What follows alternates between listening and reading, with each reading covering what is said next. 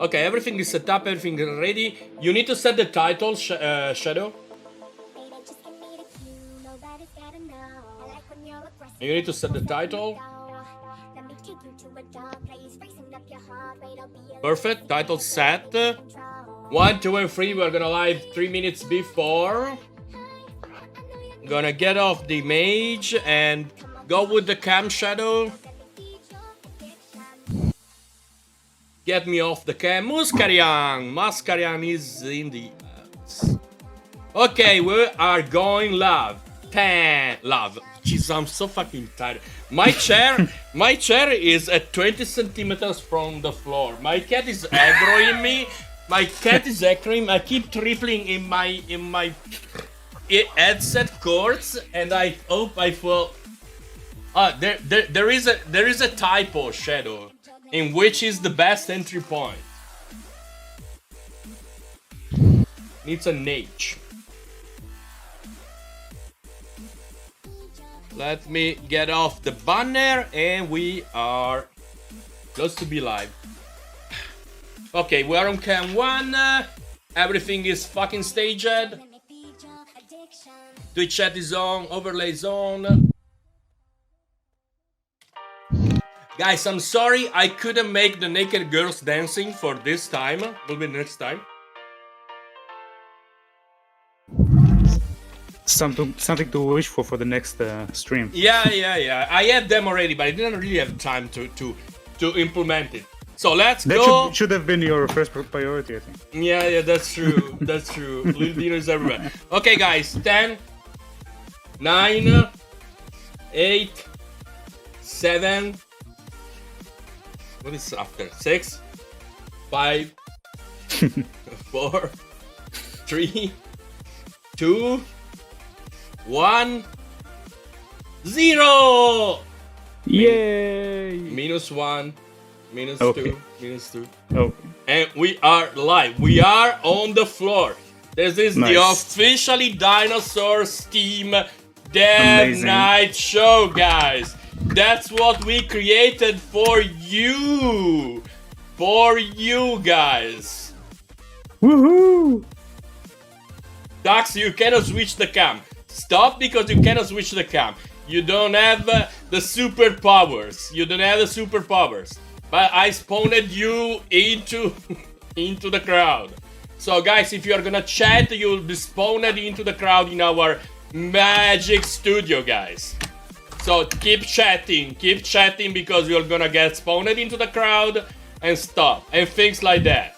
So before everything, guys, you need to know that I am fucking tired tonight. So, but I will really try to do my best. My best. That's my NPCs, Jack of all trades, Reborn JRPG. You know it. We are gonna play a great wave. So I'm gonna wave you guys and welcome in the stream. That's a fucking great camera management, guys. We have a great camera manager, which is a Shadow today. Take in consideration that everything you see in stream, from Twitch chat, from overlays, from anything that you see into your fucking Twitch viewers, we're playing what I say, it's made in game. So I took Reborn and I added the full studio and everything in game, guys. So let's play one NCA. So everything takes place in game. I hope I can still type. Okay, that's it.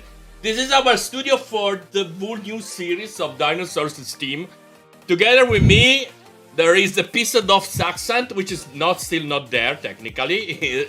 He kind of parked the avatar there. There is Shadow, of course, and there is Nadav Excelman, and that's the crew that will bring you on for all this stream series. So I let to talk a second, Shadow and Nadav. Welcome everyone. Reborn, special thanks, of course, for making this happen, especially in 3 days' time. You did an amazing job. My name is Shadow TJ.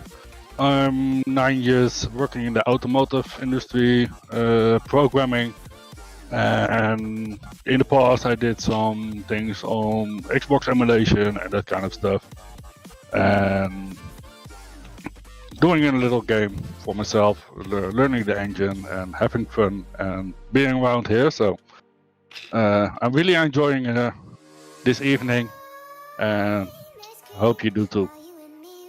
Nadav.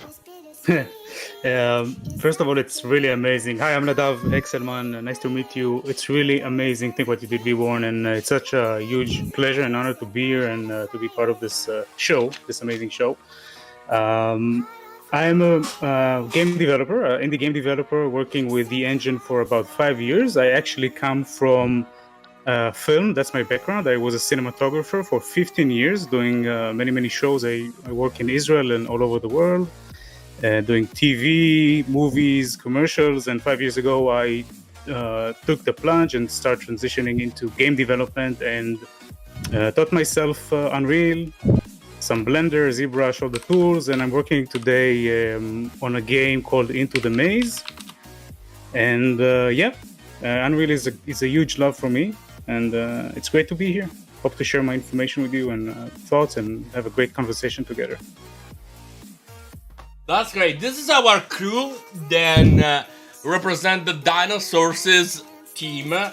Why I call it DinoSources? Because I'm fucking old, and so that's why I call it the team DinoSources. Because people is mocking me, saying that I am old. So that's why the streaming team, then officially born today, is called DinoSources. So will be a team of indies, people like you, people that loves the engine, that loves really to experiment with things, people that love I am a boomer. I know, Gabby. I am proud to be a boomer. I'm pretty sure I'm the older one here. And opening chips back. That's good. So what I was saying, I mean, I must say that this studio is really fucking cool. We are the only team in the world that has an in-game studio completely fully down, animated, completely manageable through Twitch, directly in a real engine. This is okay, guys. I want a big pug on chat because this is more I see and more I like it.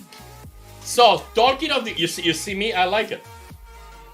Talking of this, you're not older, you're wiser. Yeah, Make, okay, give 1,000 points to Make because I am wiser. So he is right, I am wiser. So this is the beginning of something. The show will take place every Friday. Every Friday we will be the same team with a special guest every Friday night. Our guest tonight is Oak the Wise. I'm not gonna see his real name. I'm not gonna say his real name, but Oak the Wise is gonna be our guest and is working for Epic, with Epic. And you can address a lot of questions to him. Don't overwhelm me. And you see, he's hungry. And every Friday we'll have a special guest. I have already enlisted a very cool guest, a guest that you have seen in the past in all the old streams of Epic. So I'm not gonna really spoil it because I am the king of spoilers. But you have seen this the next show guest you've seen in all streams from Epic. So this is quite a very good news. We probably will be in the next stream. If not, we'll be in the other one. We'll see. We're gonna try to have in every stream. Oh, my bad. Wait, I didn't record it. Okay.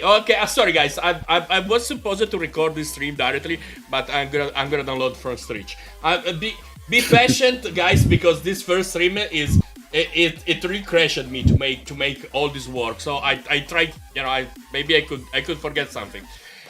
What is the meaning also of these Friday streams? Stick together, create community, share knowledge, And also, really important, showcase your works.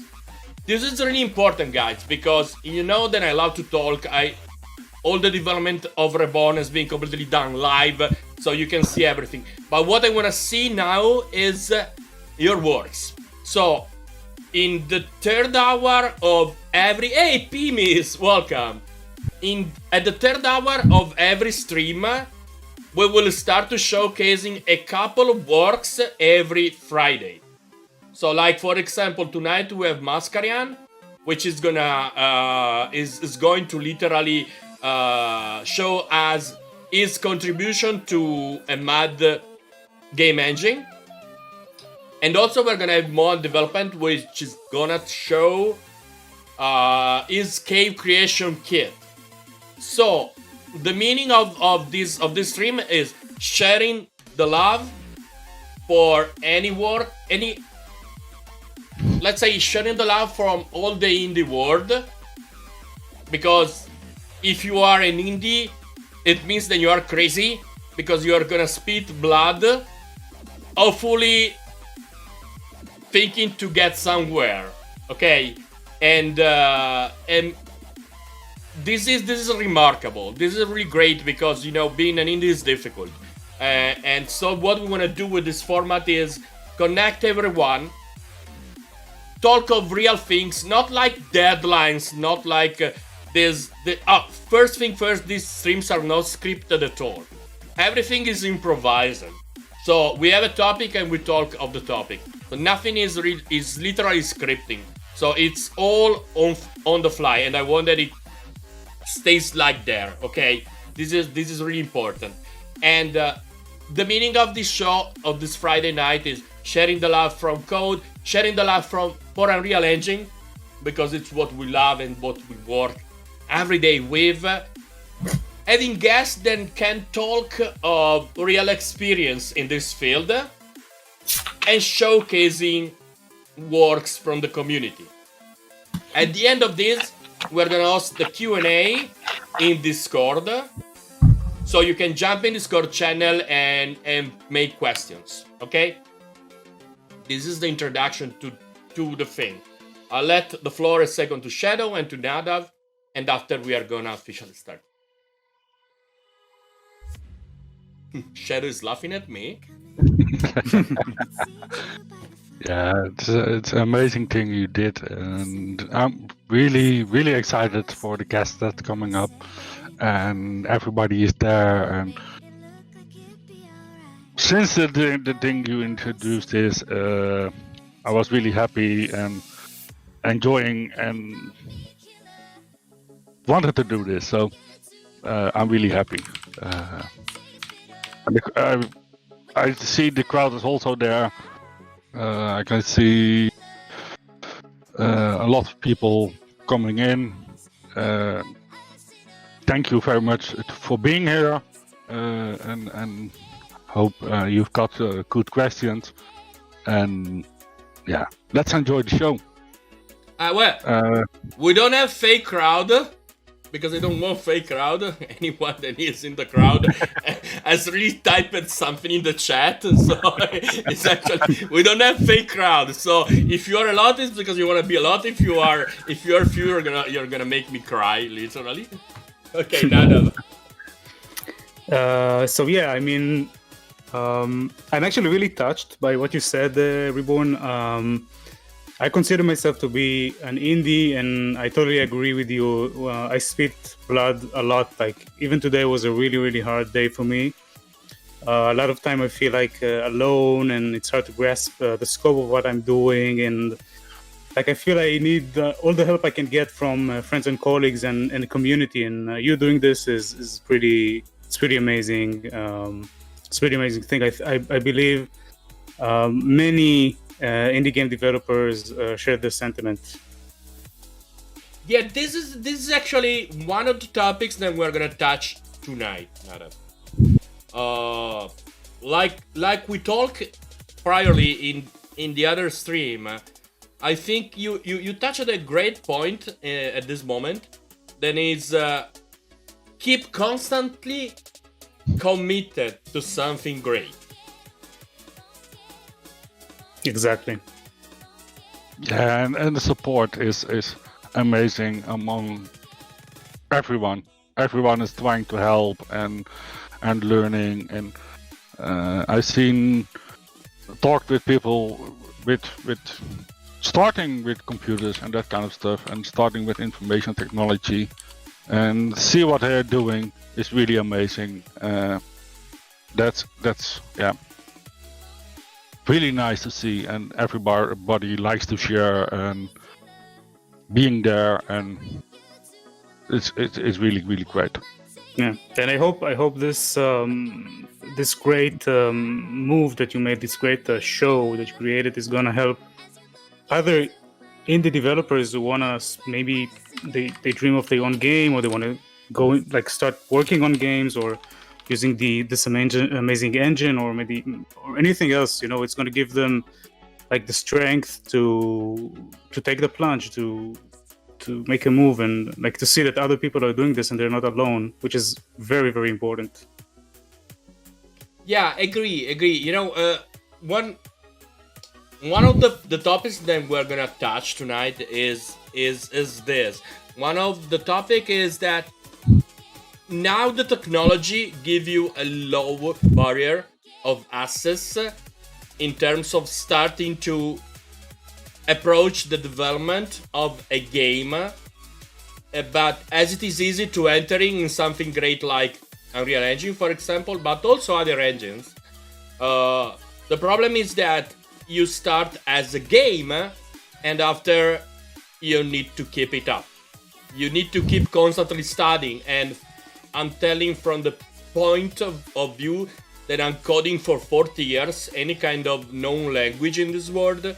So I started with assembly, basic, went through COBOL, went to Clipper, Summer 87, DBase 3+, Clipper was his own compiler, C++, and all on mostly all everything has been. I was making website in 95. People didn't really understand, was knowing the internet was there.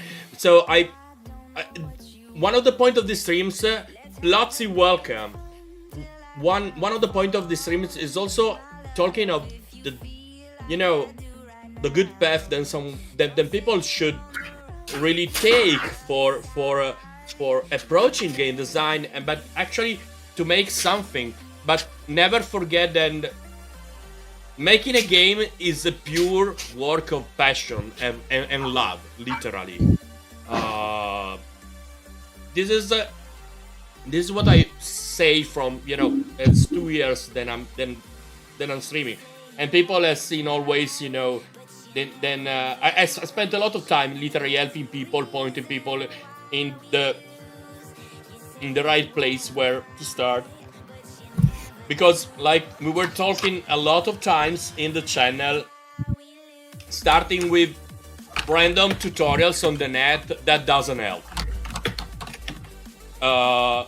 Copying some code from as it is from a tutorial on the net and not understanding and not implementing, that will literally not helping people, right? I mean, tutorial as very important, but I honestly think that there are too much tutorials done from people that don't understand nothing, and only few people that are making great tutorials. Nadav is one of them, for example. Thank you. There is all, honestly, I mean, people thinks that they become celebrities just making a tutorial, and after, the problem is that if you start with the engine and that's your entry point, you need to ask yourself, who is this guy that is teaching me? Who is done in the past? Who qualify him as a teacher? And more than everything, you should ask yourself, is that good what he's teaching me? Because think to these guys, if it's wrong what this guy is teaching you, you're gonna learn in wrong things. You get the point? I totally agree with you, and I think, like, I haven't made a lot of tutorials. Maybe I recorded about 15 videos, or maybe 20 tops short videos, and only 3 series. But I think the reason I started doing that, and I'm not like I'm not experienced coder as you are, not by a long stretch, but I felt that a lot of tutorials when I was starting, I wanted to learn how to use the engine, and when I was starting, many, like 90% of the tutorials were just telling you what to do, but not why to do. The why was missing for the tutorial. They were never telling you their thought process. Why are they using some functions or the way they are structuring their logic? It was always like, here is what I'm doing, just copy it and use it yourself. And this is really lacking. I mean, you can't really learn anything this way. You can't really learn how to grow from that point and make your own thing. It's really, really hard. That's what I think about tutorials generally. Shadow? Yeah, I'm learning it the hard way. I'm doing a lot of programming, C++, Delphi, even some Python and that kind of stuff.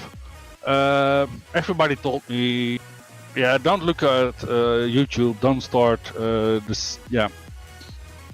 Do it the good way, and as everybody was starting with the engine, it's a lot easier to start with YouTube tutorials and that kind of stuff.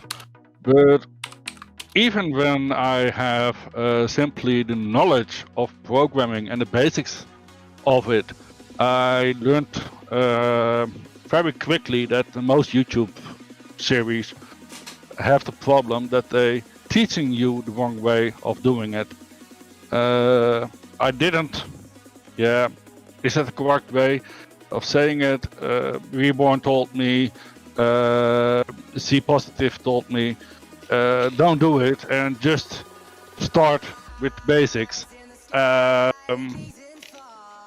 It's a lot easier to just quickly pick up something and you speed up a lot. But in the end, you get stuck very quickly. And you can also see that my implementations are copied from the internet because they are really, yeah, how can you say it? It's a bad attitude of programming in most cases. And as I said, I've learned it the hard way, and I need to remake all of it, and almost can throw all away what I've done in the last year. Then again, I learned a lot of stuff, so yeah, that's the happy thought of it. Yeah, I honestly think, talking of Unreal, we're talking of a beast. And you cannot master this beast with a couple of tutorials. Like Nadav is working on. Nadav is making a great game. He is also an Unreal grant recipient. So he took a grant from Unreal. So it means that his work from Epic, that his work is worth something. And he's working with the engine 5 years.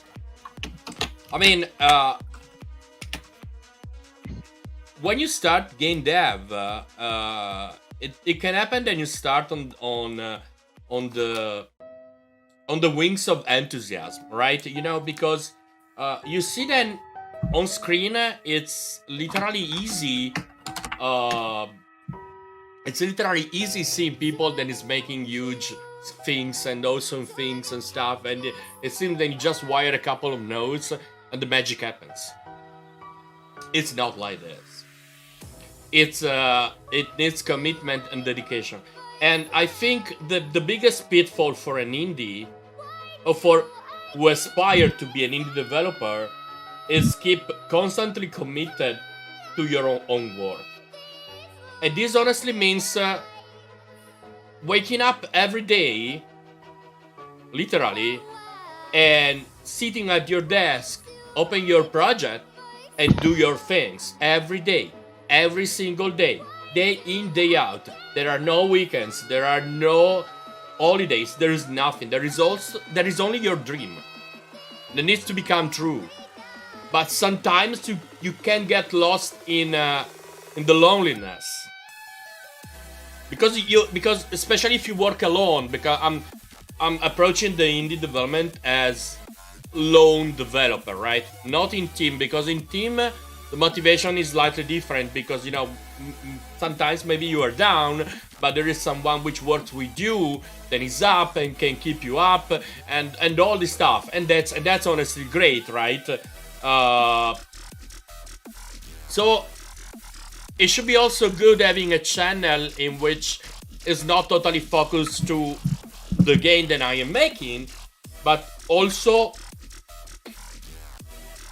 to build a community of friends, developers, but friends, and having a place where you can, just jump in and say, "Hey guys, I'm down today," and you come into, and we can literally make you laugh on something, and your day starts good again. I mean, because it's really difficult, sitting alone on your desk, on your project, then 99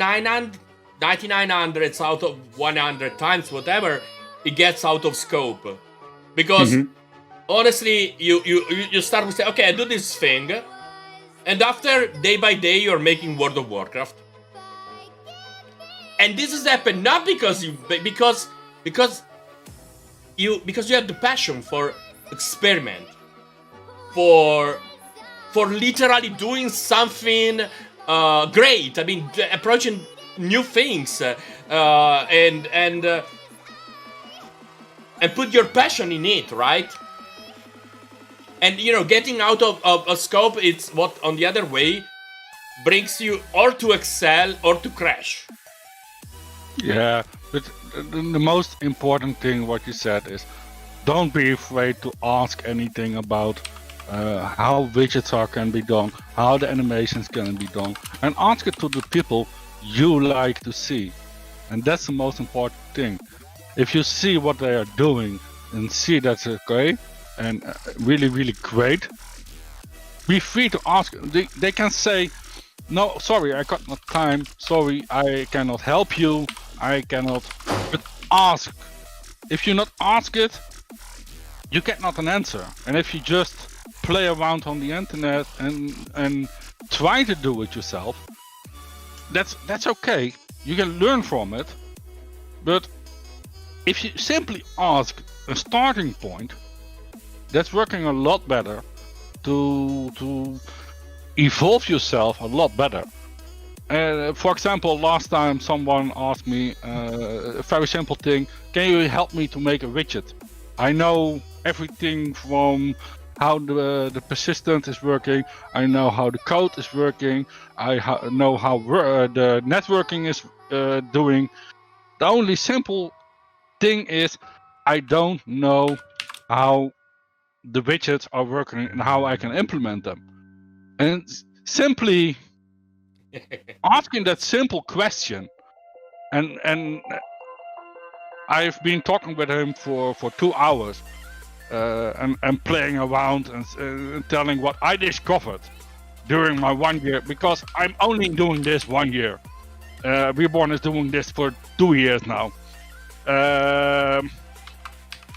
with no experience at all. But we, in the same time, you starting with it, we already have discovered doing it the wrong way, and that experience can help you. And the funny part is, after that 2 hours talk with him, he said, really, really nice, I've learned something, and last month I'm looking on the internet and I learned from this 2 hours a lot more than I've been watching the last month. Yeah, and like Reborn said, there's some days like today, I couldn't even look at my project. I as Reborn said, I woke up, I made coffee, sat at my desk, opened the project, and I hated it. I couldn't look at it anymore. I was like, what am I doing? What is going on here? How can I ever finish this? And I just had to to just put those emotions aside and just try and do the work as much as I can. Just continue. So there's really, really hard days. Of course, there's some amazing days that you create amazing things and you, I don't know, build like a cool mechanic that works brilliantly, even better than you expect it to work, and it even like gives you more ideas that you didn't even think about your game. And so it's not all bad, but when it's bad, it's bad. How do you keep committed, Nadav? I think, I mean, it's hard for me to tell. I think I'm trying to iterate as much as I can. So if I find myself bored or something I'm doing is not interesting anymore, or even if I feel like I'm had enough of it, let's say, I try to move to the next thing, even if it's I don't know, if I'm doing like coding a specific system, or I'm doing lighting for a level, or just checking a mechanic. So I'm trying, like what you do with sculpting, I'm just trying to move about the project to keep it as fresh as it can be for me, because I find that if I focus on a specific aspect of it for too long, I just can't look at it anymore. That's one thing. And the other thing is I just try to talk about it with my friends and loved ones and just tell them what I'm going through, just to vent some of that emotion out. But I don't think I'm an expert on that. I feel I actually do really poorly in like managing my, like, you know, like my hard times against my good times. I don't know if that makes any sense, but it can be really hard. That's what I mean. It makes it makes completely sense. I mean, it's what do you think, guys? It's the best entry point to learn Unreal Engine. I mean, if you would start now without experience, what do you think will be the best entry point? Shadow. What do you mean? Actually, could you? What if you will start now from scratch, no coding experience priorly? And let's say that you are a gamer, okay, and you are a very passionate gamer, and try to put yourself in this pants. How do you think, and what do you think, which will be the point where you start now? With the knowledge I have now, or with the knowledge I have without knowledge, because this is the without knowledge, blank start. Yeah. Just like Aquarian said, I think I still would start it with the YouTube tutorials. But that's how I work. The thing is that things like learning channels, they are also not really good. I bought a lot of tutorials from learning channels. Okay, we're talking Udemy and company. Yeah, and they still teaching you the wrong way. Do you agree, Nadav? To some extent, yes, but of course, you have to start somewhere. Yeah. But the problem is, this is the key problem. This is the key problem, because I had the very great feeling that people doesn't know that there is a world out there pre-made from Epic for them. I think this is one of the problems. I learned that later on, because it was not my first. I downloaded the engine from it, and I downloaded a lot of content from it. I bought a lot of content from it, but it took me a long time, especially because the first mistake that Epic made is not to place the learning channel in the launcher. Agree. If they place the learning channel they have on the website, you really need to look hard on it because it's not the first link you will notice, but they didn't have the link on the game launcher, and that's the first thing you open when you're doing your work. The first thing you see is the store. There's the asset store, the marketplace, a lot of games, a lot of free stuff. But that simply start off.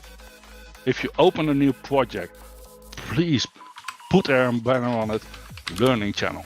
Yeah. No, but I mean, it's also, I think, the psychology of someone who's trying to learn something, because like if you are like a gamer enthusiast and you want to know, you love first-person shooters and you want to make a first-person shooter, and you know, like, let's say you decided on doing Unreal Engine, like the next thing after you download it is wait, YouTube. Nadav, wait. Let me. No. Does exist something other than Unreal Engine? Oh, I didn't know that. Yeah, there is. Just a joke, sorry. Oh. I like to joke on this because to me exists only Unreal Engine.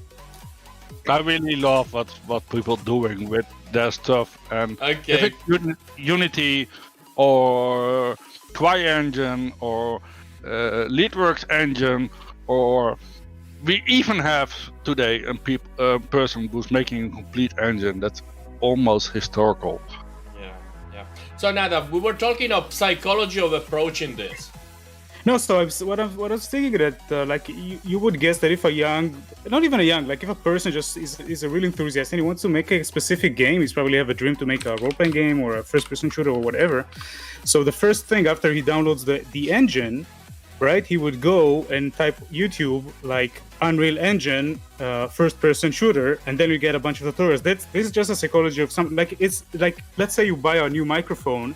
90% of the people who buy the microphone will not even open the pamphlet explaining how to use it. They would just go to YouTube and type how to use my new microphone. So this is just the way people are wired. I mean, this is why it takes more time to find the epic learning cache. I think it's a new, they just like last year made it, like change it, right? It's much better now. That's what I heard. I never actually, to be honest, I never checked it out thoroughly. But I can tell you that when I started, like 5 years ago, when I just started, and I remember I was like working on a show, and I was like really amazed by game engines and what they can give you, like the opportunity to make a game by yourself.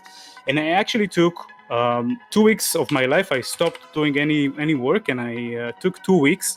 And I spent one week with Unreal Engine, 1 week with Unity, and I saw some tutorials, and I just tried to feel which engine made me more at home, feel more at home, was easier, more to my likings, and I decided on Unreal. But I would advise for someone who's trying to start is to really just grab the engine, just download the engine or any engine or 2 engines, whatever, just to try it out. And start building something, just without learning anything, just moving things about, and to see if he likes it, if he feels like he can relate to it, before he even, I don't know, go to YouTube and look for specific tutorials and do that kind of work. I agree, but I have the feeling that people don't know. People really don't know that there is, for example, there is the learn.unrealengine.com, which is a full portal. Beside, the normal documentation. This is kind of revamped and things, but there were great starting points from Epic out of the box, where people could literally start for learning. Yes, I was watching a lot of Epic's YouTube, actually, Epic YouTube channel when I was starting. Yeah, well, okay, let if you are looking Epic channel, if you are looking Twitch Epic channel, it is perfectly fine, because who is the one can teach you the engine, and who is the one who can really share what they do. It's Epic. And for example, now we're gonna go on this topic after, but there is a full insane amount of documentation that is out there ready to be read. The problem, I think, beside the psychology that the mass has now today, which is the fact, okay, I don't know how to shave my beard, I go on YouTube, and this is also why our society is completely derailing. And this is this is one of the problems. But I think also, on a certain extent, that people doesn't want to learn anymore studying. People want to just look in a tutorial and make something. People doesn't want to study anymore. They want to know Kung Fu, like Matrix. Yeah. It's like, okay, I put a USB in my ear and I learned this. But talking in terms of game development or anything that you can code into a computer, but the most difficult thing is game development, because it's the total sum of so many different arts that needs to get together. And literally, we have animation, we have modeling, we have painting, texture mapping, coding, artificial intelligence. We have an insane amount of different arts that they concur to create the end product, right? So you need to study these things, because you don't have the button, then it kind of makes the things, right? There's not a magical button. You have to study every day, and you keep studying. And when you think that you are good to go, you need to keep studying more, because you can't anyway keep the pace with the evolution. May I interrupt this, Axel? Sure. I think you have a great point in this. I also heard something completely different from people I tried to help, also here in the stream. There's also another problem, even with we always like Unreal and we love it, and but also the tutorials on their learning channel are not perfect, and they are really great for learning, but some of them are outdated. So yes, some people have problems with it because they're using a different kind of engine, but see through that. It's about learning how the knowledge you have from the past you can take with it. And it's the first thing you need to keep in mind if you start programming or making games is you start and you do it every day for 30 minutes at least, and at least 5 days a week. And a football player is also a soccer player is not becoming the best soccer player in the world because he's doing it once a year or once a month. He's training it every day, and that makes you a better programmer and game designer and that kind of stuff, because you learn by doing it. I completely agree. I completely agree too. And actually, the learning channels are really great. They are sometimes outdated, so you can get frustrated, and then it's time to ask for help. Yeah, this is another interesting question. Okay, this is not gonna end in one of my kind of epical rants, because this is not gonna end in one of my rants. But let's see. I mean, let me try to find the correct words. It seems then everyone nowadays want to be, on a certain extent, famous, want to be a streamer, want to be a YouTuber, want to have celebrity, want to be notorious, want to literally be noticed, right? It's like there is, like, the channels in any kind of streaming platform that are doing kind of development of something. They are kind of multiplied by 1,000. It's like there is an explosion of them. There is a lot of people that is showing game development, right? Nowadays. So how can a person? I'm making the devil advocate here, okay? I'm acting like the devil advocate. If I jump in a kind of stream in any channel, how I can understand that is a good channel? In your opinion, guys, because... But how can you? I don't think you can. I mean, I would say, like I said before, that my rule of thumb would be, look for someone who tells you why he's doing something and not just do that. Like, connect this node here and this node here, and voila, you have something working. He will tell you why he's doing what he's doing and tell you the reason. So that's the first thing. But like Shadow said, and like you said, the learning process is a really long process. It takes years, and through those years you go through tutorials or teachers which are bad, and that's part of learning. So I would say even looking at a bad tutorial will teach you something. Even if you're doing something wrong and you learn in a year that you did something wrong, you will learn something from it. So the main thing is to keep walking that path. Keep walking that path all the time. See more stuff, go to more streams, try to learn more things, and it's okay. It's just okay to take the wrong turn, because it's a marathon. It's a long stretch journey, and that's part of the journey.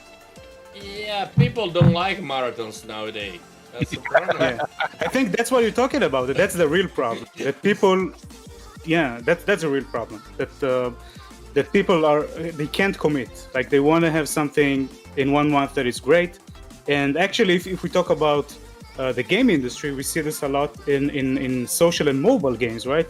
We see huge companies that don't even care if the product is interesting or good, or they don't even care. They just want to see, like we talked about it here, I think, at the channel, that there are some companies, I know in my hometown, they don't even make a game, they make a commercial. They actually spend one day making a commercial, a video, and then they send this commercial on apps, and and they see if people click on it.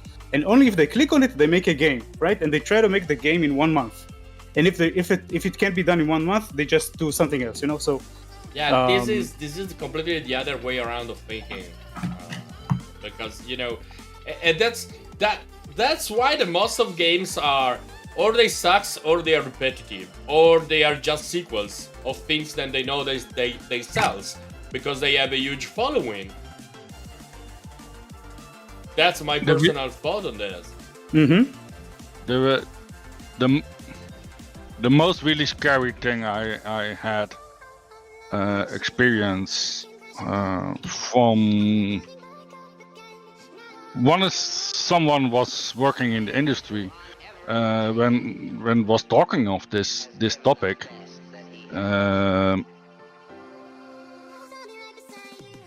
The first thing they said, if you're playing games, make a lot of them. Each game you make, you learn new things, and you cannot make one big game, because you only think you need to push forward and forward and forward and make money and make money and make money. But that's a complete opposite of an indie development, and someone is working in the industry, because the indie development has an idea of what he wants to make, and that's the first and probably only the last thing he will make in game development. He make perhaps 2 or 3 games, but the first game he's working on, that's his starting idea, and that is he want to make, and that's his passion. That you're starting downloading the engine because you want to build something. You have a dream and you want to build it. Well, I run into a lot of channels. I want to talk of this because this is a question that comes often up, and it happens that in many channels, literally, people that never made a game, honestly, people that never, really started and did it and finished and published the game, they always say this kind of motto, like, don't scope big. make your first game something easy, quick, and publish it.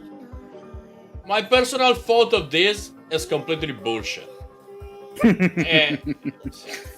For few reasons, but for the main, I mean, this is my personal thought about that. Okay, because if I have that, this is due to my character. If I have to do something easy, I'm not doing it because I know that it's easy.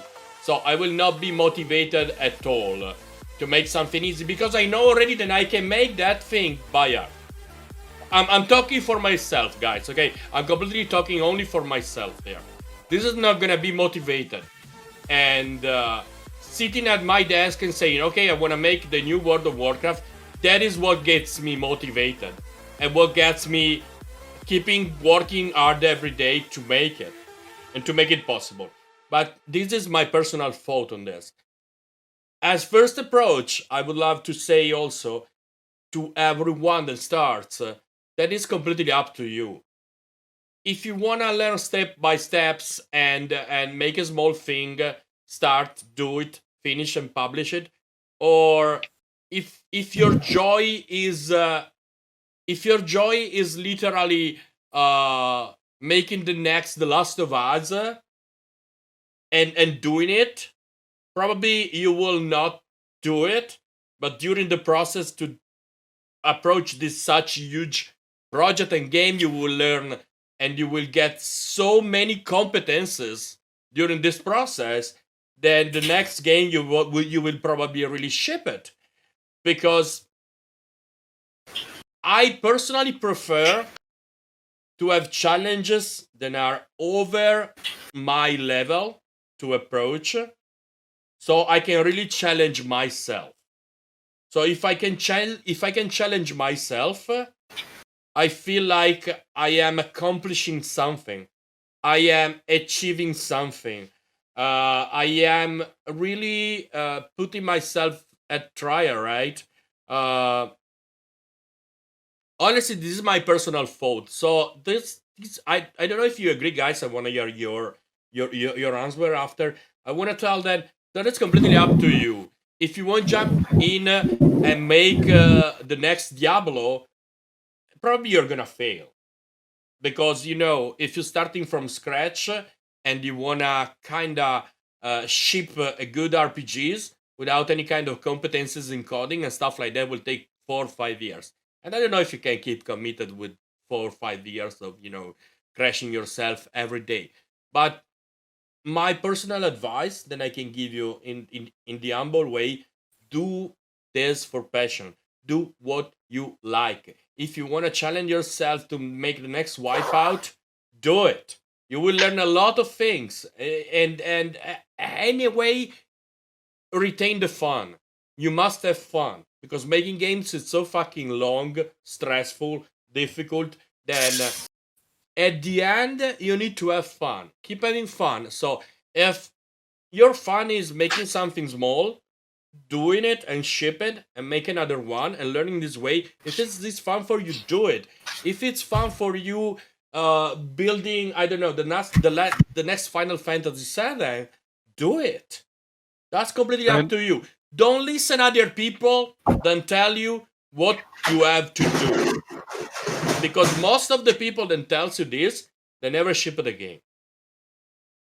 And the most important rule is very, very simple. He's in the house. He's in the house. He's there, finally. The most important thing I can say to people who are starting in the industry, and if it's complete, it's working for everything, don't be afraid to fail. And that's the most important lesson I can teach you. Don't be afraid to fail, because failing is really, really natural. Okay, guys. Only from failing you can learn. Yeah, what do you think, Nadav, about that?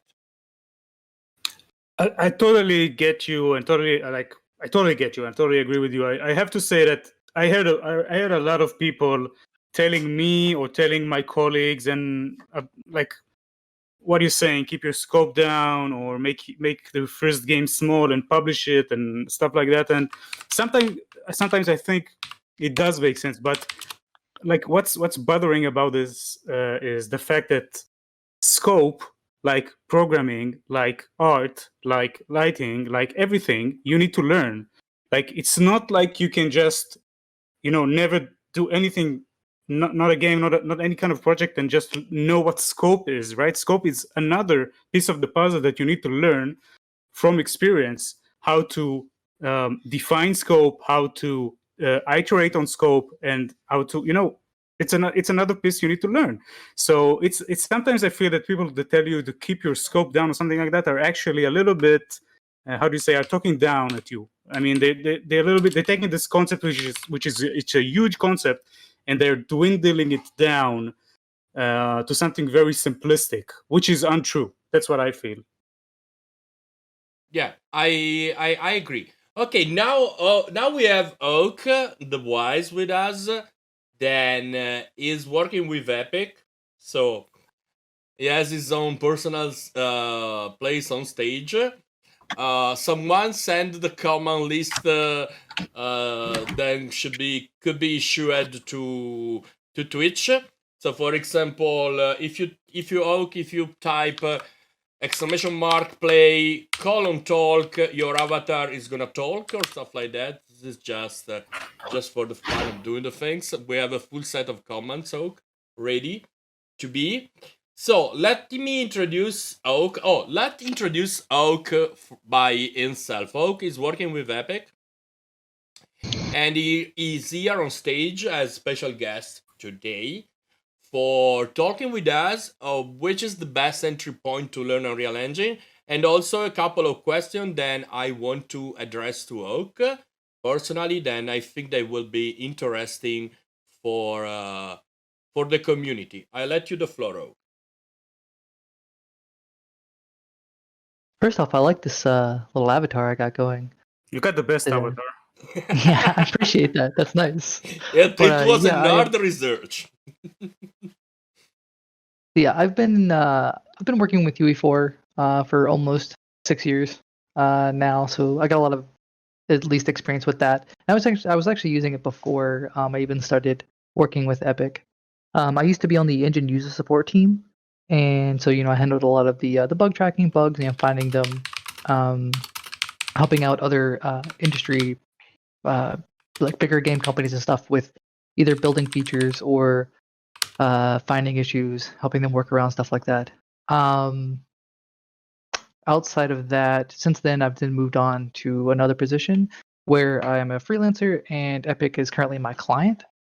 And I help them out with their learning resources page, which is learn.unrealengine.com. And that's it's pretty interesting. It's actually a really good place to start if you're looking to if you don't know anything about the engine and you're looking to get into it. They're all like official videos made by Epic. We do a really good job of like making sure that they're high quality, that they're subbed, so that way if you don't necessarily speak English, you can also it's right now we're subbing in 3 different languages, so like Japanese, Chinese, Korean, and of course English. But yeah, that's what I'm currently doing. Also, I also develop in my free time. Yeah, let me we talk about a randomish tutorial in the network, and that we have the perception then people don't know or don't understand there is an insane amount of content made from Epic for the guys. I mean, we was talking also with Nadav of the psychology of the fact that we don't know how to do something, we just jump on YouTube and we just search for something. But there is a huge world out of there made from Epic for literally like learn.unrealengine.com that I am literally show now, which is a full portal full of information and courses and stuff.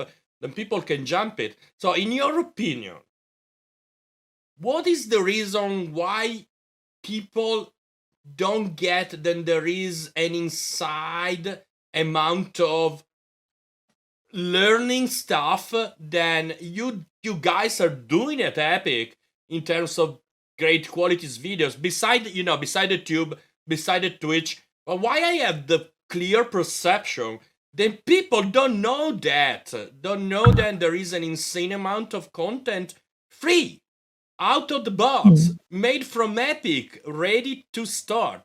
What's your opinion about that? Okay, so there's a couple of reasons for this. One, this current sort of learning material, these learning materials have actually gone through a couple different iterations, and this is the newest version. And we're currently working on our discoverability, but to be honest, it's not as good as it could be, in my opinion. The reason for that is, one, it's behind a wall where you have to actually log in with your Epic account in order to actually go to the videos, and so that's not ideal. It's not something like where YouTube, where you can just like share a link with someone, they can go directly to that specific thing. So there are issues with the platform that I think actually hinder its discoverability. And so there's just so many tutorials out there, and YouTube is usually higher up on the list when it comes to discovering things through Google when you're looking for something. And so I think that's just what it is. I think most people just do surface level searching, and if you don't know to look for it, you don't know that if you go a little bit deeper that you can actually find these courses. And a lot of times when people think courses or something like that, what they'll think of as Udemy, and those sometimes cost money. And so I think it's just a mixture of discoverability and hesitance to put stock in something because you don't know, like, hey, where's the gotcha? Because a lot of times there's always some kind of catch. They don't realize that it's out there, it's free. Go you can take these courses, you can get little like badges and stuff and show those off. It's but yeah, that would be why I think the discoverabilities the reason that most people aren't finding it is, one, like I said, it's gone through a couple different iterations, so it looks different. It's been put in a different place than what it used to be, and discoverability, like it's harder to find. Even though, like, once you do find it, you get into the website, you log in, and of course there's that little gateway problem, and then you have all the access to the content, and then whatever I said the final thing was. Yeah, I totally agree with you. We honestly think that we live into the world, and YouTube is like he's our dad, and it doesn't. To me, it doesn't make sense, honestly. If I have to study something, the first thing that comes in my mind is, who is doing this engine? Who's doing this the system? Who's doing this car? And I take the manual of instructions, okay? And where I take the manual of instructions, I take from the producer. I take from the guy that shipped the engine. I take not from a random guy in the tube. Because as we talked before, I would like to understand who is teaching me something, who literally who gives him the ability of teaching something, and how I can understand if what I'm learning from a random tutorial is really, really, really good. I mean, you get the point, or if not, completely, totally wrong. This is this is one edge, and one threshold. Then people don't understand, and I think we should really be trying to clarify this, right? What do you think about it?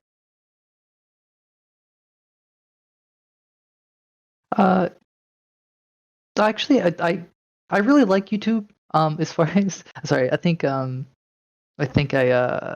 zoned out for a second because I was pasting something, or I was responding to someone else. No, as far as it's what I feel about YouTube. Yes, it's less curated, obviously, because anybody can just sort of post. But I think YouTube definitely has its place. It's definitely there for the quick and dirty. Like, how do I do this? How do I just get a quick answer to something?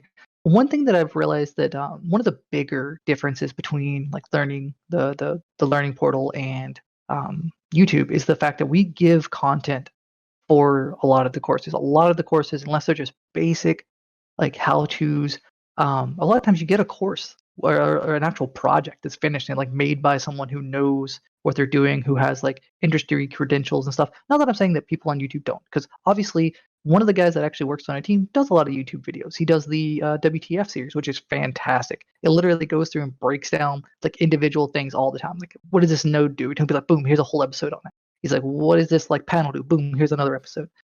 So those like definitely have their uses. But and I started with YouTube. Like when I first started using the engine, that was basically the only place you could go for really good content. As a matter of fact, the old Zach Parrish videos were posted on YouTube originally, and that's sort of like what we use as a platform.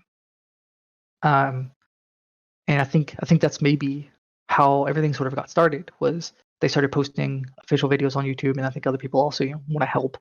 And I think it's a lot easier to learn something as visual as the engine with a video, and so you don't really see as much text documentation out there that's not from the official docs. And my personal opinion, which is obviously not indicative of Epic, is I don't really like our docs, especially not for beginners. I think if you're just starting out, avoid the docs page unless you know what you're looking for and you can find it specifically through like Google or something, because trying to navigate through the docs and the information that's given to you in that format is harder to understand because there's no context to it. Whereas like when you're watching a video, you get more context. You see it in its place. You see sort of what it does.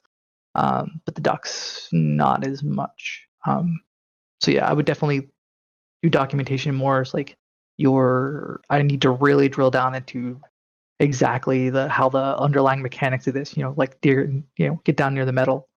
So you think at the end that then Epic should really push much forward, should be really shift the gear and produce better discoverable content for its own engine?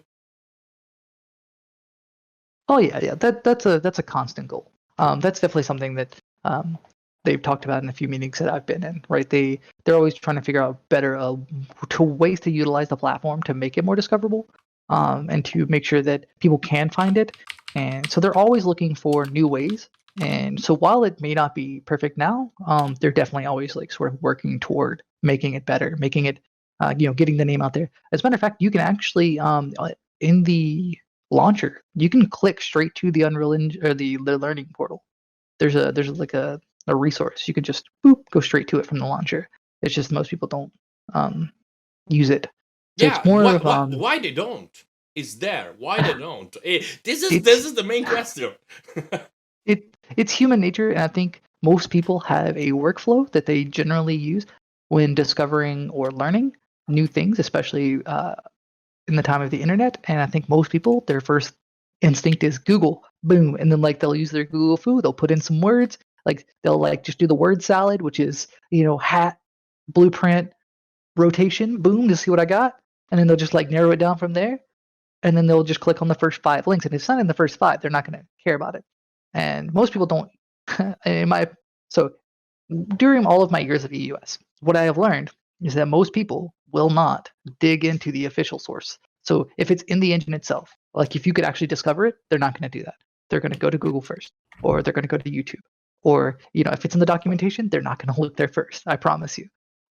Most people just have a specific series of tasks that they will do to learn something, and if it's not in that path, they will not find it. I can't tell you how many times I've solved an issue of someone reporting a bug or whatever.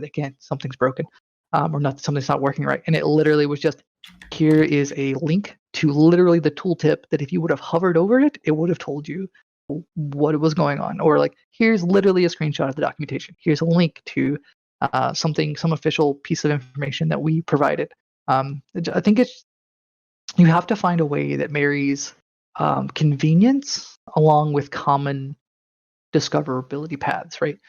And I think that's really the key, is to figure out how to get your content in front of people when they're looking for it. And I think that's really what they're striving for, ultimately. Yeah, I agree. Hey, Gabby, good night. I'm sad that you cannot stay here. Maybe you will wake up later and get back. No, good night.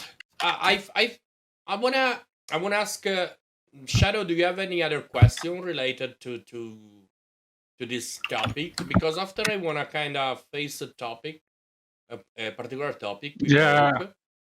And you too, Nadav. Do you have any question for Oak?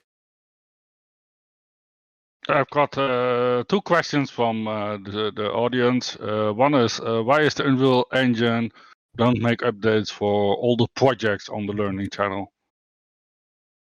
Do you have an answer for that? Yeah. So what we'll do is we'll actually go through and assess the health of older projects. And the thing is a lot of times our that content is actually made by a specific author that is contracted out by Epic to do so. And maybe they are no longer working with us, and so we don't really have the original. Well, we have the original content, but we don't have that person to update it for us. But mainly the reason is a lot of times we'll go through, we'll do a health check, we'll be like, hey, is this still relevant? Is it still used? Is it still viable? And our goal is not to go through and update it because it's very valuable in the context in which it was made, because there are people still using older versions of the engine. A lot of people in the industry, it's actually not standard practice to constantly upgrade your engine to the latest version. You only do so when you absolutely need a feature. Because a lot of times you'll actually end up running into a lot of problems that people run into, which is they break their engine because they're trying to constantly keep up with the latest version, and it's not necessarily how the recommended practice. So you'll see developers who've been in development for the last like 3 years who are still 5-6 versions behind, and that information is still super useful. So it's more of a, we're going to leave this here for those who can use it, and then if it becomes unhealthy, as in it's becoming less helpful, we'll either remove it or we'll make a new video, right, and sort of replace it with fresher content, because things with like UI updates and things like that, they have to be remade, and that's just something we do periodically. You may not have noticed, but we have actually gone through and refreshed some courses, but it's not as often because, like I said, we want to make sure that that content is there for those who can use it, and only remove it if it's absolutely just completely wrong at this point, and then, like I said, make a refreshed version.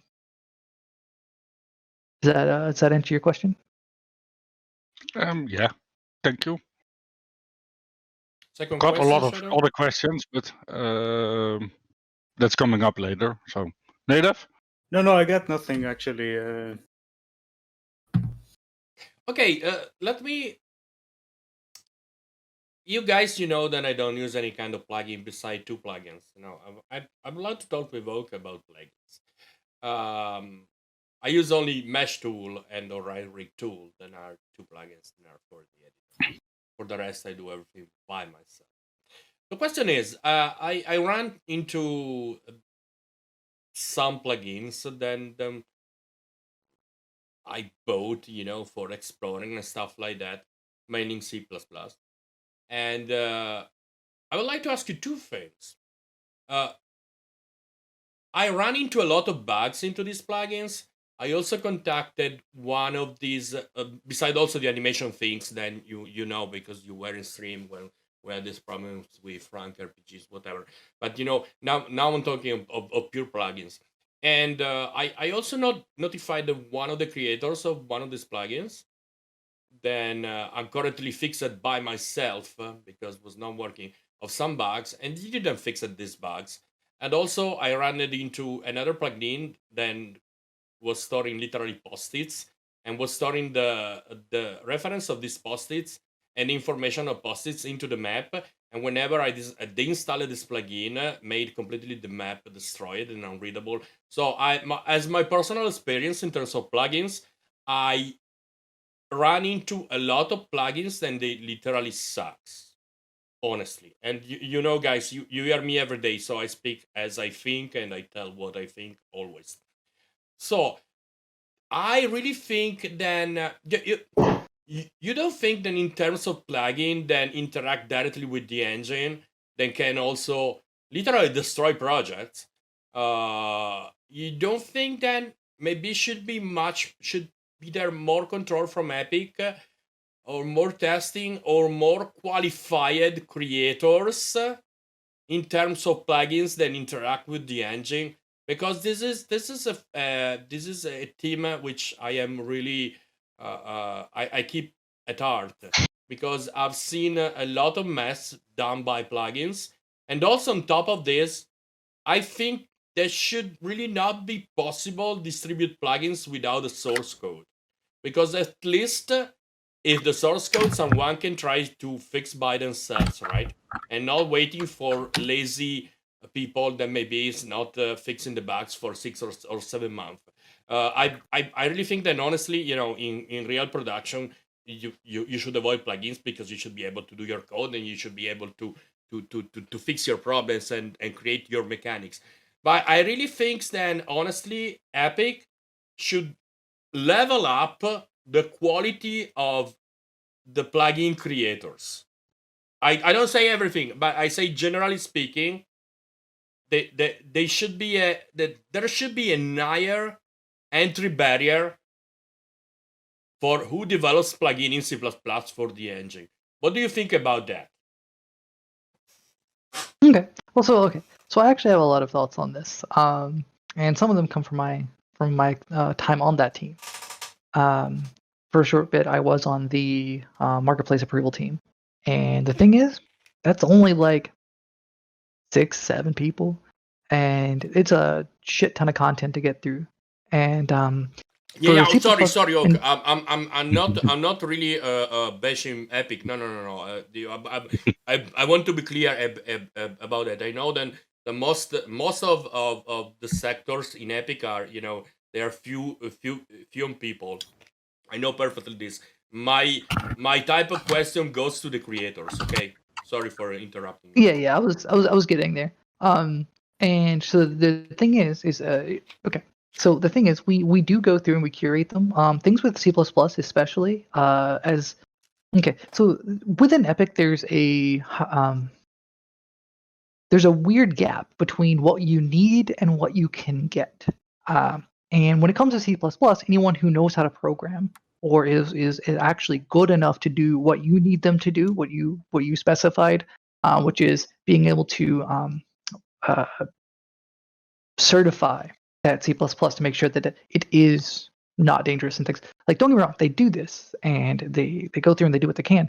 But anyone who is of like a master like quality C++ programmer is not going to be on that team. They're going to immediately get snatched and put onto like a development project. Okay. And so anytime like that, and that's every industry, that's every job, right? You that is a valuable skill, and it is not a valuable position for them to be in.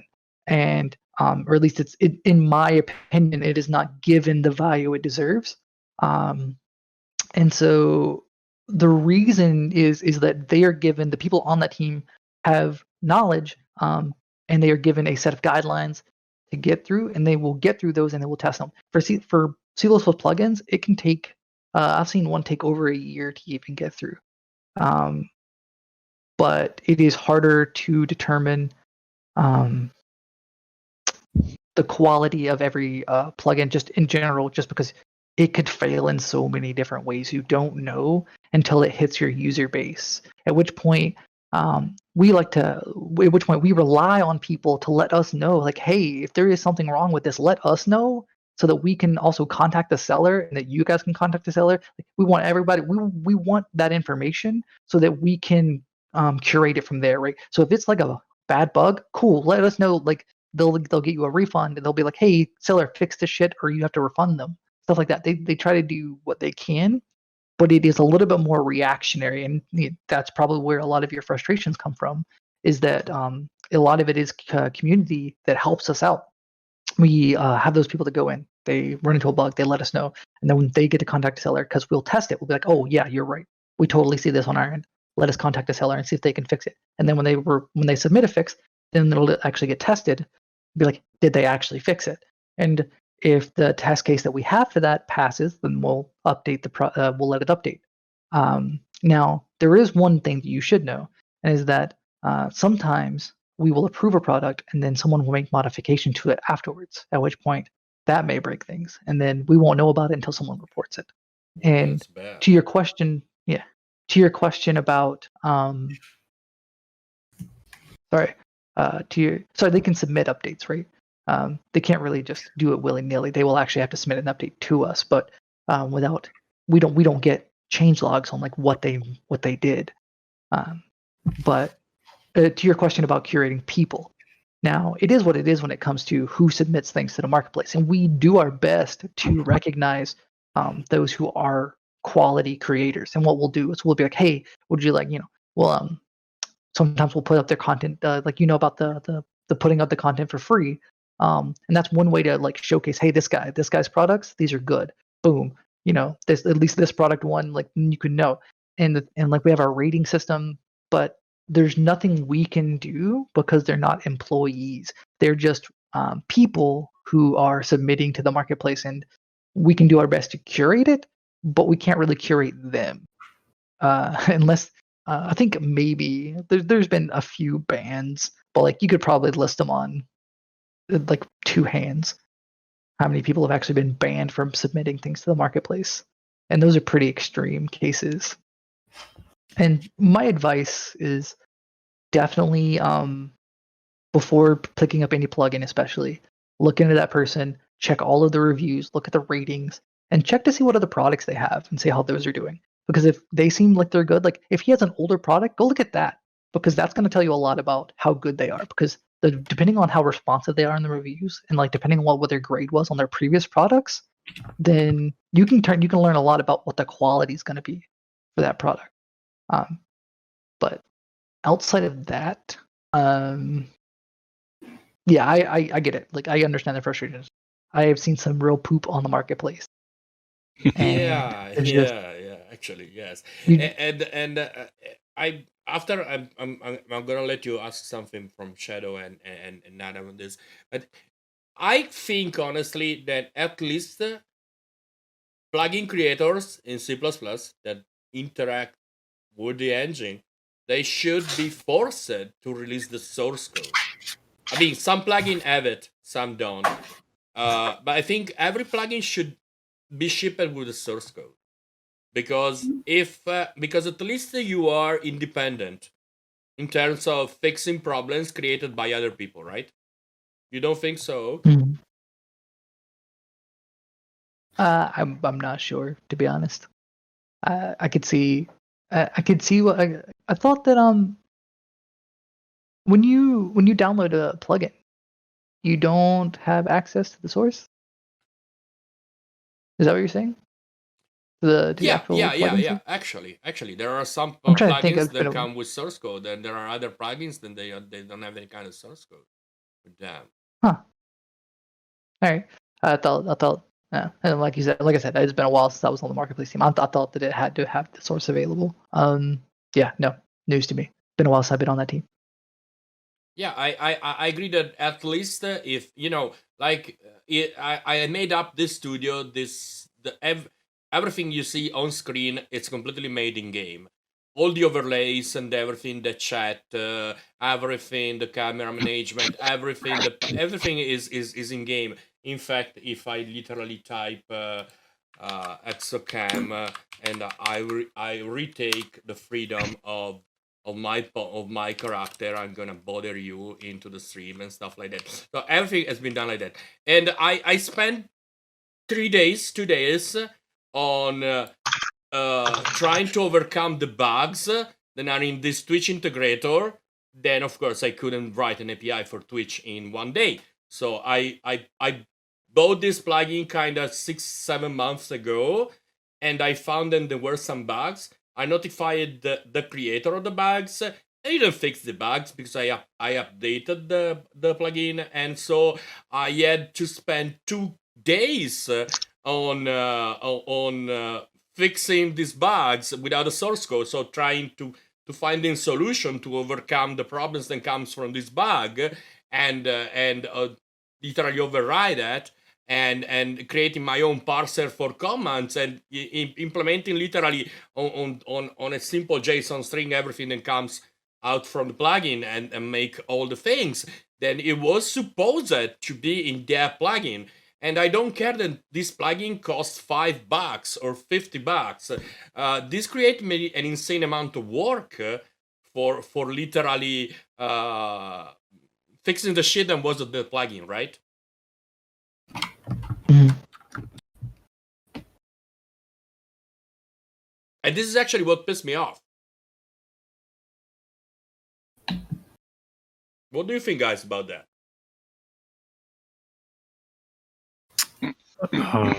Yeah, I mean, it sounds really bad. I also, like you, I don't use a lot of plugins, but for the very few times that I did, I also encountered a lot of problems, even when using really like well-established software plugins, like I don't know, Wise Audio. So I had to surgically remove, like I had a project with the Wise installed, and when I had to stop using the plugin, I had to surgically remove all the data that came with that plugin. Otherwise, I couldn't even bake the game, like package the game out. So even for really like big softwares with a lot of I don't know, support and stuff like that, even then there's problems with the plugin implementation. So yeah. Oh yeah, no, I remember specifically helping a company with the plugin you just mentioned. It had a lot of pretty bad issues at the time. That's a huge company with a lot of games using their plugins. Mhm. Let me so with my experience dealing with larger companies, I'll go ahead and let you know that sometimes, depending on the company and how entrenched they are with the game industry, a lot of times it's like they just take a ball and hit someone in the face. That's a random person in the office, and like, hey, you're the UE4 guy. Because I can't tell you how many times a big company has like hit us up and been like, hey, yeah, we need help with this, or this isn't working correctly, or what about this? I'm like, have you ever touched the engine? Because and then that's just the reality of it.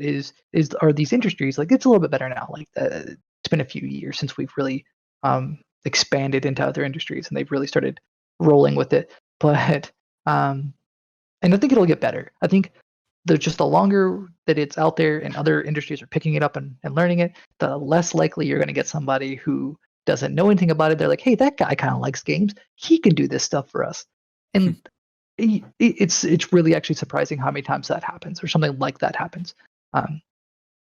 And that's just the reality of it. And that's why, yes, you can trust bigger companies because they have more resources. And if they have an issue, they can throw more at it. But I would definitely expect pretty much any industry that's not, like I said, heavily entrenched in the game industry to potentially have issues. Not to say that all of them do. Like some of them actually are really good. Yeah. On the bright side, the engines come with so many things. I mean, you can do so many things with it without using any plugins. You can write so many things like by yourself. Oh yeah, like its ability to develop tools now just through blueprints and utilities, like without ever even touching C++, you can build a myriad of tools that work in editor that you'd never have to actually worry about coding. So it's fantastic. Sorry, go ahead. No, I was just agreeing with you. Yeah, I think that entry level barrier for plugins at least should be raised a bit. And like you said, there were a few bans in the past, and that makes sense. You have no idea what's going on frontline here. Well, I have flyers everywhere. We're making our Friday Dinosaurs talk show. So why you don't have any idea? You're looking our studio in game, which I did expressly for the talk show. So that's what you're looking. And Shadow is managing the cam through Twitch, and everything is managed through Twitch. Talking of this, Oak, let me ask you a question.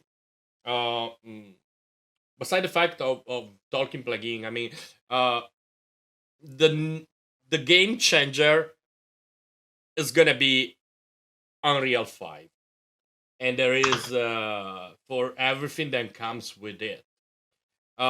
We talk privately of, you know, how he's also managed it, maybe inside the things and stuff. Don't you think that will be nice for the indie community, being able to kind of having, I don't know if it exists already. Maybe it does already. I don't know. But for let's say the normal human like us, not the super indies, but the normal humble bundle indies here.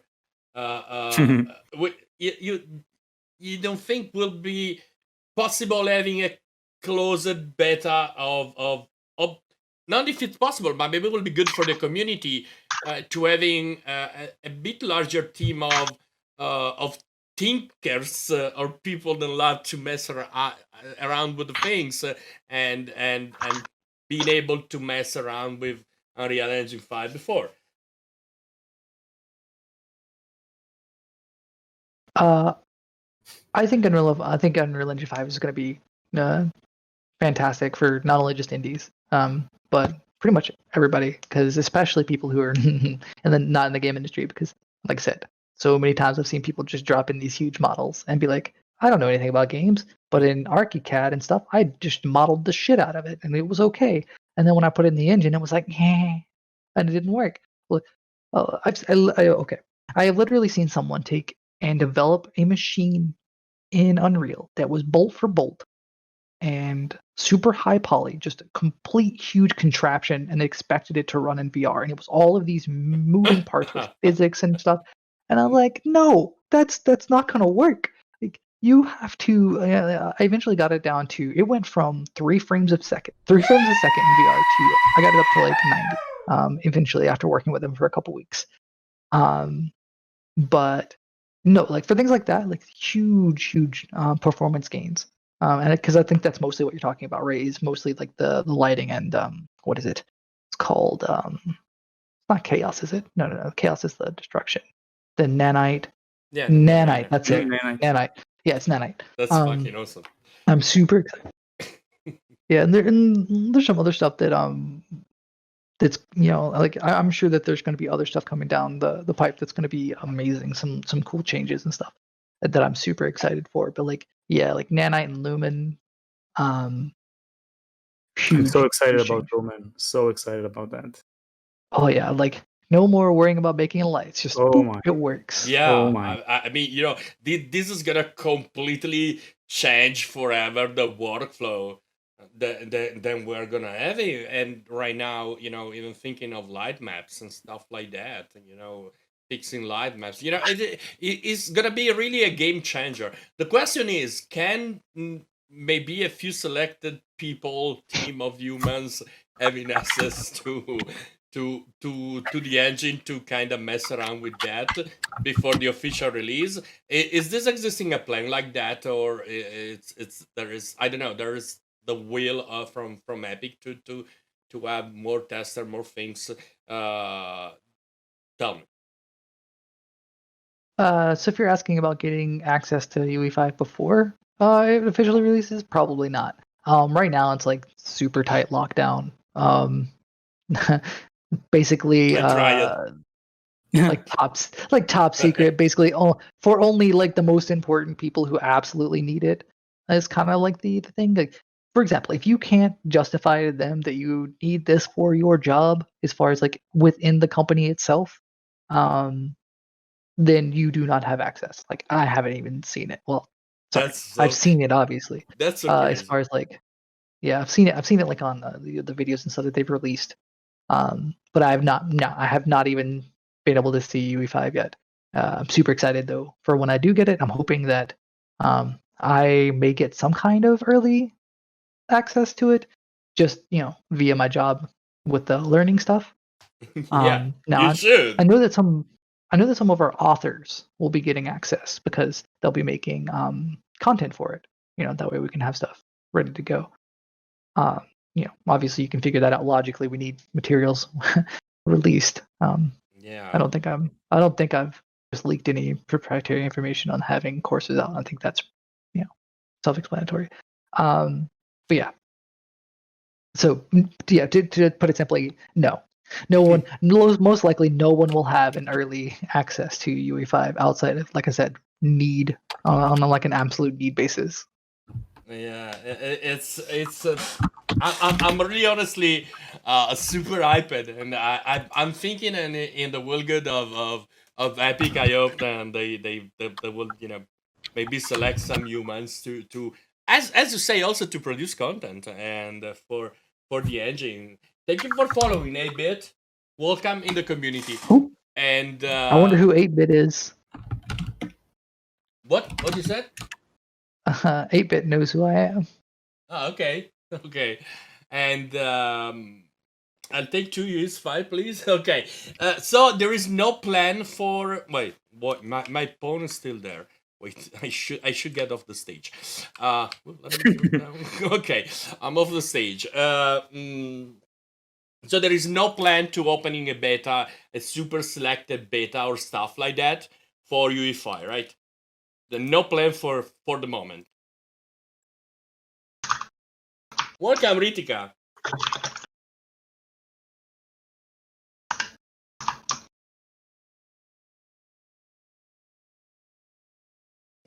Happy to be an author. Where we can apply? Where we can apply? I'm not sure. I'm not sure actually the recruiting process for authors, but I don't know.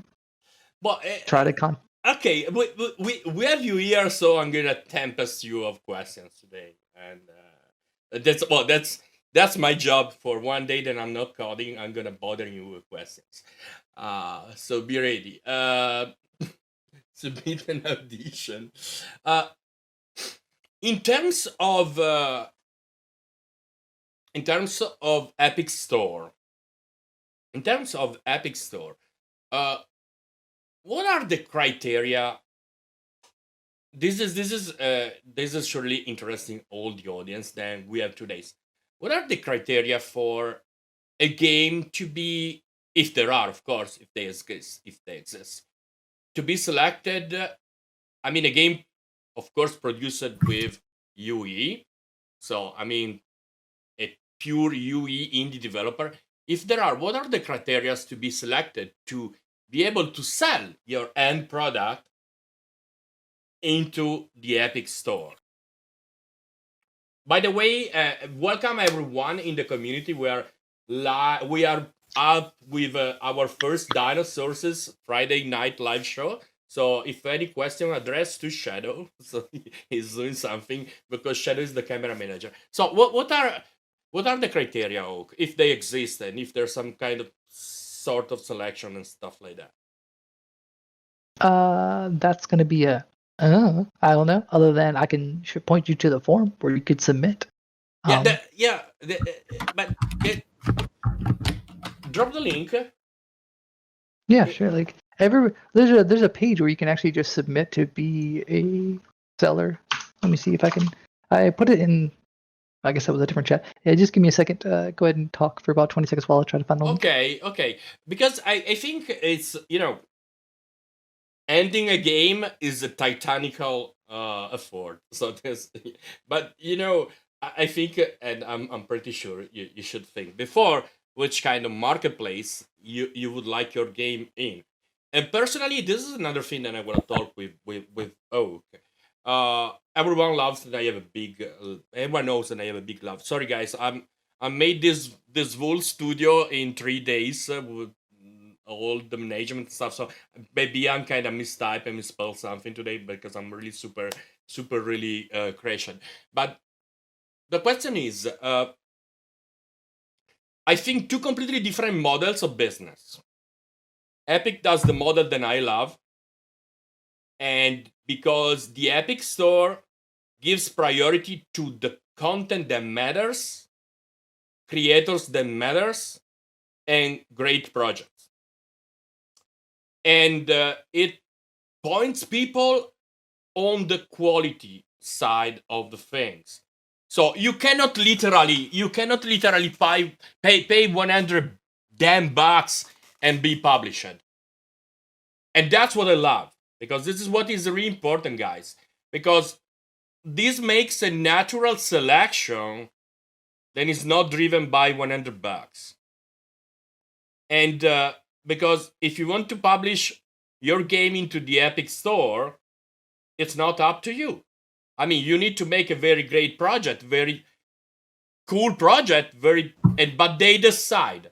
You don't have to pay $100, and you can publish your stick game, right? This makes a huge difference in terms of business approach, model approach, and quality selection, natural selection of people in terms of quality. So everyone knows that my love is going to the Epic Store. And I followed all the bashing that was in Twitter against the Epic Store, which I really think it's totally unmotivated. Honestly, this is my personal opinion about that. It's completely unmotivated and driven by, like fire blasters, whatever you want. Of course, will take time from Epic to match the size of Steam. And I think you are working very great in the Epic Store. What it needs more in terms of time and in terms of steps to reach the larger audience than Steam has, because Steam gives priority to the community. And so before, at least with the greenlit, people could,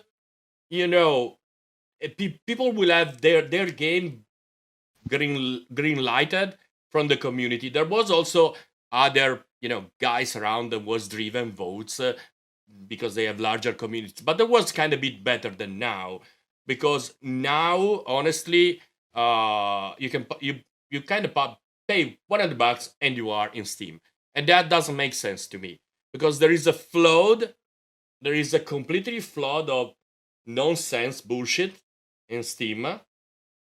And so what do you think that it takes to Epic to really get larger and bigger in terms of marketplace, in terms of Epic Store, to be used for much more users? Because of course, as indie developer, I don't want to, if I'm trying to make something great, I don't want to have the same chances of the guys that is making the stick game and pays $100 and being listed in the same contest. You get the point? I don't want to be listed in the same place and in the same contest after spending 2 years on my game, that the same guys that spend 1 week to make the stick game, right? So that's why my business side of the things goes to Epic.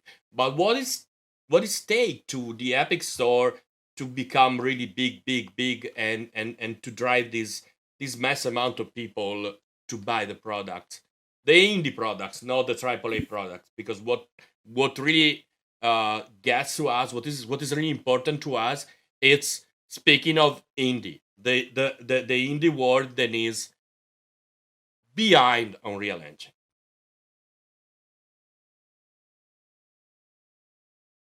I think Oak fell asleep after my thing. You're always talking too long, man. I know. Even if I'm tired, I'm always talking way too long. Don't ask me to repeat the question. Don't ask me to repeat the question. He's processing. What do you think, Nadav, about that? It's a really good point you made. I never thought it's really. You're talking about the fact that like Epic choose the games, right? They curate the games, and store in the Steam store you can just like pay $100 and you can make your game. You can put your game there, which is I never thought about it, which is pretty obvious. But I remember just when you set up this, I remember the game, a really great game I saw. I never played it, but it looks amazing. It's called Dark. I'm not sure if you heard of it. Dark with a Q. It's also made by an indie developer, like a solo developer. And I know he made it using he used the Unreal Engine 4, and I know he did a Kickstarter or greenlit through Steam, and then Epic told him, "Here's a bunch of money, come put your game on our store," and he declined it because he already had unsigned agreements with people from his Kickstarter or Greenlight to set it on Steam. It's a really interesting story. I mean, I read a lot about it, and it looks like a great game. But I think if Epic wants to make their store bigger and more effective, they should probably do that thing to go the Steam way and open it to indie developers to submit their games there without too much curating. That's what I think. Just realized I was muted. So speaking of the curation process, I agree with Reborn on what he said. But basically, I remember when the Epic Store launched and there was a bunch of hate on it. But one of the things that stood out to me was I believe it was I want to say it was Tim Sweeney. It might have been someone else, but they were very adamant on the fact that they wanted to make sure that for the first at least for the first few years, that all of the content coming onto the store was like curated to make sure that they didn't have the same problem that Steam has now, which is like you were saying. It's, you can put anything on there and it sort of just floods the market. And you, as a consumer on Steam, you have to be really, now, you have to be careful as far as like when you go to buy something, you're like, hey, is it actually what it looks like? Or is this like an asset flip?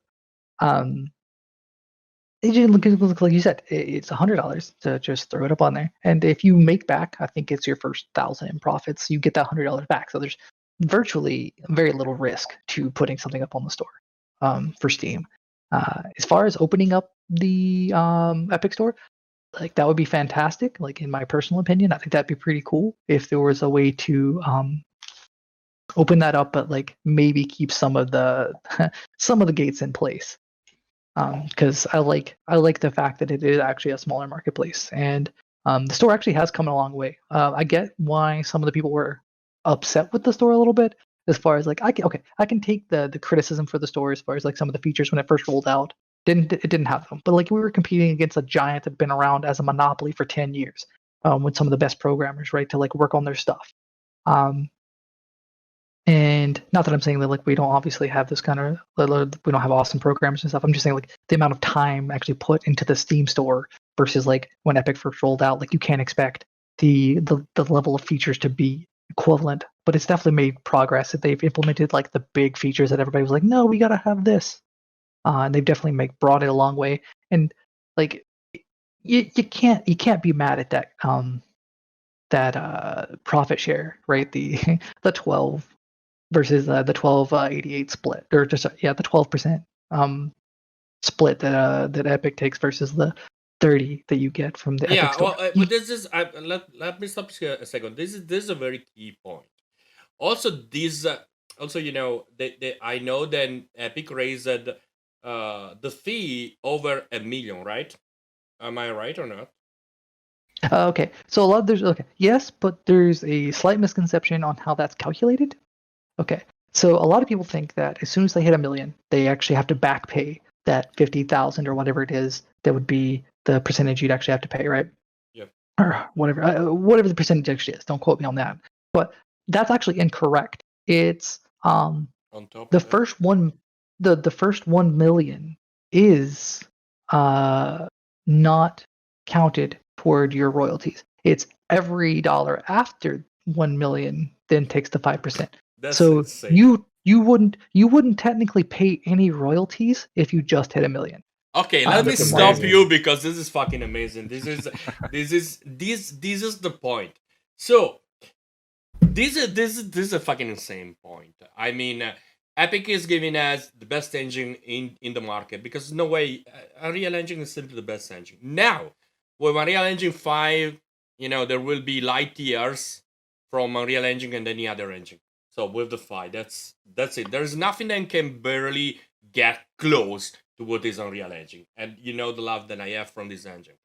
So basically, it's giving us the best engine completely for free. And of course, the royalties are calculated on top of that 1 million, which is insane. So if you are making 1,100,000, you are gonna paying $5,000 of royalties, which is fucking insane. This is definitely super insane. And that's so. Beside the saying thanks to Epic, which is of course it is simply insane. The real question is why these raise an insane amount of flame into the net, because Jesus, if I spend 2 years of my life encoding Reborn and like 16 hours a day, if I make the calculation on how much this game is costed in hours per human, I will throw my head on a wall, which is fine. But why this huge flaming with the post of Team Sweeney has been raised in the net? Because barely, there will be not so many games that will hit the mark of 1 million, which is insane. Because selling copies for 1 million means that you did an awesome job, and for an indie, it's that 0.3% of chances that you could get to that. But why this big huge flaming has started? Because basically we have the best engine. We don't have to pay royalties. We can submit the game to be sold into the Epic Store if it's approved, and against the other, what I call the dark side of the thing, is taking you the 30% off from your kind of income, from your net, is taking the 30% off, and is kind of putting you at the same level of the guy that spent 5 days in making a game. Because this is completely wrong. We have completely like the light and the darkness. So why this big raging flaming happened in Twitter? Because there is no fucking reason. Because if I have the best engine, if I can sell my games, and if my game is accepted, and you don't get any kind of fee from me if I pass 1 million, and why this huge flame is happening? What's the reason there, Oak? Okay. Personal opinion is obviously, let me restate this for legal reasons. I don't actually work or represent Epic. Sorry, I work for Epic. They are a client. But personal idea here is the reason that people don't like or had a problem with the Epic Game Store in the beginning was the fact that they did something called exclusive, which it's like a trigger word for most people. I think when it comes to the game industry, because just in general that word carries a lot of hate because it means that you may not be getting something on something that you have, and a lot of times that previously came with a price tag. And so, for example, if you had like a PlayStation exclusive and you didn't have one, you'd have to go out and buy you had to have this massive expense to actually go out and get the PlayStation to play the game you want.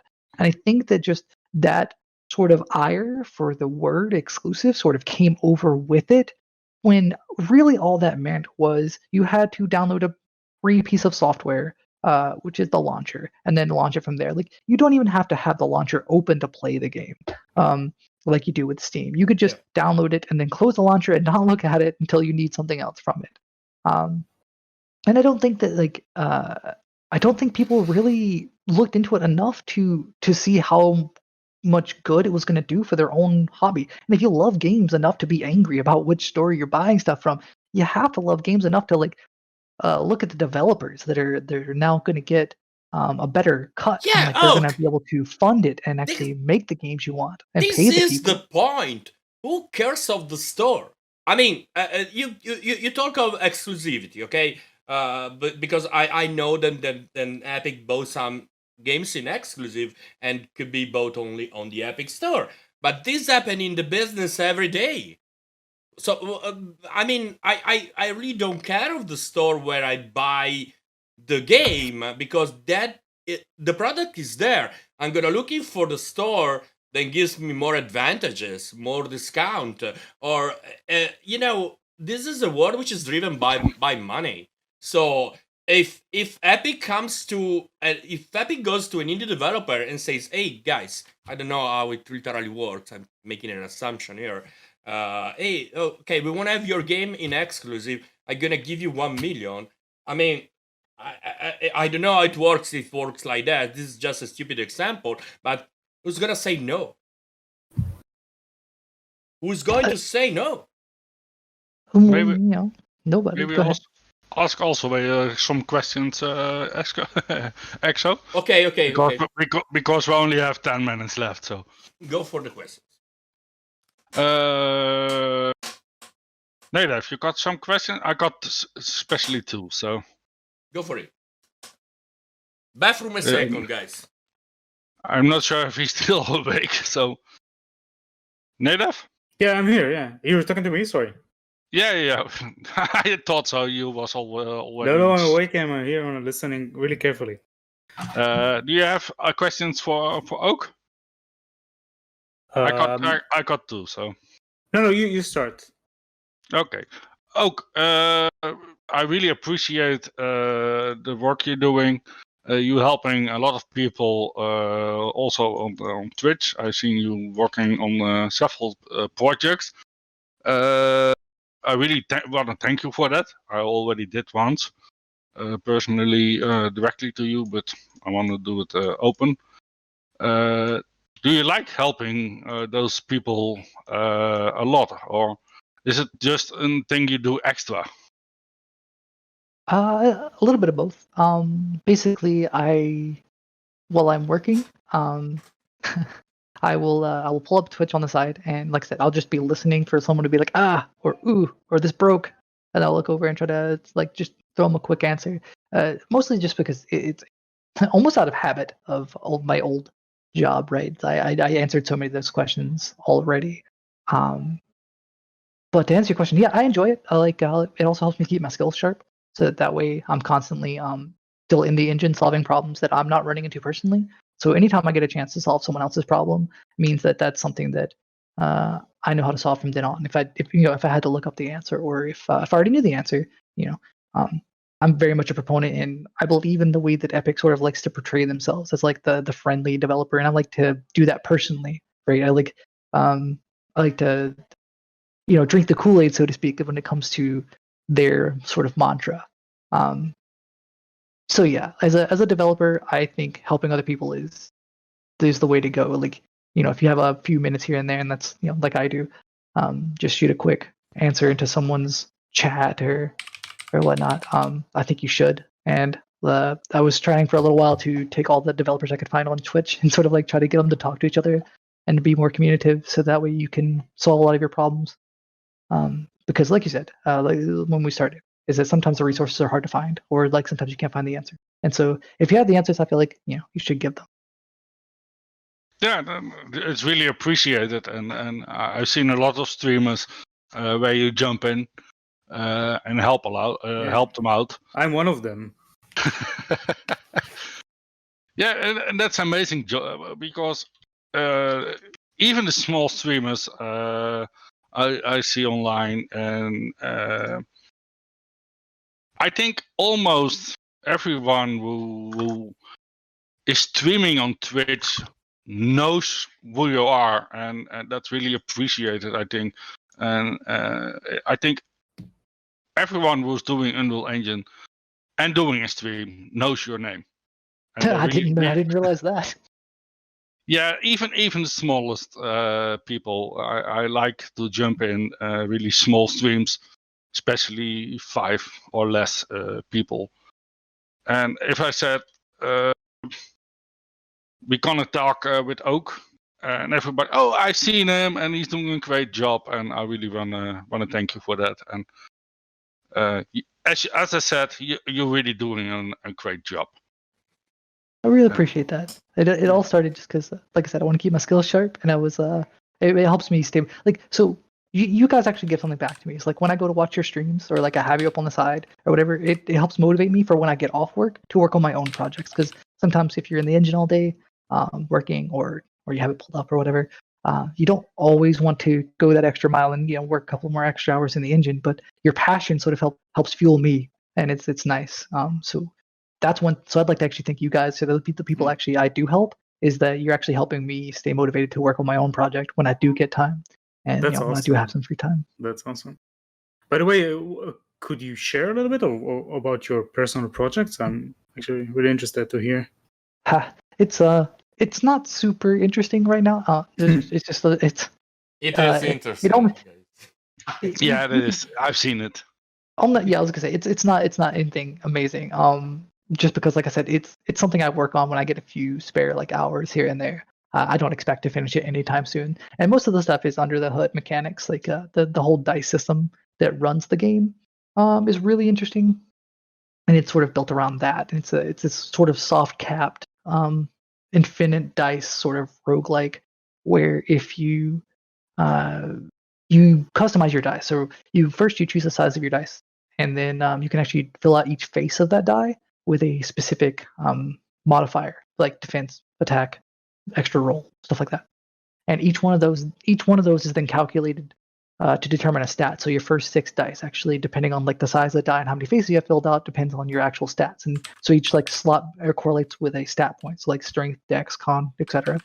And then those are actually incorporated into skill check later on in the game, at which point you will roll dice for. And when you fight, it has I have all the combat done for that. And then there's also I'm working on a system right now that is like a little little blueprint thing where you have these nodes that you can connect together. And what I'm hoping to do is as you defeat monsters or collect like little craftable items, you can modify your weapons. And so each weapon is going to have a little graph that you can go through and add nodes to, so that you can make these modify the weapons with like extra attacks, stun, stuff like that. And what the big part is that it's like the roguelite part of it would be that when your character dies, and that's basically it's not like a permanent thing, or it's like maybe a 2-turn timeout. But when you die, you lose all you obviously you've lost all your dice and stuff, but you have things called legacy slots. And as you play the game more, you unlock more and more legacy slots. So each time you die, you come back with a little bit more, hence the roguelite. And those weapons that I mentioned can be put into those slots. And that's sort of that's the next part that I'm working on is getting those items saved. And it should be pretty simple. But like I got to finish doing the mapping system, little blueprint like node based system where you just connect nodes together with modifiers. And then outside of that, I gotta start doing the shops. Like I've started building them, but I haven't actually put in the functionality yet. The functionalities that I do have is actually this really cool pathfinding system that I nerd out on because it was so hard to do. So there's a lot of A to B shortest pathfinding node based stuff, but there's not as much out there for, or at least in my experience from looking. There's this, you basically have a node network, and then and my node network doesn't care about distance or direction or whatever. It just cares about connection. So what it does is you give it a number. It's like, hey, find every number or every point that is exactly this number of spaces away, like 6, 9, or whatever.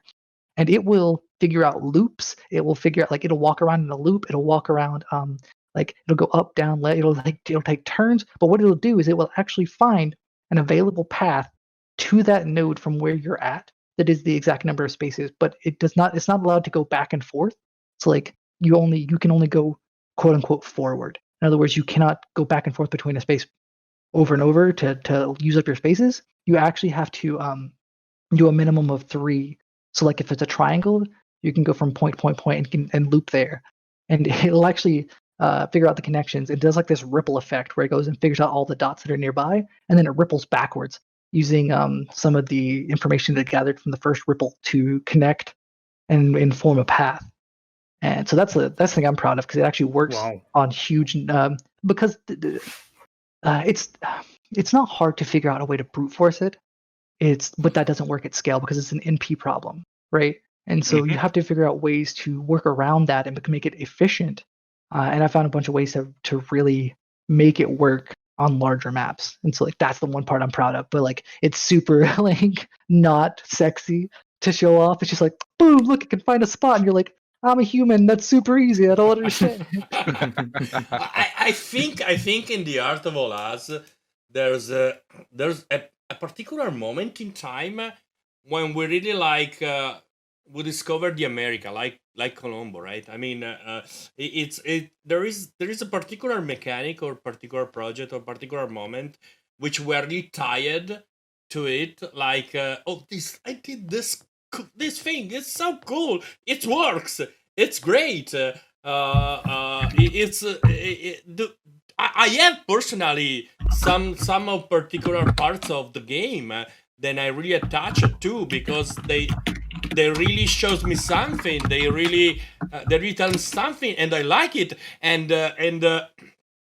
that's I did. Does this happen to you guys? There is a particular, like Oak says, a particular mechanic or particular piece of code or particular thing that you say, that's super good. I want to tell to the world how it works, how it is good, and also be really satisfied of this. This happens to you too, guys. Yeah, it happened to me a few times with a few systems. Yeah, it's a really joyous moment, especially when you let someone else test it out and it works. For like when someone holds the control and it works, and you see it like come to live, to be alive. It's really exciting. It's really amazing. Yeah, and I everybody will like to see. I think you have a stream channel yourself, right? Oak, you're streaming yourself. I mean. Yeah, I have a. So I don't use it as often. It's like at one point I thought about doing a stream for QA or question and answer, which basically I would just sort of start up the stream and work on something, and then when someone pops in, if they have any questions for like the engine or whatever, or if they're stuck or they want me to look at something, or if they want me to build something for them, that was kind of the idea. But I sort of dropped off of that and more just helped people, focus more on helping people in other streams in my free time. But if I don't know if there was more interest, maybe, but we'll see. It's not something that it's not being a streamer is not really something that I strived for, or I'm going to strive for. But if it were like if more people wanted to show up and sort of like wanted that kind of content, maybe. But like you have a new follower anyway. I appreciate that. Thank you. I think the first thing first. Like Shadow says, I think a lot of people need to say thank to you for all for all the commitment in helping all the indies that are, because I see many channels teaching people and stuff like that. So I honestly think that here we're talking of community, and the community will benefit a lot of seeing you streaming, honestly, because a guy with your skills will really be nice to follow. I'm not speaking of from the entertainer point of view, because to streaming or you do the things or you are a streamer, right? That there is a great difference. Okay, there is people that is always doing literally nothing, pretend to coding in stream, but they don't do nothing, and so but they are really entertainers. And that's the streamer that normally they are more followed normally. And I'm not speaking from the entertainer point of view, but I'm speaking also I'm speaking from the engineering point of view of the things. I think the community will benefit a lot from seeing you really then I am bored. No, not at all. I am boring normally.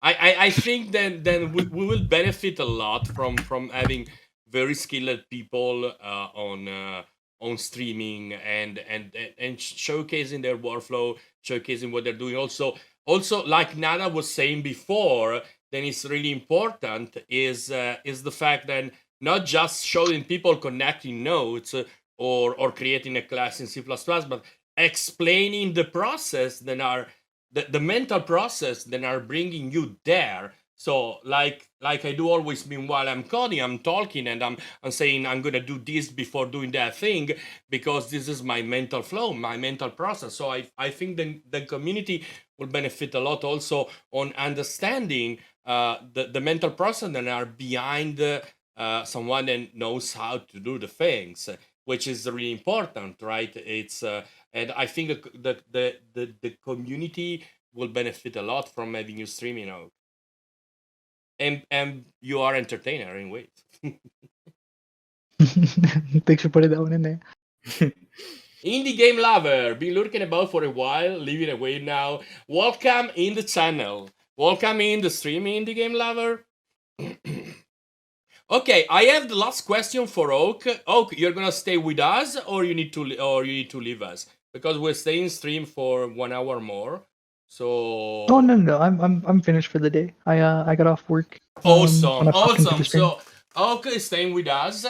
I have a question. Then I think many of our followers could, think that. What do you think are the qualities, the requirements, and I don't know, the needings basically for like a kid, like a guy now, for being employed in Epic? What do you think will be the best qualities for being noticed by Epic? And because a lot of people here, I know by heart, because a lot of people here is telling me, stalking me privately, then they will love, to be employed at Epic and working for Epic and working with Epic. And you are actually working with Epic, so you know what are the qualities needed for being noticed from Epic and maybe start a young career in Epic. So talk of this. This is the last question, and after we are gonna leaving the floor to Mascarian. I'm gonna restream it in this channel, of course, because we're not gonna leave in the channel, and he's gonna talk as of his contribute to the Mad Game engine. So tell us, Oak, what do you think they're the best qualities? Okay, well, so first off, I'd like to say that I'll let you know when I get employed, like when I'm becoming FTE, which is the full-time employee for Epic, on what it takes. But I can speak to what it would be like to work on a team at Epic, or maybe to get noticed. I would say the main thing is drive, right? So that's really what it boils down to, because anybody can learn the skills that I have. It just takes drive. The one of the developers, and very early on in my development career, I overheard him talking to someone about what he constantly heard from people who want to be and work in the industry, is that what he said was basically, we speaking of Epic, have or companies like Epic, basically they provided you with all these great tools and assets and resources and stuff, and then he's like, they put it out there for you, and like he's like, if I could just tell people one thing, is like, just do it. He's like, don't wait, don't like posturize, don't just learn, like actually get in there and start doing things. Do things wrong, that's fine, just get in there and do it, because that's the big difference between people. Well, that's one of the big differences, right? Like obviously people work their ass off and never get noticed by bigger companies, but basically it's proximity, it's networking, it's drive, but definitely you got to start. Like I've been working at Epic for like 16 years, something like that. Awesome.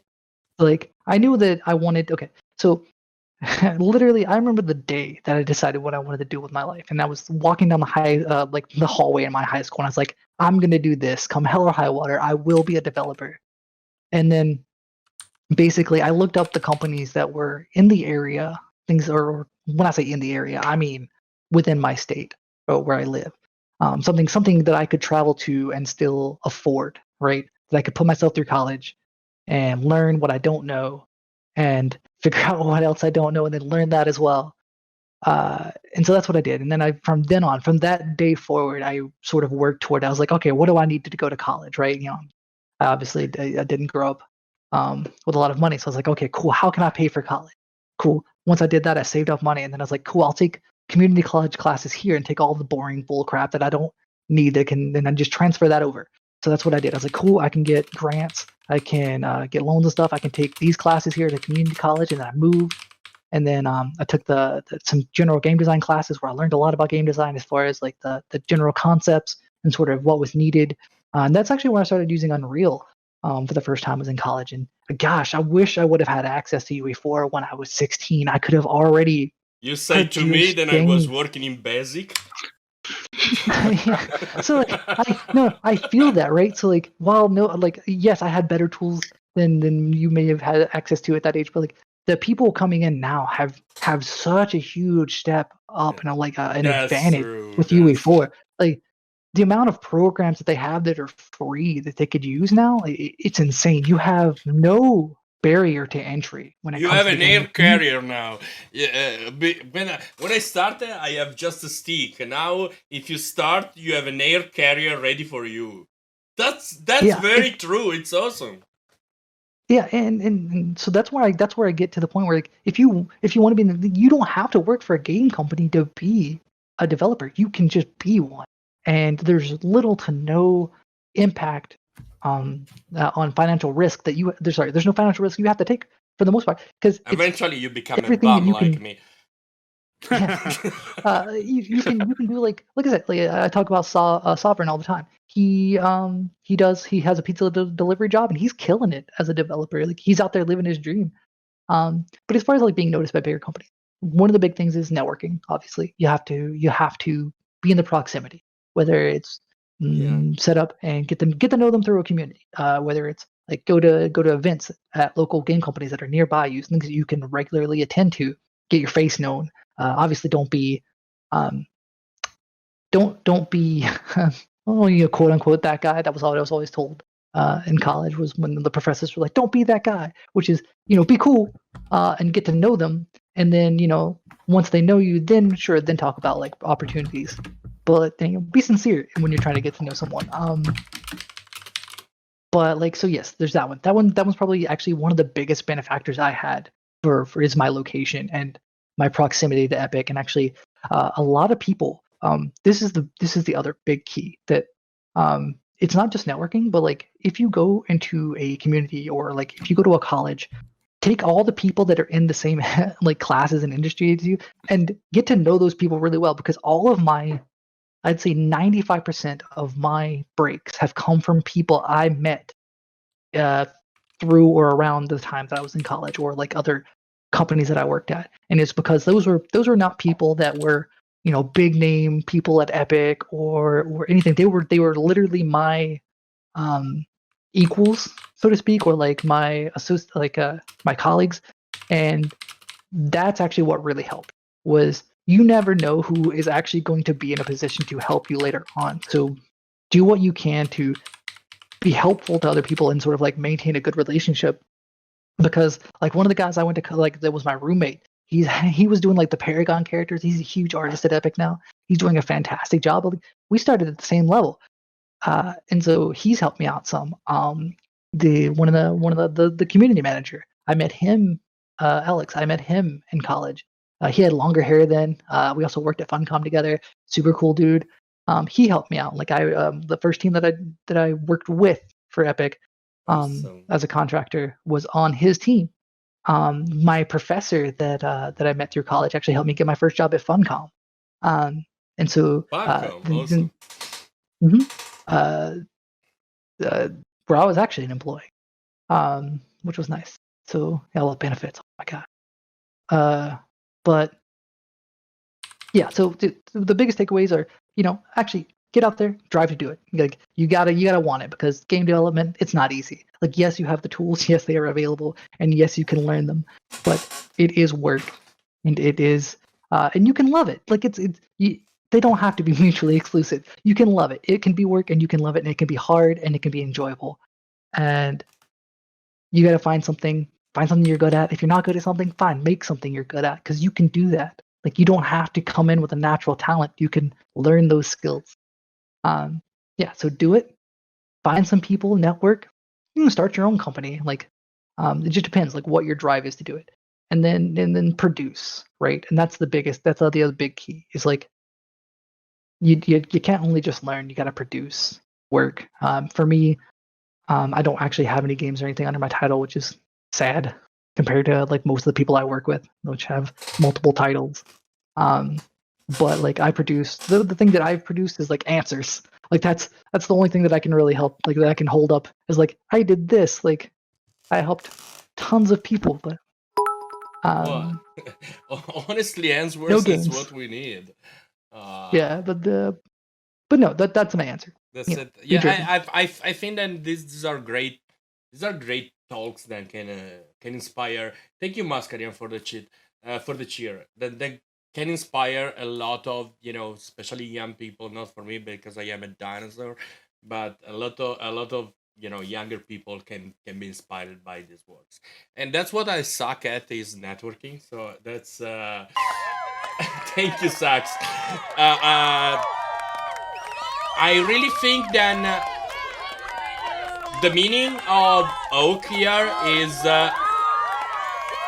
literally follow your dreams and push hard for it. So, And network, a network. Yeah, I'm trying. not just with people above you. Sorry, Yeah, that's important.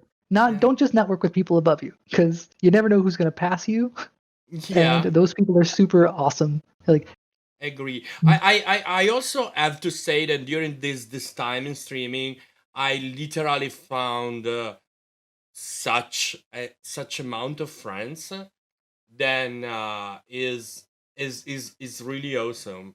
I think like honestly, I didn't expect to find so many great friends in time into the stream, and if this means networking is really great.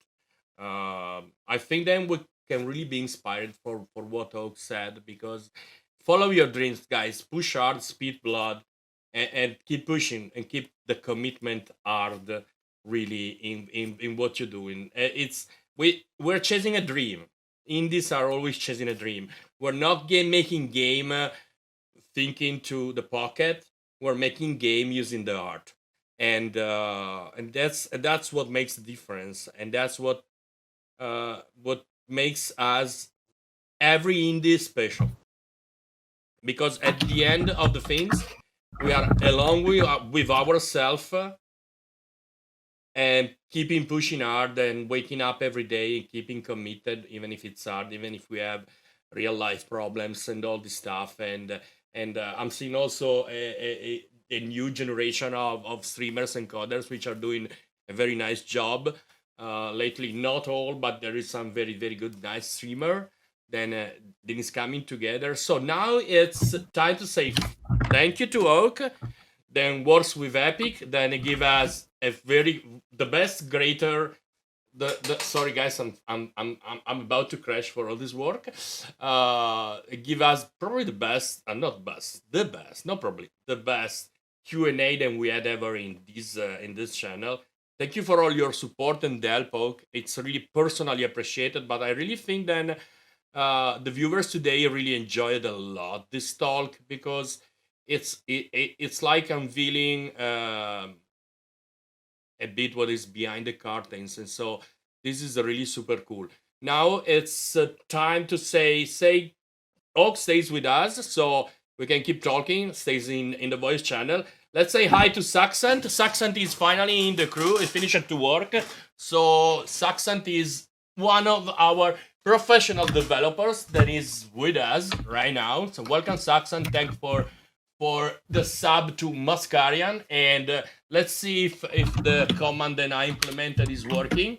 But we can even drive widgets from our studio. So that's fucking cool. The studio, I love it a lot. So now it's time of talking with Mascarian, talking of his contribution and of a Mad Game Engine, Driving Mad. And let's see if I can pick up his stream and put on our stream, guys. So this widget should kill himself after 1 minute, technically, hopefully. It should get killed after 1 minute. If you have any other question about Oak, guys, shoot it. A quick question. Mask, can you share your screen now?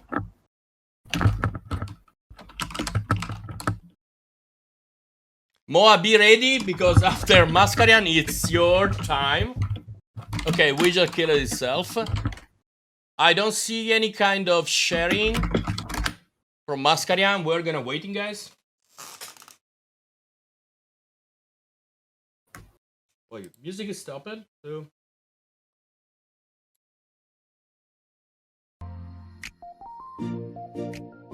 You there, Musk? Yeah, some technical issues, so he's coming. Awesome. Oh, thank you. Also, okay, guys, we have a super good news, but I'm not gonna spoil. I mean, after you're gonna call me the king of spoilers. So we have confirmed the special guest for the next week, and you'd be amazing, guys. Hey, Kerix, welcome in the crew.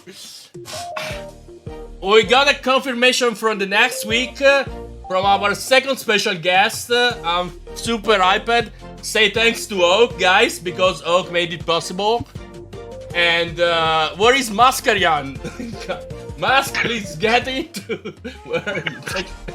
Okay, well, I made all the studio, I made everything, but I didn't literally made a technical issue widget. So wait. Up next. Wait. I'm gonna use in the up next. I'm gonna use the up next. There had to be something wrong. Wait. Up next, technical issues.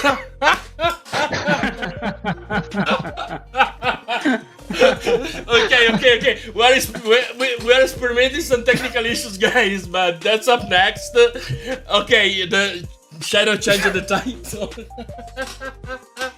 Did you confirm Hideo Kojima? Hello. No, Hideo Kojima will get later. Sax! So, Sax, finally Saxanth is here. We have a bunch of insane news that are coming up in the next days, guys. So stay tight. You're back. Wait, Hey, Hey, can y'all hear me? Saxanth is here. Wait, Yeah. let me lower back the music and let me. Okay. I'm briefing, guys. I'm briefing a bit. Okay, Sax, I'll let you talk. Introduce yourself and let's go. All right, so what's up, everybody? How's everybody doing? I feel like this is actually a really cool thing you got going on here, Reborn. Thank you. I'm gonna tweet this out to some people I know. I'm pretty happy that you got some viewers going on here. How's everybody doing? Let's get some shout outs going in the chat. I'm gonna play the belly dancing. So. Oh, you can play the belly dancing too. You had the comments. Oh, that's right. Oh, he's back on. That's great. Oh, his Wi-Fi dropped out. Oh no. All right. Hey, so, can people hear me at all? Yeah, we can hear yes, you. we can hear you. Oh, perfect. Yeah, my Wi-Fi dropped out at exactly the wrong time. I'm also sharing a screen right now, so I don't know if people can see that as well. I'm gonna bring up in a second. I'm gonna finish. Yeah, sorry to interrupt. No, wait. Got the YMCA I'm liking seeing people dancing YMCA in the street. That makes me laughing so much, really. I bet. But this is only the start. You will see how so many crazy things then will be coming to the stream. Like fighting between NPCs and stuff like that. I'm gonna put in a ring in the studio. I'm gonna pick one or two. I'm gonna make fighting together. One of the spectators, one of the crowd. I have an insane amount of cool things to do, guys. But I didn't have time. Sorry, I only had 3 days to make all this possible, and was insane. This time I can say that I'm pretty proud of this, and. It looks like a lot of fun. I'm really happy you were able to do this. Look at this. Yeah. And you get the world in the background. Look at that. Basically, so awesome. Saxanth, introduce yourself, and after we're gonna talk with Mascarian about the Ramvir's Mud engine. All right. Do I stop dancing? It's play stop. Play stop. There you go. So basically, I have been in the game industry a long time. I've been doing games and simulation programming since 2000. Game engines, I've written them, I've worked with them, excuse me. and my main focus has been network engineering and systems integration. And so that's what I've been doing for the last 20 years. I have several projects. I have several projects that I've worked on, and really I'm a tinkerer, I guess, in kind of the public view. A lot of the stuff that I've been doing over the last 10 years has been kind of private contract work that keeps me behind the scenes. So, you know, nothing really can talk about publicly, but it's definitely I love Unreal Engine, and I wouldn't imagine using any other engine to do this stuff. So that's kind of a short story. If you got any specific questions, I can answer them. But no, this is awesome. Yeah, this is a very confirmed question. Saxanth is gonna get back on streams from the first days of December, and we're gonna get him back with some super cool news. But I'm not gonna spoil. Like I'm not gonna spoil the next. Now I'm gonna bring up the Discord, and we're gonna leave the floor and talking with Mascarian about his contribution to the Ranvier mod game engine. And first, I'm gonna ask to Mascarian to present itself, say what it's doing, and after it's gonna presenting us this mad game engine, and that's it. Go, Mask. Present yourself. All right. I think I'm back. Yeah, I hear him very good, Awesome. guys. Yeah, Cool. loud Yeah, and clear. I see you've got my stream up there. Awesome. Wait, Yeah, thanks for having me on. I hope I don't have naked girls around here. No, I don't have it. Okay. Yeah, I made sure to close all my NSFW tabs before going on stream. Yeah, let me introduce myself and the project a little bit. So I am Mascarian, aka Sean, aka Juan Carlos. That was my name in Spanish class. I'm a web dev by trade. So basically started as a professional developer about 5 years ago, doing front-end work. I learned it basically from a boot camp. And around the same time, one of my mentors' pieces of advice was to find kind of a fun side project to learn on as well. And growing up, I would play a lot of these online games, online text games called MUDs, multi-user dungeon, basically a text-based MMO.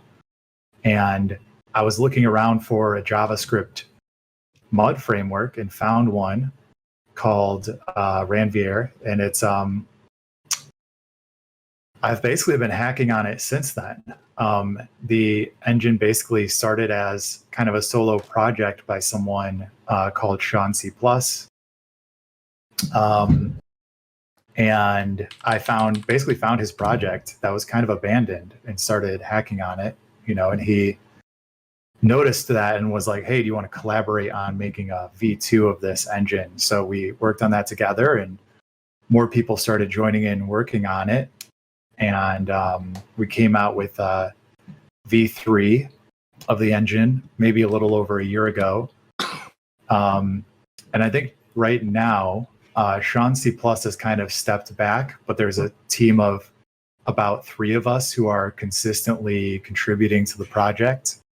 And probably a half dozen or more who are kind of submitting pull requests here and there, working on games using the project, stuff like that. I don't know. Whenever I see a console, my hearts open up. Whenever I see somewhere a console, my hearts open up. Sorry for interrupt you, but I have to say that I love the consoles. I love the old terminals. They are so cool. Yeah, that's something really. You know why? Because you need to know what to do there. You cannot just write some stuff. You need to know. Yeah. So I guess he made a console in his own game. Yeah, that's true. Okay, you're right. Yeah, and so I think, actually I kind of attribute my ability to do development work and like use Unix commands and stuff like that to playing so many text-based adventure games and MUDs when I was growing up, because it's just all text-based commands. And That if means you we have, are old. you know, if you're watching and you're on a Mac and you have Terminal, or you're on Windows and you have a Telnet client, you can actually Telnet into the demo right now with Telnet ranvirmud.com 4000. And I'll go ahead and drop that in the chat as well.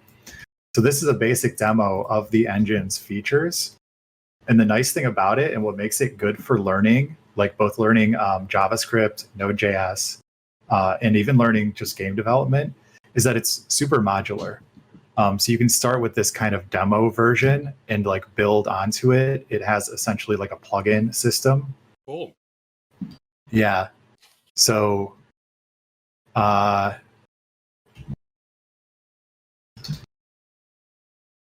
you know, it kind of has these default login screens.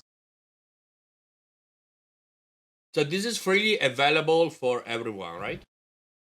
Yeah, so the engine is entirely open source. It's on GitHub. Cool.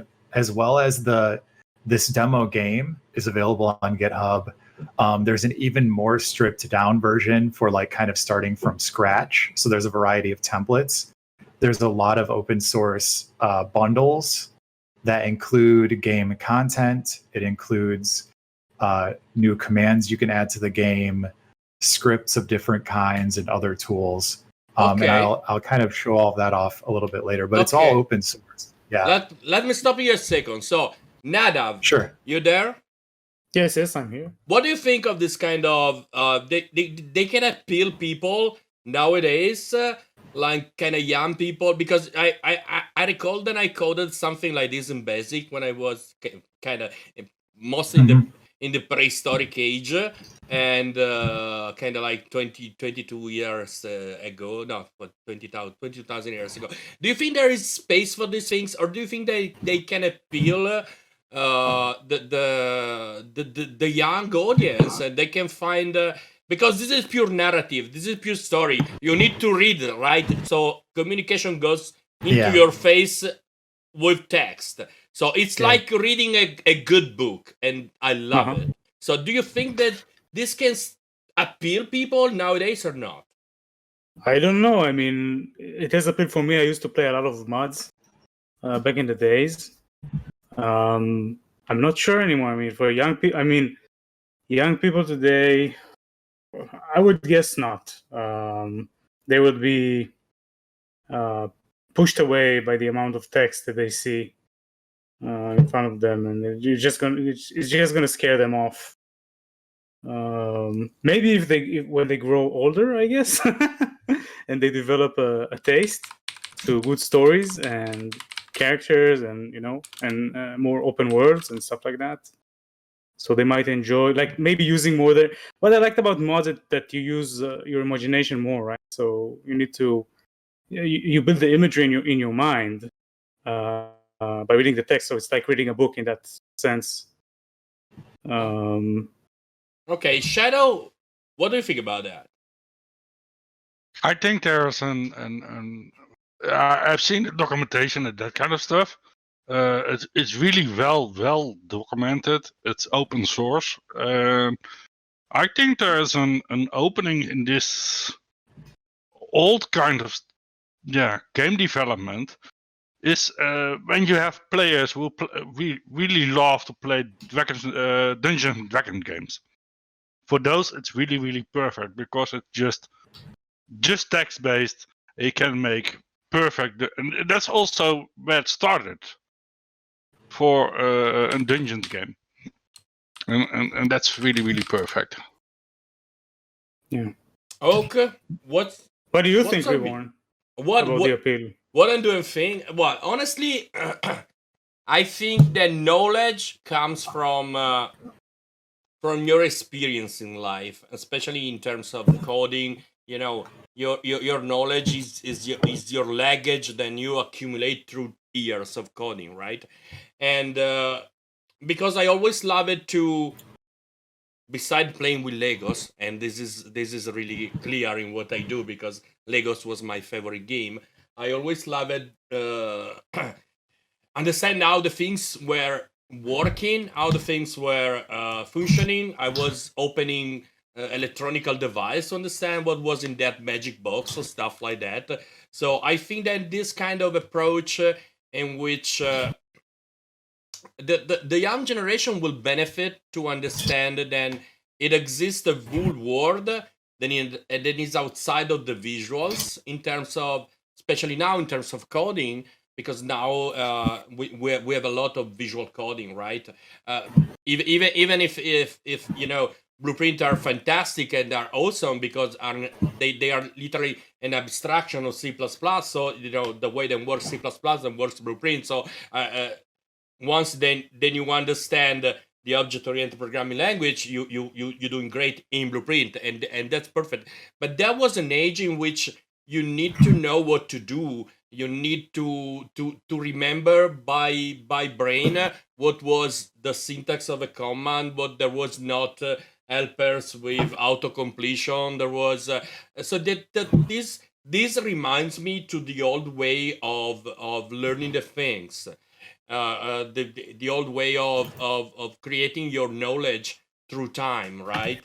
And I think the young generation will benefit to understand then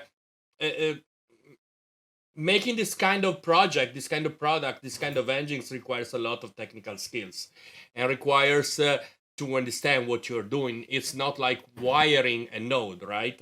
So I think then kids that are interested in the dark side of the things, if you want to put it this way. So you're asking about where kids will be, like, with the younger people would be interested in using this as an engine, not as a content to consume, right? That was your question, actually. But basically all an engine, understanding the engine, and the way then you can use this for creating your words too, right? Not only to use words that are created by other people, but to create your words, to experiment with that, right? Yes. Oak? Yes. Yeah. I have actually a lot to say about that. That's some good questions and good discussion. I think definitely for, you know, consuming MUDs as a game genre, it's pretty niche. I mean, it's been kind of subsumed by MMOs of various kinds, and even just, you know, casual browser games, stuff like that. But I do think that there's kind of that retro crowd that it still appeals to. I think that there's a lot that you can do with the engine that doesn't necessarily look like an old school MUD. And I think another kind of factor is, you know, there's a couple of things. One is accessibility.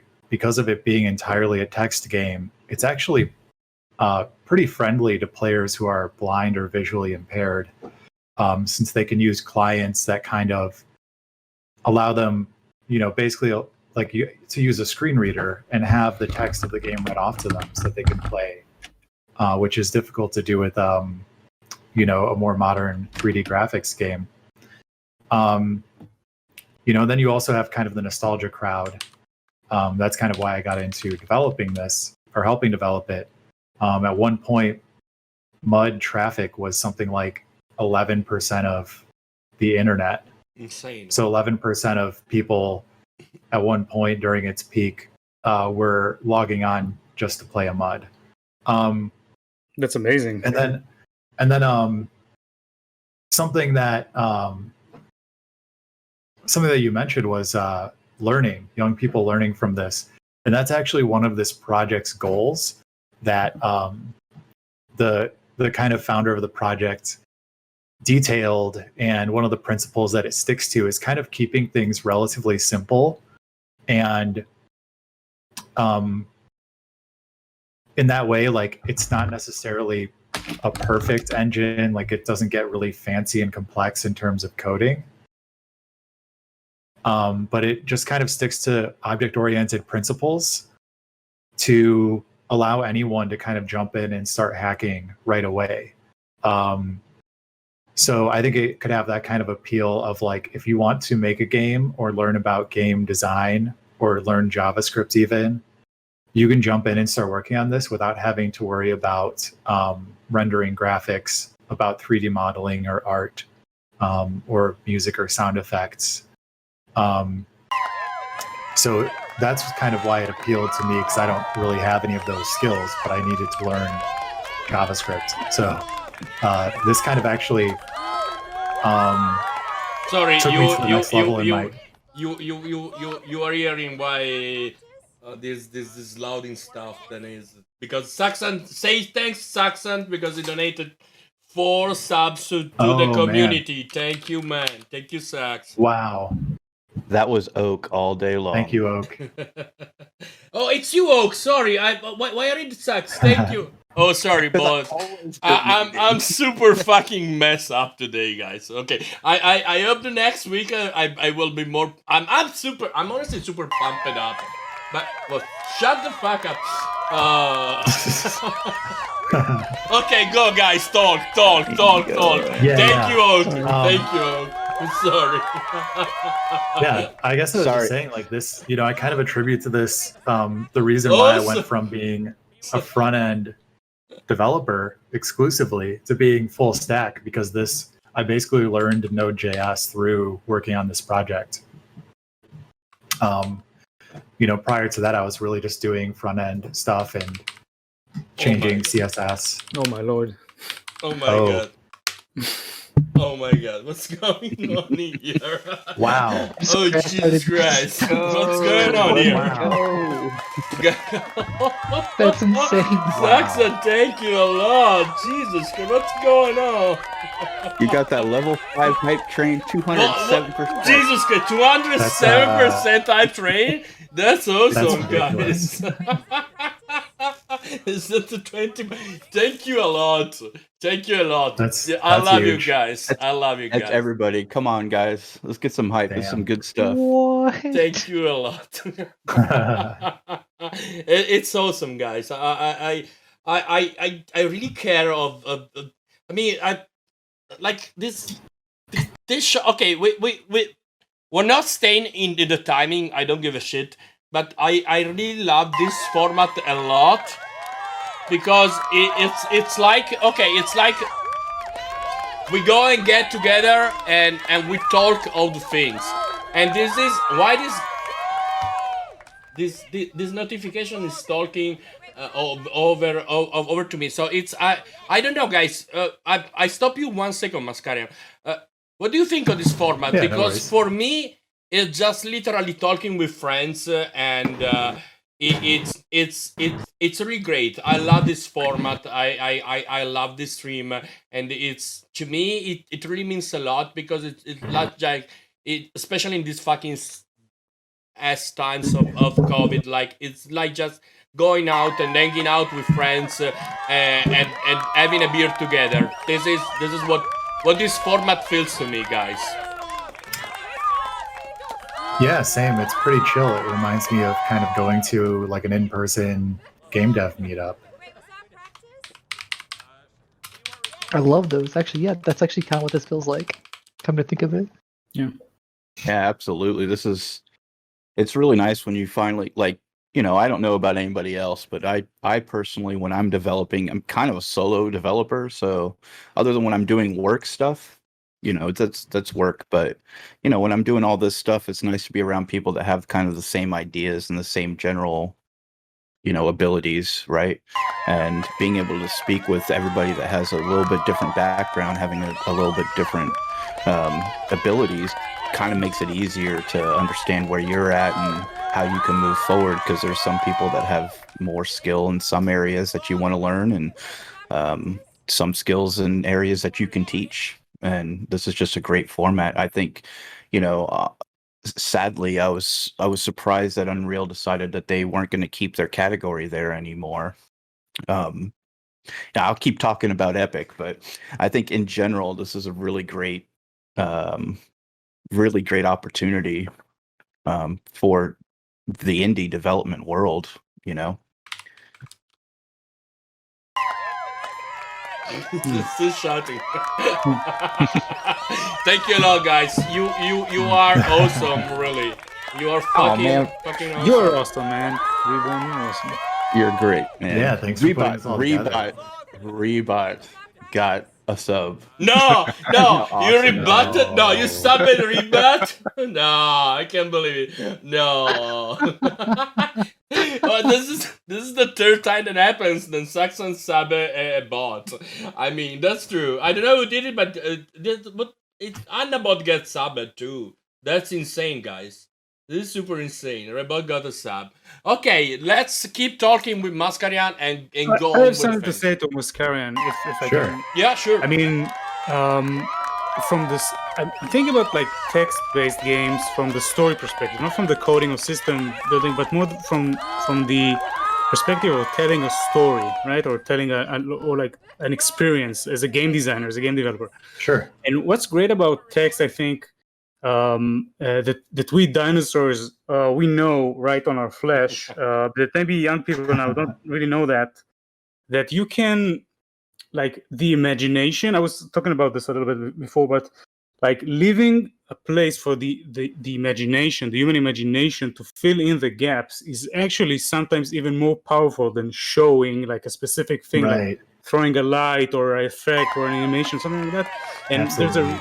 and I remember from mods, like in your brain as a young boy, you have like this insane imagery, right, which is much more powerful than any engine can ever create. And there's a really good example. There's a great indie game called Untold Stories, or Stories Untold, I think. I don't know if you heard about it, but it's like a text adventure. So you like the game, there's like a 3D environment, but eventually you just look at a computer screen inside a room and you type text. It's like an old, like a Zork text adventure. Oh, Zork! Awesome! Yeah, Jesus, But- awesome, Zork. exactly. Like 90% of the game, and this came like 3 years ago. 90% of the game is like you typing text, and some things happen in the room from time to time, but it's like so gripping, so horrifying, but just through text. And I think this is like a huge lesson for people who want to tell stories, right? That you can, if you Yeah. know to work with a few tools, you can make a much bigger impact on your viewers. People are gonna like consume your game. Yeah, so that's my point about text. I agree with that 100%. Both narrative and system design can be really powerful in games that have text graphics Yeah. or ASCII graphics. Like, think of Dwarf Fortress. It has just incredible complexity. Actually, But- I completely agree with that. Yeah. But for two reasons, guys. Because I should shut the fuck up, this Yao. Anyway, That's right. I wonder if they can hear us. Because how loud is it? I have it muted at the moment. yeah, I should try. Okay, it seems that it's get quiet. Anyway, I think for two different from two different perspective and point of view. I mean, the first is that take Unreal Engine, and it's like I said before, it's like an air carrier. We have so much power, and Epic it's so insane, and it's keeping adding power, and eventually we're gonna get to Unreal 5, which is the OP of the things. But the real thing here is that instruments are instruments. Being a good game designer is another thing. It's completely a different thing. Yep. I mean, instruments doesn't eventually make you able to do a great game, because the instruments are just tools. I mean, engine is a tool, and it, for what great it is a tool, right?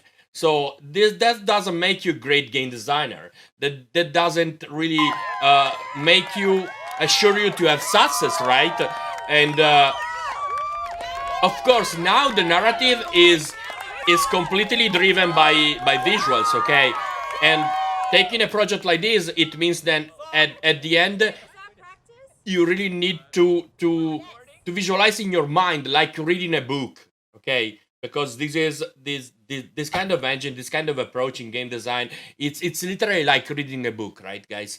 And so it's your imagination that goes on over the visuals. Of course, we can have great tools like Unreal, but this doesn't make us like being sure to be great game designers. Okay, that comes with experience, right? But approaching the game design with this particular tool, the Mad Games, it needs you need to be able to write a story and deliver a story. Like I have written the novel for Reborn, and it's 300 pages. I have written the novel 7 years ago, and I challenged myself on the side of writing a novel, which is a completely insane thing, because believe me, it's insane writing a huge novel, and also I think approaching game design from this point of view, it's you have a minimalist amount of tools, which is just the text, which is literally the text, and you need to be able to narrate the story and to involve the player, right? What do you think about that? Yes, totally agree. That's what's like doing a text-based games teaches you, right? This is what I'm saying. Yeah. So I was gonna say, from my experience as a dungeon master, sometimes I found that having less figurines or background or props on the map actually makes for a better experience, because the players are forced to like envision it rather than look at the actual pieces on the board to see what's going on. And theater of the mind. And I found that a lot of my players, when I use simpler, just a grid-based drawing and a couple of figurines, they tend to have a better time, and they're actually able to describe what they're doing and sort of like the world a little bit better than what it is when I actually put more props and more detailed figures and stuff onto the canvas. But yeah, and as far as like text-based games, we can't talk about text-based games and not mention AI Dungeon. Like, that is actually a lot of fun. Yeah. If anybody hasn't tried it. Yeah, and you touched on something there that I kind of ascribe to in terms of game design. That's having, representing complex things with simple symbols so that people can fill in the gap. And that does apply to role-playing games. That applies to multiplayer and single-player video games also. And I'm going to post a link in the stream chat, but it's a talk from the developer of RimWorld. And if you're familiar with RimWorld, it's another game that has kind of some deep simulation, but really simple graphics, and some text. And so through the combination of those simple graphics and text, a lot of complex systems are revealed, and a lot of narratives can unfold from that. It's kind of a colony simulator. So you can have a story happen via simulation where raiders attack your village and kidnap your spouse, and then your spouse returns as a raider and burns down your village. And that's all done with just like really basic graphics and a little bit of text, and everything else is kind of filled in with your imagination. And so I really like that about this engine as well. It's also got a lot of different capabilities, not just built into it, but with the community contributing to it. There's room for adding WebSocket networking to the game that can allow you to add graphics and to add sound effects and add basically any other kind of browser features that you might want to add, that you might have in any kind of web game, or if you're familiar with Electron, that's used to make desktop apps using JavaScript, and there are some games that use Electron. There's different, styles of combat, quests, non-player character behaviors that people have created. That's all open source that people can build off of as well. So that's hugely powerful as well. And that's something that I think it sounds like the Unreal Engine community has as well, a lot of that. Although, to be honest, I haven't used Unreal Engine since UE1 with making maps for Unreal Tournament and like Deus Ex. I don't know if I'm dating myself with that. I'm right there with you. Yeah. That's Yeah, why that this was- is the Well, this is the DinoSources team. I was Yeah. playing, guys. You cannot beat me. I was playing Pongs in the arcade rooms. Come on, you cannot beat me. You cannot beat. I was playing Pongs in the arcade rooms. So that's dating me, like prehistorical age. This reminds me of when people were picking on you in the chat, calling you a dino. Yeah, that's the reason Yeah. why you got that. I'm there as well. This is the show for me to be on, I guess. Yeah, we've got a lot of community built tools. We have tools to procedurally generate game areas, admin panels, all kinds of stuff that's not built into the engine itself, but just kind of surrounding it. And I do have a couple of games that I've written or I'm working on that I'm going to plug really quick, if that's okay. All day. Do Sure, it. sure. All right. So I actually made a mud. Tomorrow I will sleep all day, so don't and- worry. Yeah, you've checked this out. But I made this actually for a game jam, and so I made it in under a month using the engine. And it has actually it uses WebSockets, although it has the old school terminal look. Oh, I forgot my password, I guess. Admin. Admin. 1, 2, 3, 4, 5. Hunter 7. Yeah, so it uses WebSockets it's still text, but kind of like set up these panels and so on. And so I really just kind of threw this together using the engine in about a month, but it has a lot of systems in it inspired by roguelikes. Like it has permadeath. It has, procedurally generated areas, stuff like that. Wait, But I was, I can't. Okay, sorry. yeah. So, No worries. oh my bad. I was. Oh, geez. Is that your hentai tab? Did you show your hentai tab on stream? Sorry. I was No answering. worries. I was answering to Saxanth. It was I looked away for a second. What happened? Yeah, and that's not a problem, but he did also when I sent my address. Don't tell it. There's the spoiler. Don't tell Oh, it, please.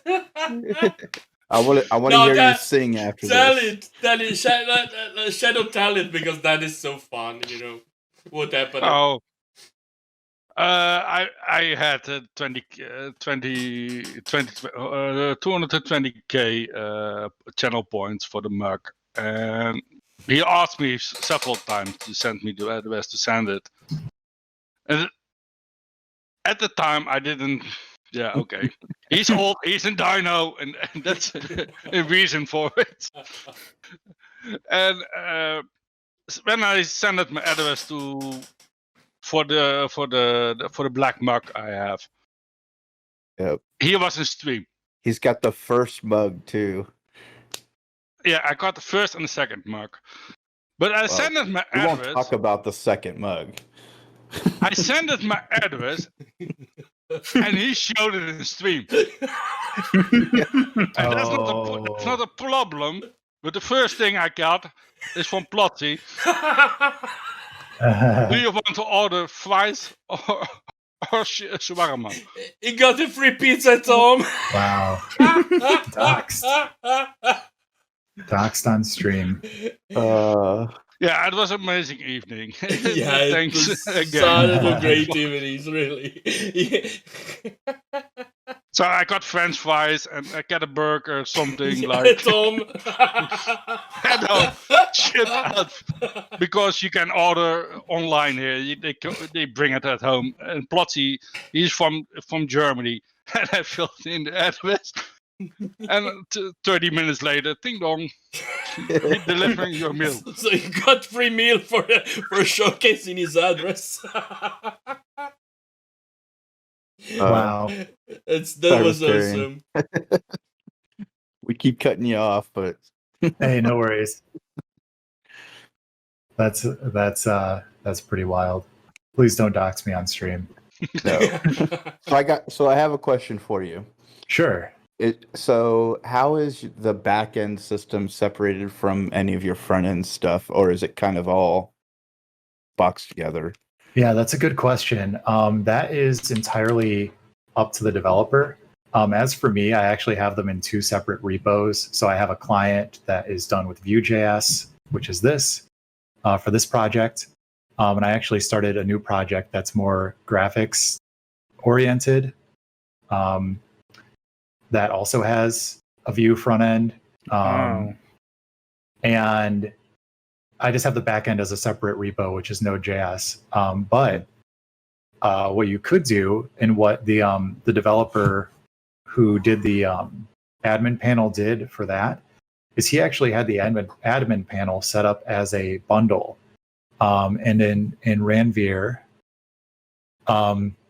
here's the kind of demo mud. There's this folder called bundles, and any kind of code that you drop into the bundles folder in your game, this is empty until you install bundles. But when you install them, you basically just drop the code into that folder, and when you start up your game, it reads in the code from the file system, and that could be areas, it could be NPCs and their scripts. And in his case, he made an express server, which is backend Node.js, that served up all the data needed for this admin panel. And so you can have it baked right into your backend code and have it all as one repo. I just kept it separate for like version control reasons. But yeah, it's all JavaScript, both the backend and then the front end that I did was also in JavaScript. Does that answer your question? Yeah, I mean, it sounds awesome. So I'm always, that's kind of my world is network systems and stuff like that. So I'm like, okay, how can I use this as a replacement for anything that I do in Unreal, right? So I want to use this kind of like a database storage solution. You theoretically could. Let me see. Let me pull this up. So you theoretically could, if let's say that Unreal, I don't actually know that much about the engine currently. If it allows you to interface with WebSockets, you could do that. You could use a few different kinds of databases with the engine. By default, it actually just uses the file system, but you could have it use MongoDB, SQLite, CouchDB. Those are all open source. I know by heart that in the head of someone is blinking the next side project. Yeah, and yeah, you can do WebSockets in UE4. Mayor Awesome says that in chat, and you could create a custom actually networking layer, because the engine it's built a lot like a JavaScript framework or library, and that it's very modular. So you can pick and choose which pieces of the engine you want to use. You can extend parts of it. You can there's so much you can do. There was someone who for like a hackathon through his work, he actually wrote a game using, I think, a Slack bot or a Discord bot, but it was with the Ranvier Mud engine as a backend. And so he wrote a networking layer to interface with a Slack bot instead of Telnet or WebSockets. So the Slack channel was the client for the game. That is awesome. Yeah, there's a lot that you can do, and it's all like incredibly well documented, which is kind of also goes into the principles of having it be like a learning tool. It's really pretty excellent. Yeah. Okay. You think it does it, because I'm assuming you're using Node as like the engine, I guess the core. I don't know how you would say that. So Node as a base. Yeah. Is there does that automatically give you like REST API support? I wouldn't say automatically, but you can add a REST API to it. There's a few examples of it. Actually, it's, I think, all community built examples. There is So someone built an in-game editor so that you don't need a REST API. There's an editor that just uses the file system and an Electron client. zPanel is one that uses Express or Happy, which is a Node.js REST library. And so, yeah, you can plug in any of these, or you can write your own and connect it to a REST API. I have one that just kind of serves up like how many players are playing currently.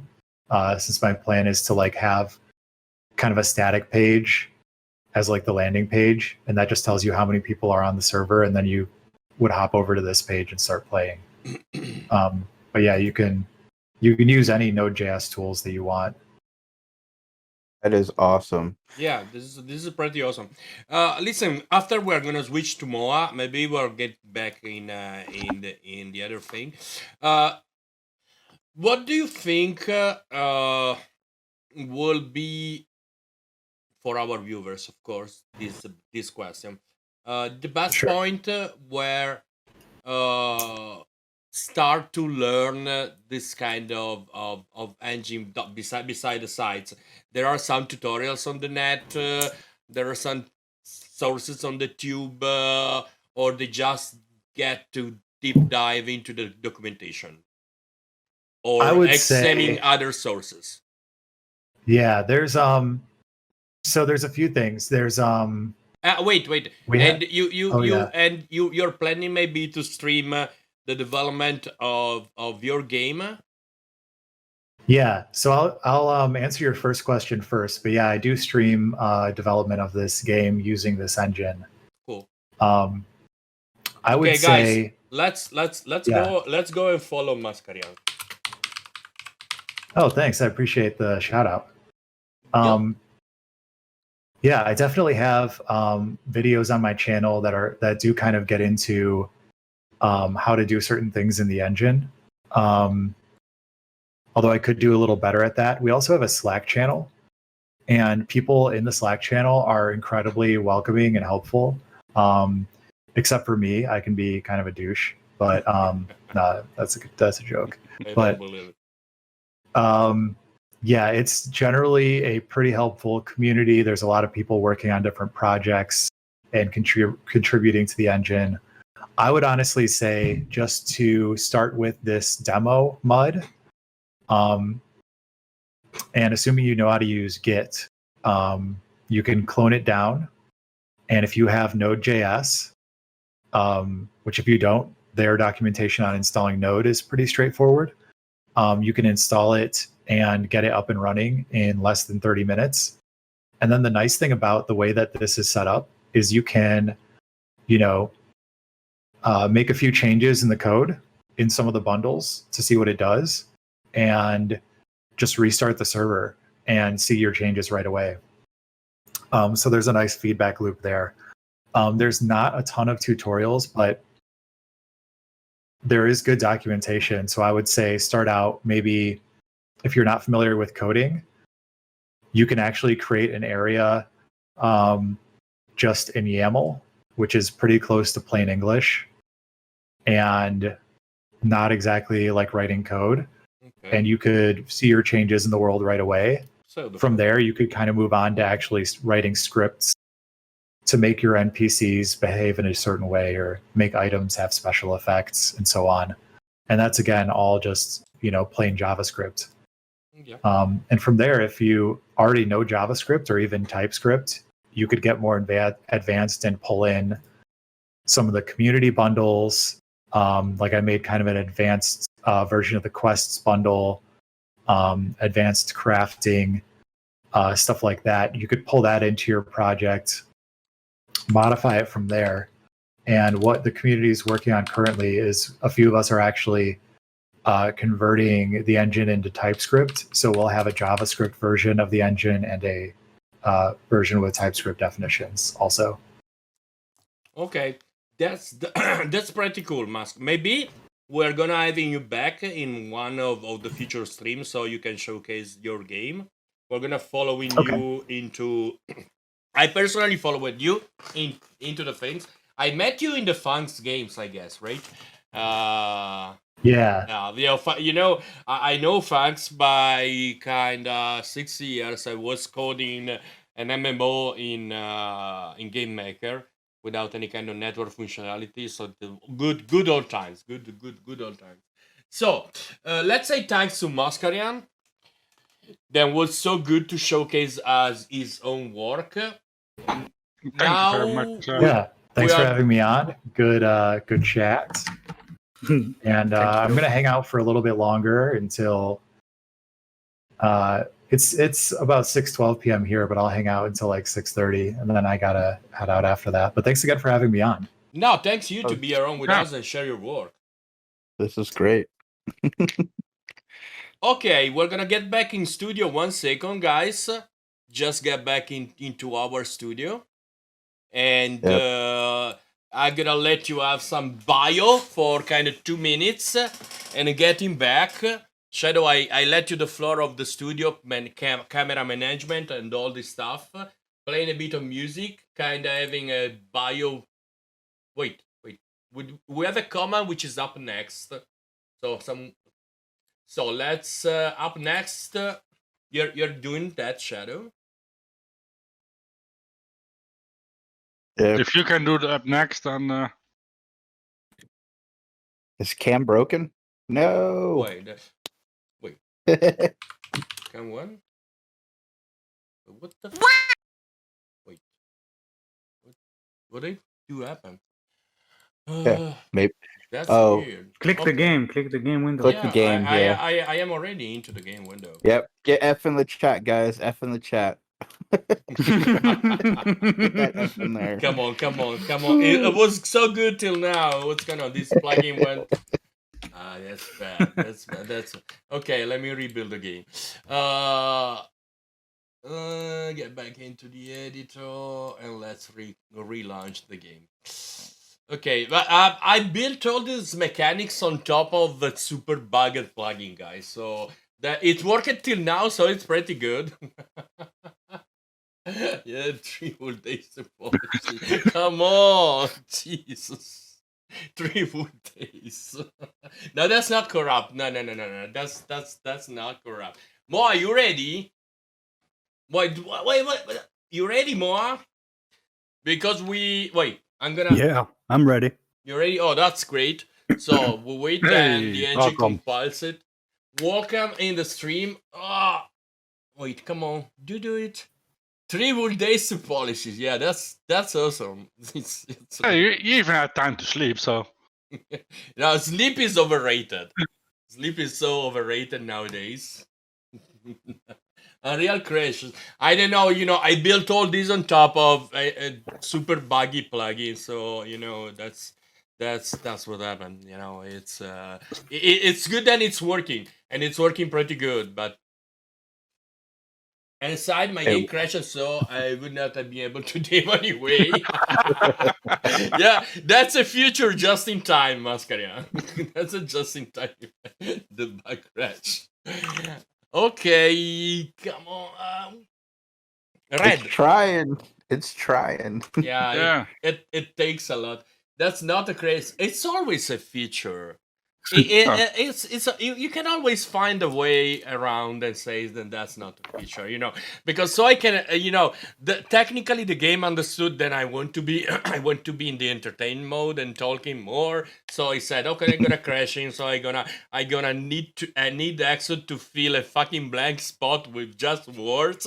Then it's not super cool, and that's that. But this is a feature, so you can hear me. So next, we are gonna see Nadav showcasing his cave creation kit, which is a fucking cool piece of software. I must say it. I love it. So let me just open the I've game. got to love to live up to. Okay, let me hide the UI. Okay, because we don't have money. Well, we have a bit more money now. I need to go by feet to the broadcast studio. If not, I could take literally a taxi. But I need to go by feet to the studio. Thank you for the host. No, I can go in the overboard. Let's go with the overboard in the studio. Keep on going. Okay, I just surfed the face of Oak, and He's just like- let's go. Okay, we should be good. Let me go. Okay, Cam is up. Shadow is the manager, and up next, let me title. Up next, wait. I mean, the more you use it, the more iPad is the belly dancing. Honestly, Belly. but there, do You're it like you need 1,000,000 points. Hey, I'm about to make you dress Exodus. Come on. No, really, you kidding me? No, that's not possible. Okay, well, also the up next. I'm gonna go 1 second in the bathroom, guys, and keep it up. Moa, wait, tell me, Shadow. I wanted to ask Sax to wait 8,000 points more, then got 150, so then we have a lot of time. Okay, I'll go 1 second in the bathroom and get him back, guys. Don't make me dress up. I'm at 181, and I spent 20 the other day to make him sing. He still hasn't sung. Yeah, that's almost- a Saturday. Well, I didn't song. Yeah. Saturday, You sure that I didn't song? Oh, that's bad. no. Sure, that's- you played my song. You just Really? didn't sing it. Okay. I'm not so sure. You're there's not taking still us with you to the bathroom, are you? No, he can't. He can't. He hasn't. He still want to have an headless phone. Yeah. Luckily, he hasn't. So, Moa, Can you you wanna- introduce yourself, Moa? Okay. I feel like I'm standing in the shadow of giants with all you guys here. Okay. I am More Development. I'm Mark. I've been messing around with Unreal Engine on and off for just about 2 years now. Started off the same as everybody. Wanted to make a dream game. You know, you all start off with a favorite game from the past. I was always liking the dungeon games, dungeon crawlers. Like in the old Atari and Amiga, you had Dungeon Master, Eye of Beholder.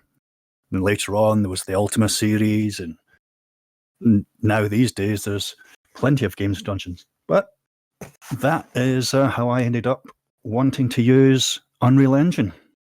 And my first foray into it was terrifying. I just didn't know where to start. I mean, I have a very old qualification in software engineering. So old that I learned how to do COBOL. I've now forgotten it all. you're so welcome here. I know what you feel like. Yeah, it's a horrible thing. So yeah, I can remember going onto the Unreal Slacker Discord, and I was watching all these people talking what appeared to be a foreign language, and it meant nothing. So I managed to find a couple of decent tutorials. I learned how to do the basics, and then I decided, okay, let's make a small project, get a landscape in there, sculpt it out, put in a few things. And I thought, okay, dungeon time. So, looked in the marketplace, picked up a, really great pack. Lewis, Lewis's cave pack is excellent, really, really, really nice. But I found that hand placing assets, especially cave assets, because there's so many of them, it's time consuming. And if you're like me and you're wanting to make a game with a lot of dungeons, then yeah, I needed to come up with a system that I liked that could, speedily make one. And I started doing it on and off for a couple of months. And I was just using, like, say, Lewis's assets within the system. And then one of the guys I know, he suggested, well, maybe you could sell it in the marketplace. So I got thinking and went, sure, okay. But because of that, I obviously had to make all my own meshes. I just started doing, and I had a system working, and then I thought, well, this system's actually not very good. It's not very user-friendly. So on and off for the past year and a half, I've been footering around, experimenting, learning a lot. So I've ended up with an editor widget that controls the system, which Wait. I think. I'm still streaming Mascari. I'm sorry, guys. Okay, Moa, can you start the stream so I can put you on screen? Sure. There we go. Let me find. I've seen that empty page. I said, did you bug at your asset place, Mark? Your market asset place.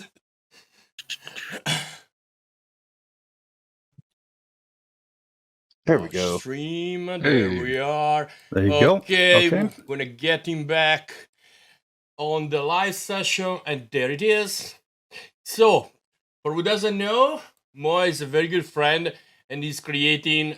Do we have the title? Yeah. No. Okay. It's covered by the stupid bar of Windows. He's creating. is this the first one, right, Moa? Yep. First asset. Okay. He's creating his first asset for the marketplace, and it's an insanely well done cave creation kit. I need to breathe, guys. Well, it's okay. And hey, Andre, welcome in the channel. A lot of time I didn't see you around. You're bad. You need to be more often here. What first question, Moa? Mhm. Introduce yourself. Your background. He already did. Done that. Okay, you don't give a shit on me We're when I. professionals here. You don't give a shit on me. Jesus You Christ! know everything about me already. anyway. I just go in the bathroom and you take over all the broadcast studio like that. Jesus. Okay. Okay. Very simple. I told you from the start, you got 5 minutes to pee. Yeah, You but I didn't am stop, old. and I you're not- cannot keep pee for 3 hours. You know, it's a certain age. You are 42. I am 48. Already 48. Wait. I don't fucking recall if I am already 48. Well, could probably 48. I guess. So I'm old. I have my timing, guys. Okay, but you didn't give a shit at me. Thank you a lot. So Mo already introduced himself. So go and talk of your first asset. First thing first. What inspired you, or did you talk already from this? So why you are? He said already? No. Yeah. Jesus Christ! I lost. I need to see the VODs. You tell me that I need to see the VODs. Okay, go free, guys.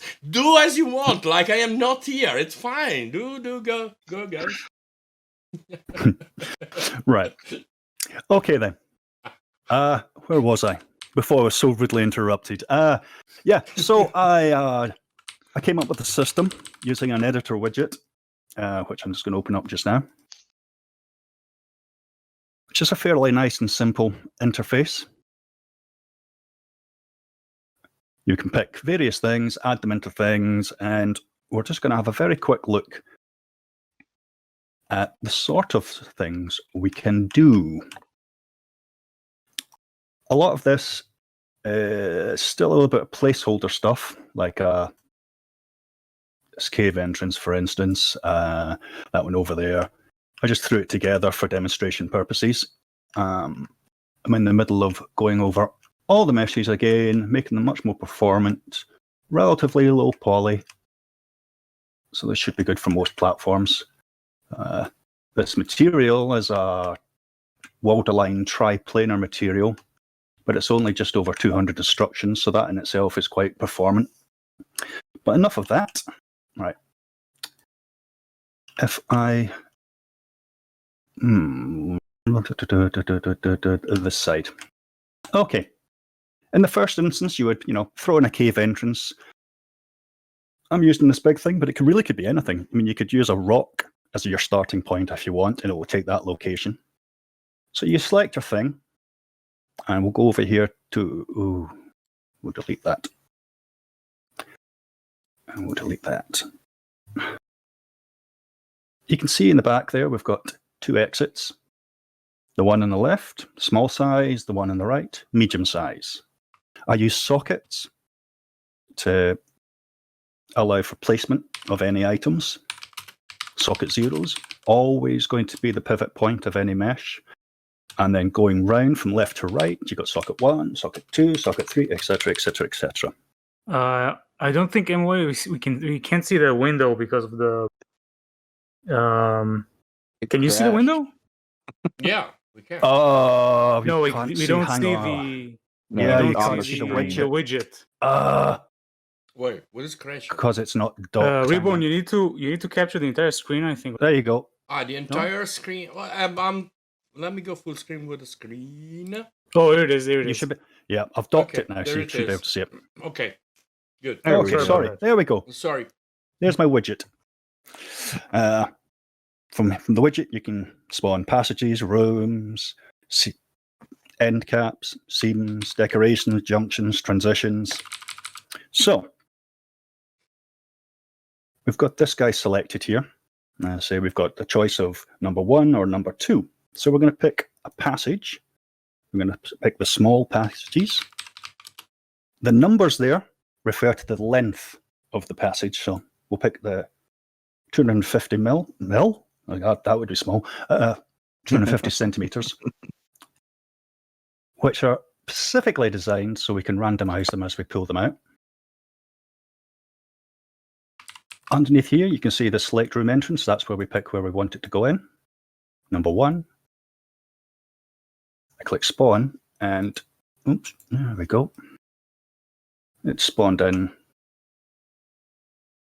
this chap, which is just a spline tool.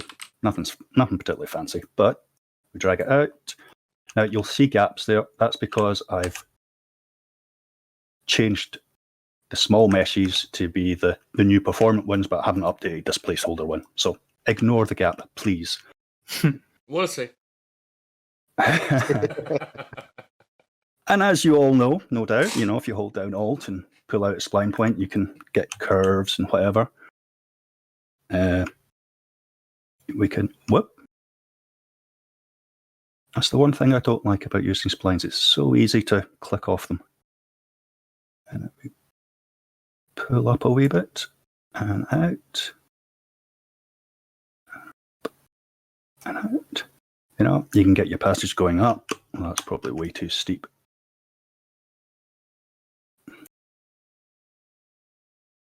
I find it's easier. Get rid of the landscape. Go up above. Way bad. And start doing fancy stuff, Nice. Get something like that. That is awesome. You go like that. Which is nice and easy. That's no problem. Oh, let's get rid of these things. Go away. So are you generating that mesh at runtime? This is only an editor just now. Okay. Right. So you got your passage. And you think, well, I'll have a room. Like I say, this is the only one I've got. I had planned to have a lot more done, but I had to fix some code issues. So, but there we go. It spawns in a room, which is very nice. Now, the way the system works is it can have any one of these exits aligned with the spawn point. As an example, if I'm selecting this room, I can spawn in another room, entrance number 1, which is left-hand side of this one, but I'm going to have it connected with exit number 2, which will be the other rooms that I'm pointing at the screen with my finger, that one. So if I press spawn, you'll see. Okay, Mascarian, thank you for joining us, and have a good day. It's misaligned there because I was making tweaks to the spawn code and it hasn't quite lined up. However, I can cheat.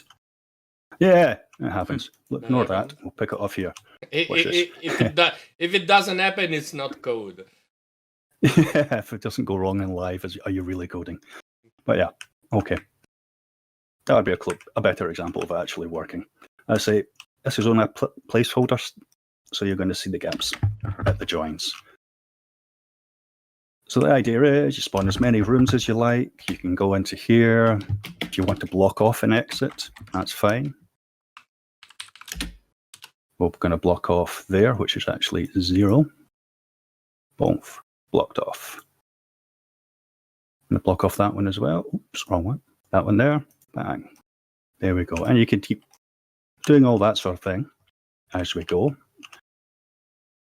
Here, on exit number 3, I'm going to place down a junction.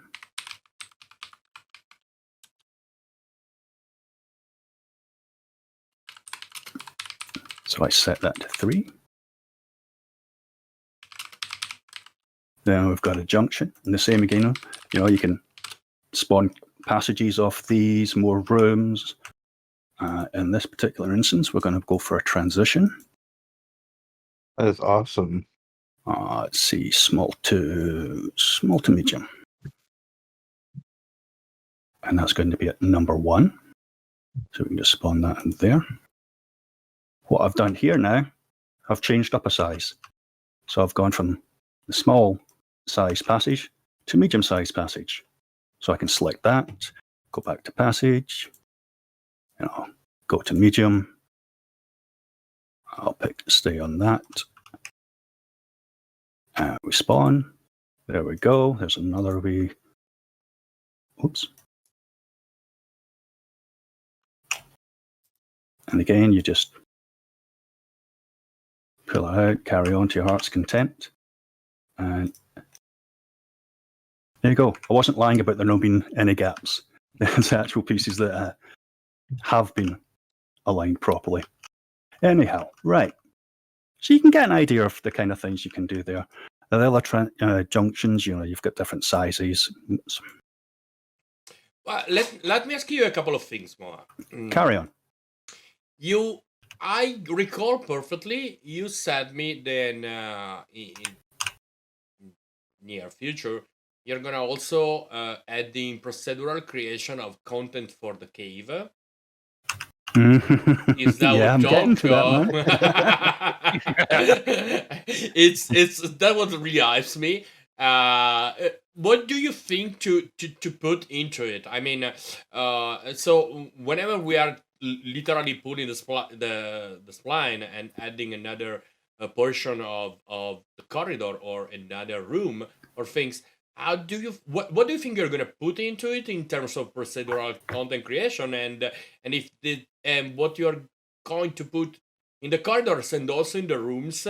And sure. This is something that makes me really curious. What do you plan to do with that? Because as we told already in stream, this is gonna be an awesome tool for especially for entry level people. Then they really want to. Okay, I take the engine, I buy the pack, and I start to make my cave out of the blue, without be dealing with splines and offsets and junction of meshes and stuff like that. So this is pretty cool. I see this in the future, build, buy this pack, press the button, and they make you the cave, right? Because this is super cool, right? So what do you think what do you plan in terms of procedural creation of dressing up the set? Funny you should mention that. Okay. So I've got this passageway selected. This is where decorations come in. I've only got a couple ready to show, but you did already? What? What? You did already? Oh, this is what I was working on today. He cursed me all day. I'm sure that he cursed me all day. But he was wondering why the fuck I said yes to be in the stream. So I need to make all these things all together. Okay. Sure. I've only got a couple of stalagmites and a couple of torches to show off, but okay. This better work. Wait. So wait, guys. I want to tell a thing to everyone, and this is there are all that has been in the stream could witness it. Nothing for the stream has been scripted. Nothing, literally nothing. We did everything as we go. and that's also the beauty of this thing. So I really didn't know at all that the mod was working on, because it seems like it's scripted, but I didn't. We talked 3 days ago of the possibility of doing this, but I literally didn't know that he was doing this and was implementing. Everyone then has been in the chat and is part of the DinoSources teams. We didn't talk till kind of a minute before the stream, and we didn't plan out nothing. And we this is really the beauty of it. Sorry, go on. We even work with the latest features. Yeah. Oh, I was can't just wait seeing to if I see had it. some meshes there. Okay, where was he? Okay, yep. So you want to add decorations in. We select the passage, go to decorations. We'll go to the left wall first of all. Ignore the writing in these things as well. I just threw it together. I'm going to have 3 of these, and What, this is cool. Awesome. Pretty we got good. those. We can do the same to the right wall. Holy. Same again. Boom. Fucking cool. Then with Okay, the that's great. Guys, is someone's iPad for it. This is fucking awesome. So you get them now. You got some stalagmites on the. This really speed up the design in caving So- and that kind of stuff. Now, right now, Yeah. they're spawning in the middle, which, isn't much use. So we'll keep them where they are so you can see the difference. This is where the offset comes in. I can offset in the X and the Y. Give it a little number like so. Spawn. And it will do a random number, or rather, it will take the offset, give it, use that as the min and max with a minus and plus, and offset off the center of the spline. Same applies if we go for the roof.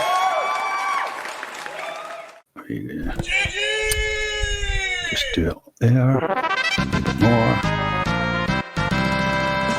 More. Press spawn. Oops, better pick one. Did you hear that? Spawn. Really interesting question. Can you do this also with quests and that kind of stuff, or foliage? Procedural decoration, or in the future? I don't see why not. I mean, the system itself is, now that it's practical. The code is about 99% done. I've just got to tweak a couple of things for settings things. Other than that, then, as long as everything's set up, you can add anything to it. I mean, it's like I say, it's compatible with other kits that are already out in the market. Anything that's got sockets and they're set up properly, then it'll work. Future releases is going to be more mesh types, all kinds of differences, and yeah. Yeah, So, this is super cool. You for sure now you're using complex collision, right? Yeah, Okay. I am. You plan to use to create a different collision because that are costly in terms of computational calculation. So you're planning after to literally use a different per mesh collision, like a simple collision. That's a hard one to answer, to truth, because a lot of the time, the meshes are very complex. The number of basic collisions that you add in, you wouldn't be getting anywhere near an exact enough amount of collision type. You'd end up with floating bits. Yeah, that's what I think too. For this sort of thing, I think it's better to use complex collision because the amount of time any of these is going to be on screen realistically is quite low. So you combine that with level streaming, and you can have a very performant system with the high level of collision detection that complex gives you, and you shouldn't really suffer any sort of performance hits. Okay. But yeah, that really is kind of the very much basics of us. Fly over here. I can do the same here. Boom. Here we go. Boom. Yeah. So questions, guys. This is actually super cool. I mean, I see many possible application into this mechanic. I mean, like once then this is you can literally build everything, like and after your work will be dedicating yourself, yeah, of course, to polish a bit. Like anything needs to be polished, but look at it's like if you are going to like we were talking honestly, making a meshes packs, that will be awesome. So people can really buy. Get I don't past the know, stalagmites. the sci-fi. That is not a bug. That is a prison. That is a prison. You don't get the point. That is a prison. So that's you get caged. So technically, I think then your next step after the pack is approved by Epic and is into the marketplace, you are gonna create other kits, right, with different teams, like I don't know, Volcano, or I don't know, whatever, right? You're gonna make a volcano. I mean, it sounds Well, cool having a volcano match. One of the things, well, I'm wanting for my own project is to have volcanoes. So yeah, it's definitely up there on the list. Andrea has a question. Can you scale the splines like make the cave wider? You can if you want to. Obviously, you'd have to then make sure you scale entrances and such like to fit. I have got. Where's it gone? If my scale thing is working, let's just do it in the Y. Yeah. It needs to be, restrained slightly, but yeah, there is scaling in there. There was one other thing. What was it? Why can't I get? Why am I not? I bet you I haven't got. No, I have. How many meshes do you have in the pack already? Ooh, right now it's about 150. Wow. 150? Yeah. Different meshes? Yep. That's a lot. And each one of these categories that you can see on screen there's currently 10 in each one of these. None of these have got any curved assets into them. So I'm going to also introduce, curves of different angles and sizes. Not everybody will always want to use a spline.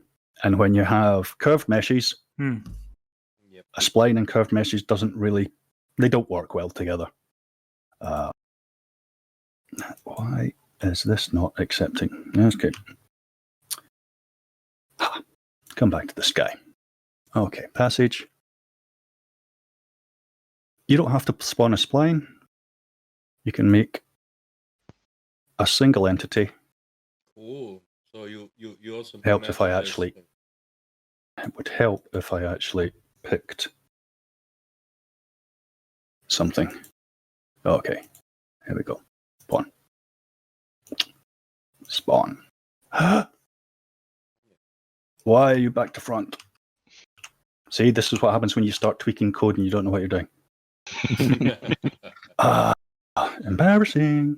Nope, I'm not going to look at that just now. Is this 425? This is in 425, yeah. It works from 422 upwards. Nice. I think it was 422 when they introduced editor widgets. That's the earliest version I've got it working on. Are you planning to implement in the utility widget editor like a mesh view of the possible pieces that you can spawn? Ideally, yes. What I would be wanting to have in, so before you actually spawn it in, as you're picking the various pieces here, you'd like many games have got it. You get a ghost image, a highlighted image of whatever, so you can get an idea of what's going to be spawned in. Okay, Moa, I'm gonna stop you a second. I want to say thanks to Oak. Then he's gonna hop off, and thanks really for joining us. It was really great. Well, a lot of fun, And thanks for answering to all our questions and really to be great with everyone. I really appreciated your jumping in. And also what's gonna happen next week is gonna make me really happy too. So it was a real pleasure having you with us, and especially with all this long time. He loves that cave system. Yeah. It is pretty fucking cool. As I said, thank you, Oak. Thank you a lot for staying with us. See you tomorrow in stream, or Sunday or Monday. I don't know if tomorrow I am below the bed, whatever. we will see in the States then I am. Still, thanks for the next week's special guest too. I really appreciate that too a lot, and all your help that you dedicated to us and to the community. We really need to say thanks to Oak, guys. Thank you, Oak. Thanks, Oak. Absolutely. Till Great to hear next from you. time. Have a good weekend. So, Moa, what's more? Yeah. Single entity of one cave. So if you don't want to ever, use a spline, it just comes in on one piece. So you can, even if you don't like splines, you can just place them out the old-fashioned way. But instead of going down here to grab them, just plonk them down. That's cool. I mean, I think you really have everything that you need in place, right? When you plan to test and release, mostly before Christmas. Yeah, I'm actually planning to submit next week. Next week already? Well, yeah, so. Yep. Amazing. I say other than a few little things I need to go over with the code, go over the message, as you just saw there, make sure the sockets and everything are correctly set up properly, which was causing the backwards flip. If you need any playtesters or something, I would be glad to help. If you want me to go over the system and see if I can make it break, tell you where like if there's problems and stuff. We're breakers. We are reverse engineering. Yeah. Well, once I get it to a state that I think I'm ready to submit, I'll probably give Exodus a shout, and he can reach out, and we can see what we can do. Yeah. Yeah, of course. Cool. Open to everything. I think honestly, I'm speaking as coder now, not as viewer or whatever is that. I think you did an awesome job, and I'm pretty sure that this spec is gonna be, of course, beside that, we're speaking which price positioning it into the marketplace. But I think then it's just really cool. I mean, you can create your level in a second, and more, and this lets you a huge door open to all future creation and addings and stuff, and this is really fucking cool, honestly. And also, this procedural stuff that I'm seeing. I mean, you can also go on and integrating an auto spawner or rats animated, or whatever animal, bats, or things like that. So this is something that keeps a huge door opening to every future release and on that. Look how great it is. It's super cool. I mean, honestly, it's amazing. Yeah, and I think it's going to be a huge success. Like that's my guess.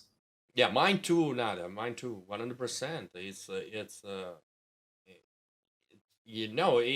like, beside me, then I'll never use, because I like to place every single fucking can of Coke in the place that needs to be, but because I'm a maniac of this kind of things, but because I love world building. But I think that this, for normal people, it's super great, and also it can be used as also from people that is much more skilled, as quick way to build a level and kind of basically dress. And after add all the details then you want to add. So this is super cool, honestly. You make it look so easy. Click, and you have something. Mhm. Yeah, it's actually yes, because we're getting back to the entry point. I mean, packs like this, it's they are kind of level generators. They are not just okay. This in time can be built up and generating entire levels, but not procedurally, because I don't like a lot the procedural way of all the things. It gives you, it gives you the choice to place that junction, that entrance, that end, where you want based on your storyline. So that's not some kind of procedural maze generator, which Mhm. I don't like that kind of things, because that's not game design. But it's something that you say, okay, I'm gonna put these two exits here because one leads to a pit and the other one leads to the boss, and so far so on. So this is a tool. Then it's a tool. Then it's complementary to the game design. It's not Mhm. substituting the game design, right? Totally, and also like cave systems are a pain in the ass to hand model because of all the irregularity of the shapes and the stones and the connecting parts and all that stuff. So it's much harder than just a normal corridor. So this is a blessing Yeah. for everyone making a cave system, even as a base. Even just as a starting point that you can Yeah. then like put your own stuff and. Exactly. That was part of the idea. Once I decided to actually try and get it onto the marketplace, one of the key elements was I need to make it simple. It needs to be easy to use, and it has to be able to be used in such a way that it's adaptable to the project, rather than the other way around. I mean, initially, I was just thinking it'd be great for prototyping, which obviously a lot of people could do, but it's hard. I think it was a challenge to trying to get everything down to a level of simplicity that doesn't require much knowledge of Unreal Engine to actually get it working at all. So I think I'm there. Mostly. You sure? Because I think the level of simplicity in terms of using and building is what can literally not every user want to be a coder. People want to maybe create a game without taking care of offsets or maps or stuff like that. People maybe just want to build a simple level, understanding that they can replicating a pawn with a checkbox and having a multiplayer, and that's perfectly fine. But this is a tool that can be used from the wide range of people, right? And it's also an extra set of the Lego set. It's very simple, it's clickable, and you can build your own stuff very, very quickly. The dressing up is not the problem. You can do that yourself and make it nice. But this is giving you an extra set in your package of creating your own world in just a few clicks. See how long if you zoom out, how large we've been talking 50 minutes. I noticed a dash. So wait, more. Spawn the pawn in the center of the junction, of right there. Spawn the. I want to see from the third person, just in the center there.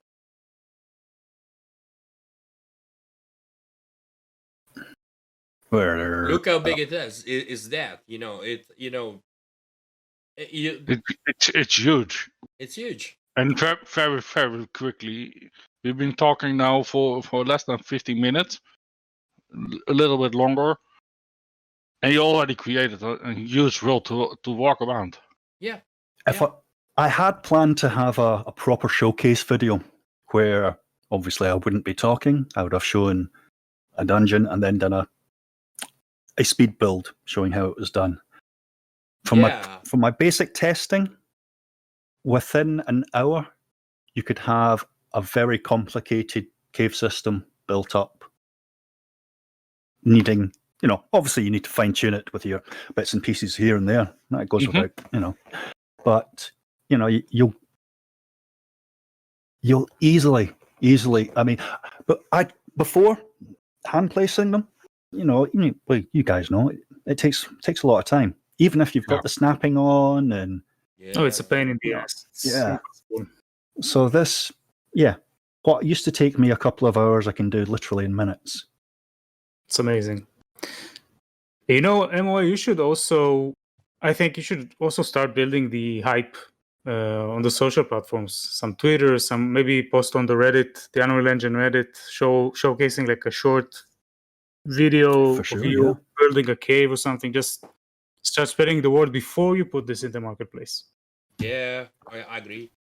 It's a good idea, yeah, for sure. I mean, if you're gonna send now a Reddit post with a 15 to 30 seconds video of you doing this, what you did now, you're gonna get like tons of upvotes for sure. Like people are gonna go crazy. Yeah, that's one of my limits. I am really a goat in marketing. Yeah, but yeah. You have two different goals though here. There's two different goals. He's selling a marketplace item and you're trying to sell a book. You're trying to sell the world, your world essentially, what you've been building. This is a little set in your world. Yeah, you should get this from Moa and do an underground cave system. Yeah, underneath that's the city. possible. That's if it makes it low poly, we'll make it. Oh, man. Relatively speaking, it is low poly. Let me see. This is. Let me find. Okay. You can just 500 polys for 1,000 triangles. Yeah, it's not. Well, Tris. Yeah. Yeah. This hasn't been cleaned properly. 21,000. I can get it down to half of that. Let's see. Yeah, because the textures are good. So. Yeah, and it's all word lines. Yeah. You see, I mean that's so huge. Sorry. No, carry on. I was going to say if you go back into your editor, like the main map editor portion of it, and you type, you enter the tilde key, which is the one the left of the one. Yep. And you type in stat space RHI. I'll type it in the chat. Let's see. RHI, did you say? RHI. Yeah.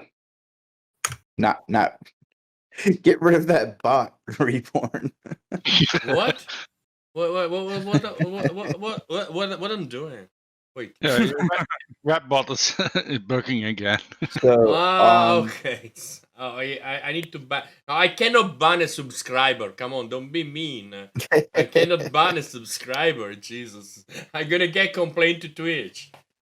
Yep. So another quick tip right here is if your mouse is in the menu or in the screen, you can press F11 and it'll make that editor window full screen.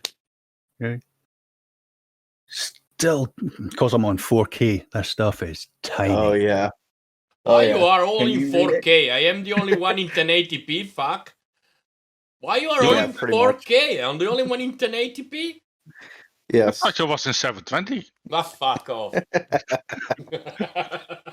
So at the very bottom, my resources are the real indie resources. Okay, my resources are real indie resources. So that's good. I am in 1080p. So if not the stream, you will see in 720p or maybe in 360. So if you look in the categories on the bottom left, it should be like statistics or something. I can't read it from here, but there should be something that says like triangle count or draw call. Triangles drawn. Yep. Yep. So that is the total triangles drawn that is on screen. Now, in the editor, you're drawing a whole bunch of other crap too. You're drawing everything. So, Sure. But if you do a standalone, if you play this in a standalone build and you use that same stat RHI, it'll tell you how many triangles are being drawn on screen at the time and your draw count. I will have a triangle. What are you seeing now, Emily? Yeah, I can't see it. It's about 730,000. Yeah, and So Draw the call, editor. just over 1,000. So the editor, I believe the editor, just a blank screen with the editor is like 440,000 triangles. So take out 400. You got 300,000 triangles right now being drawn. So yeah, and that's just kind of a hey, how's my how's my level doing? And you're running in 4K, so you're doing pretty good. Even though it's going like they're doing 4K and then it's being down-res to 720 to us. So. A game for 4K. Thank you a lot. You can push it. I'm Pushing going to end up channel packing these the textures down. I mean, I'll get those into 2 textures. Save a little bit of draw con. Not much, but every little helps. Yeah. Yep. It's got, that's what I was going to say. I've got vertex blending going on. I can't really see clearly. However, if I... All right, I'll be right back. Fine. Okay, Sax. Where's it gone? Red, stop to arrest me.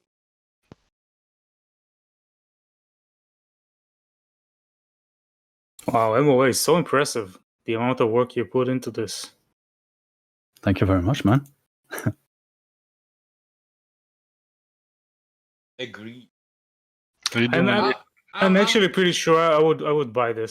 If I was about to make a cave system, I would buy this for sure, even for prototyping. I mean, depends on the price, of course. But if we're thinking of a very good starting price, you still have with that idea, huh?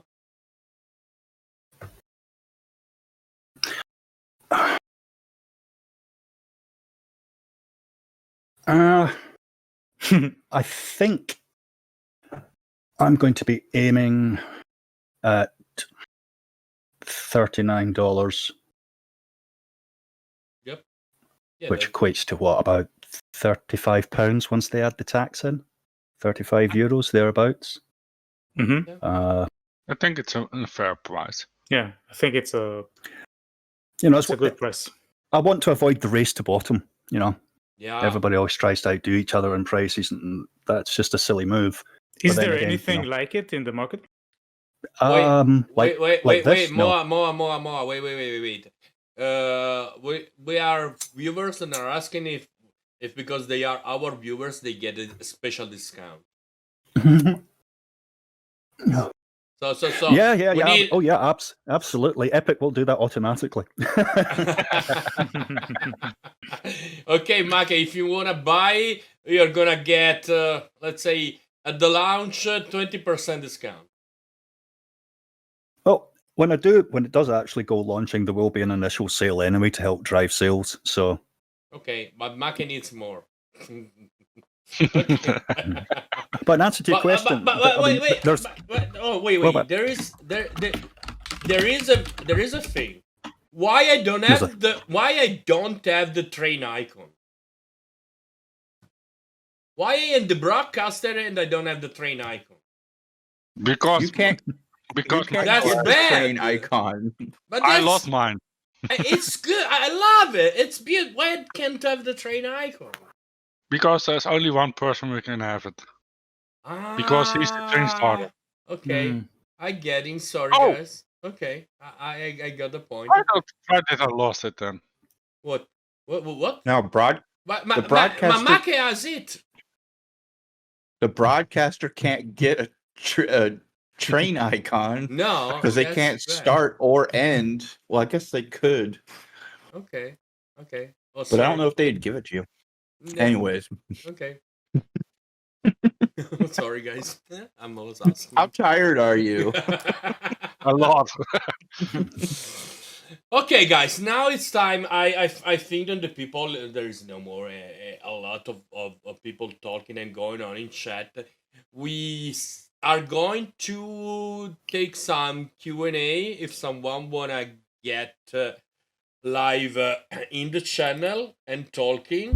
Wait, but there is something wrong. But fuck off. Okay. Okay, Moa, you stay with us. We're gonna take some questions from the Put, chat. If put there's... Discord off the screen. Put Discord off the screen before you. Yeah. That's okay. Okay, Discord. Thank you, Just guys. close it. Okay, just close it. Okay. So, if someone has any, I can stop this stream. Okay, if someone has any question for Moa, type in chat. I would love that Nadav does a thing. I would love that Nadav showcase his game. If you want, kind of 10 minutes, something like this. If you have a trailer, a tube or something. Oh yeah, Nadav, you got to show it off. Oh man, Now I'm really This is- requesting. this is. Please show. I'll show you. Okay, Okay. Cool. Oh, I'm like really, somebody's really about to tired, take the spoiler crown. I'll show you a little bit. Just Well- 5 minutes to give us a glimpse of 5-10 minutes more, and after we're gonna take some question and talking to the conclusion of the stream, having a few words and making a kind of balance of this first stream. Let me share 1 sec. Yeah, my food will be here in 3 minutes. So you got 3 minutes. You can eat next to the to your keyboard. We're like,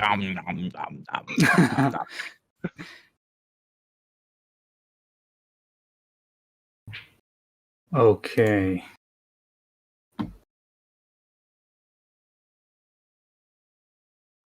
Okay, let's open it.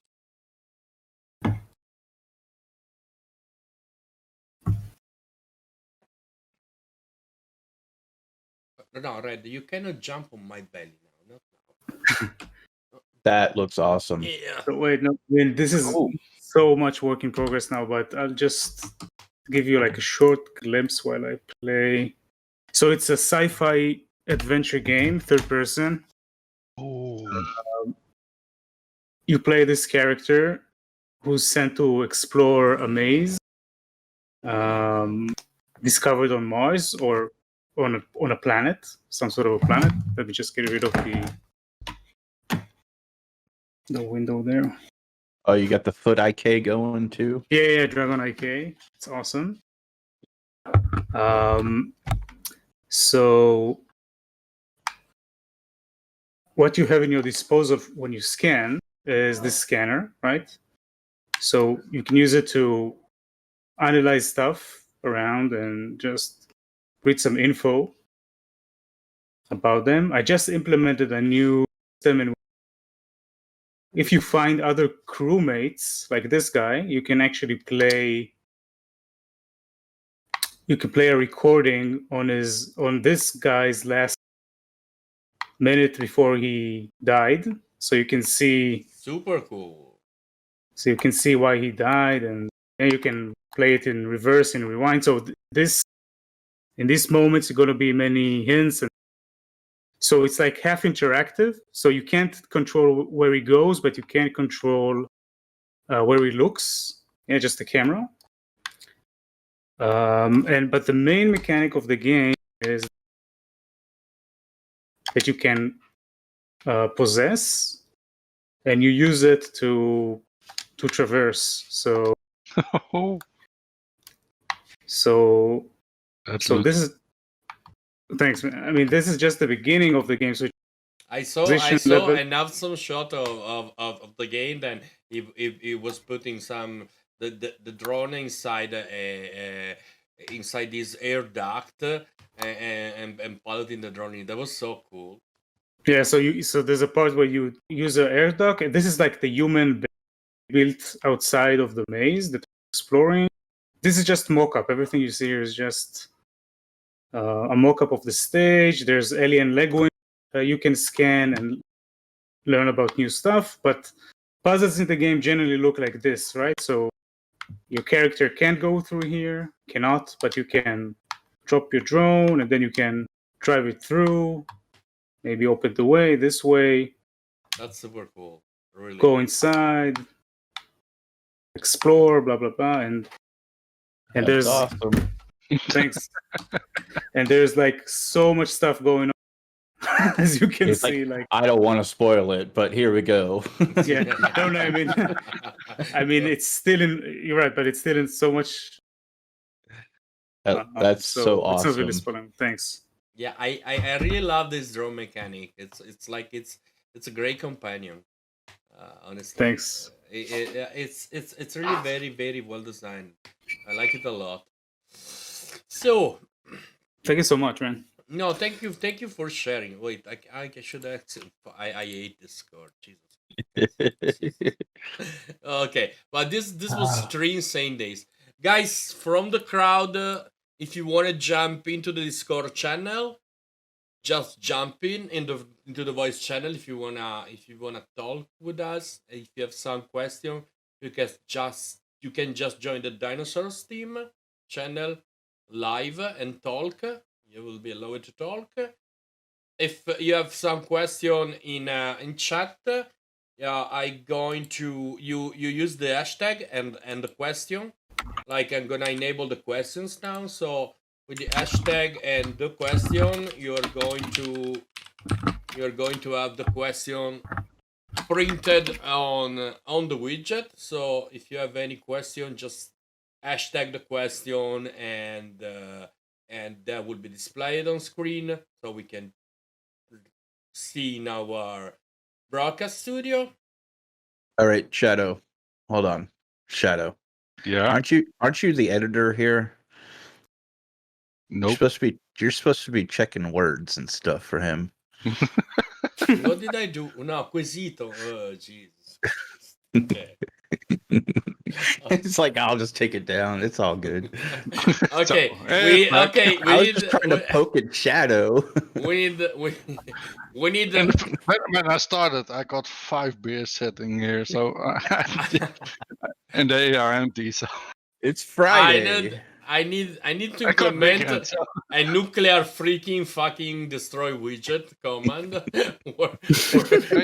You didn't even pass the donut. So. Yeah, it's true. I can come on. I'm.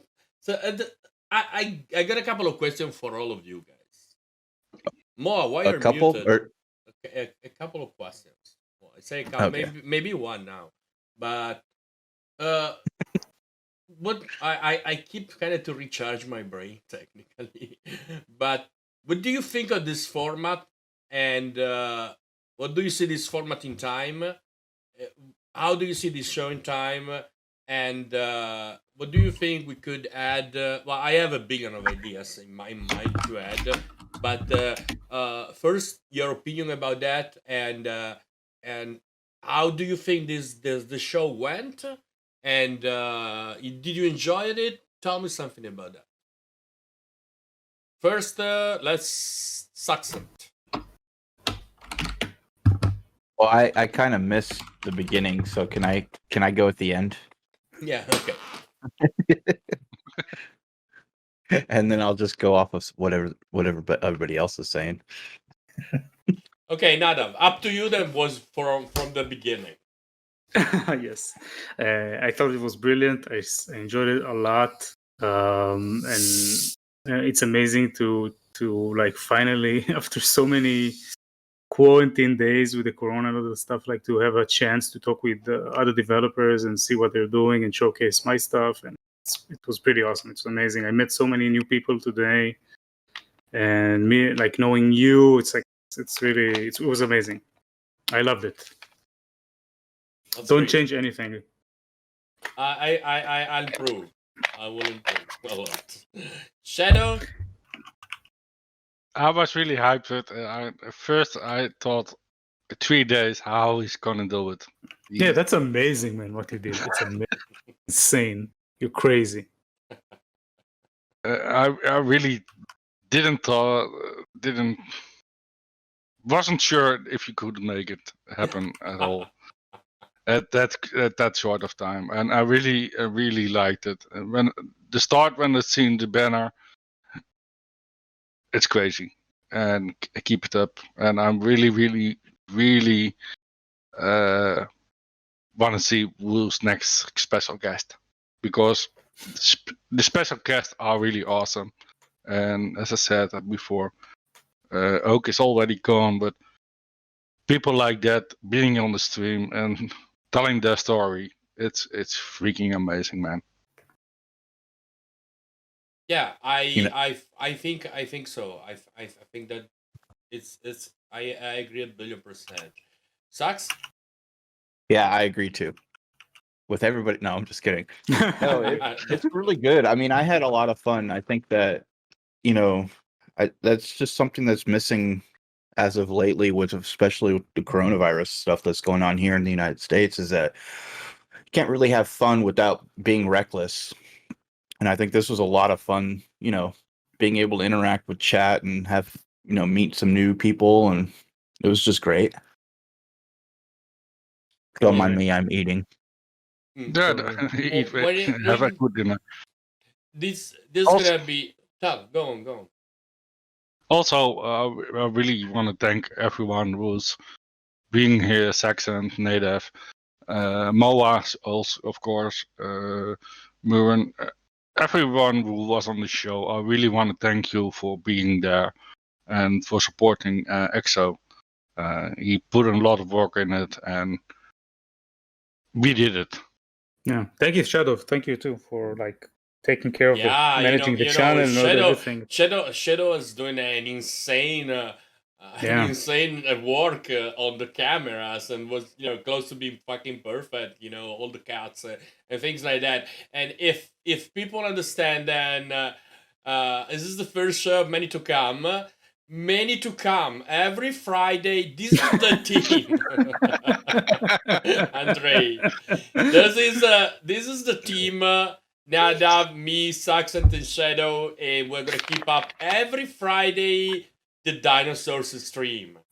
But if you think also that all this is driven by Twitch into the game engine, we did a good job. I'm pretty satisfied, and also Shadow did an insane job in camera cutting the things.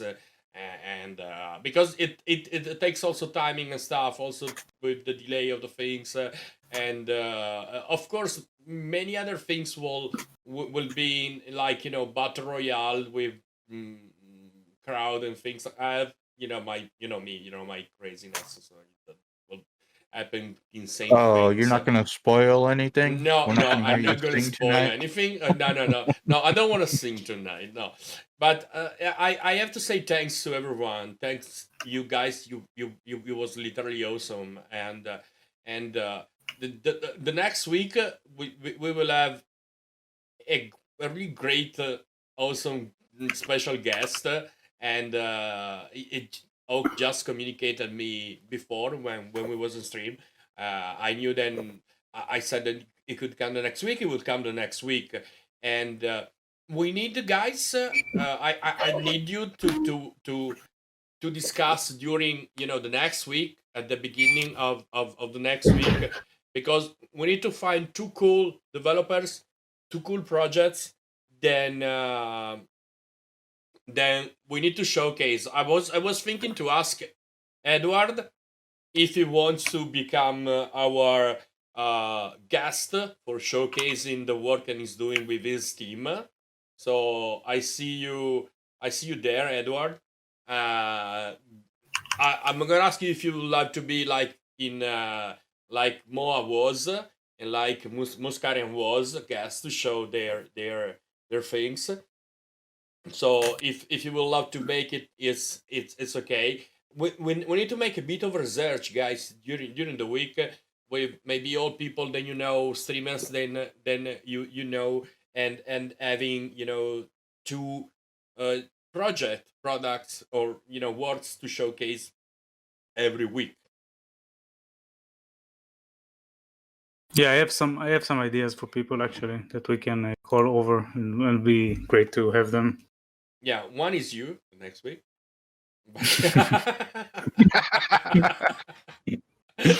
That's my idea. But yes, of course, we were gonna. I'm not gonna showcasing Reborn because it doesn't make sense. This is everyone can jump every day in chat and literally seeing seeing the game. But Nadav, I wonder you are also, you're in the team, but you're also gonna speak of your game. And also I wanted then you're going to talk a bit what was the process being through the Epic grants and getting actually it. So this could be helpful for for the community, right? To understand and then someone then really took an Epic grant, is close to the community, and can give tips and tricks and advices to people that maybe they would love to submit their project to Epic. So this could be interesting as topic, right? Yes, for sure. With great pleasure.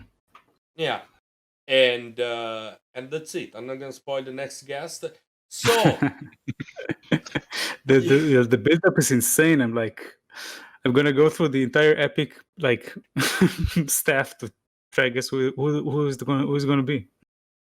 Yeah, I'm really, really interested, but we need to wait till next week. yeah, till next week.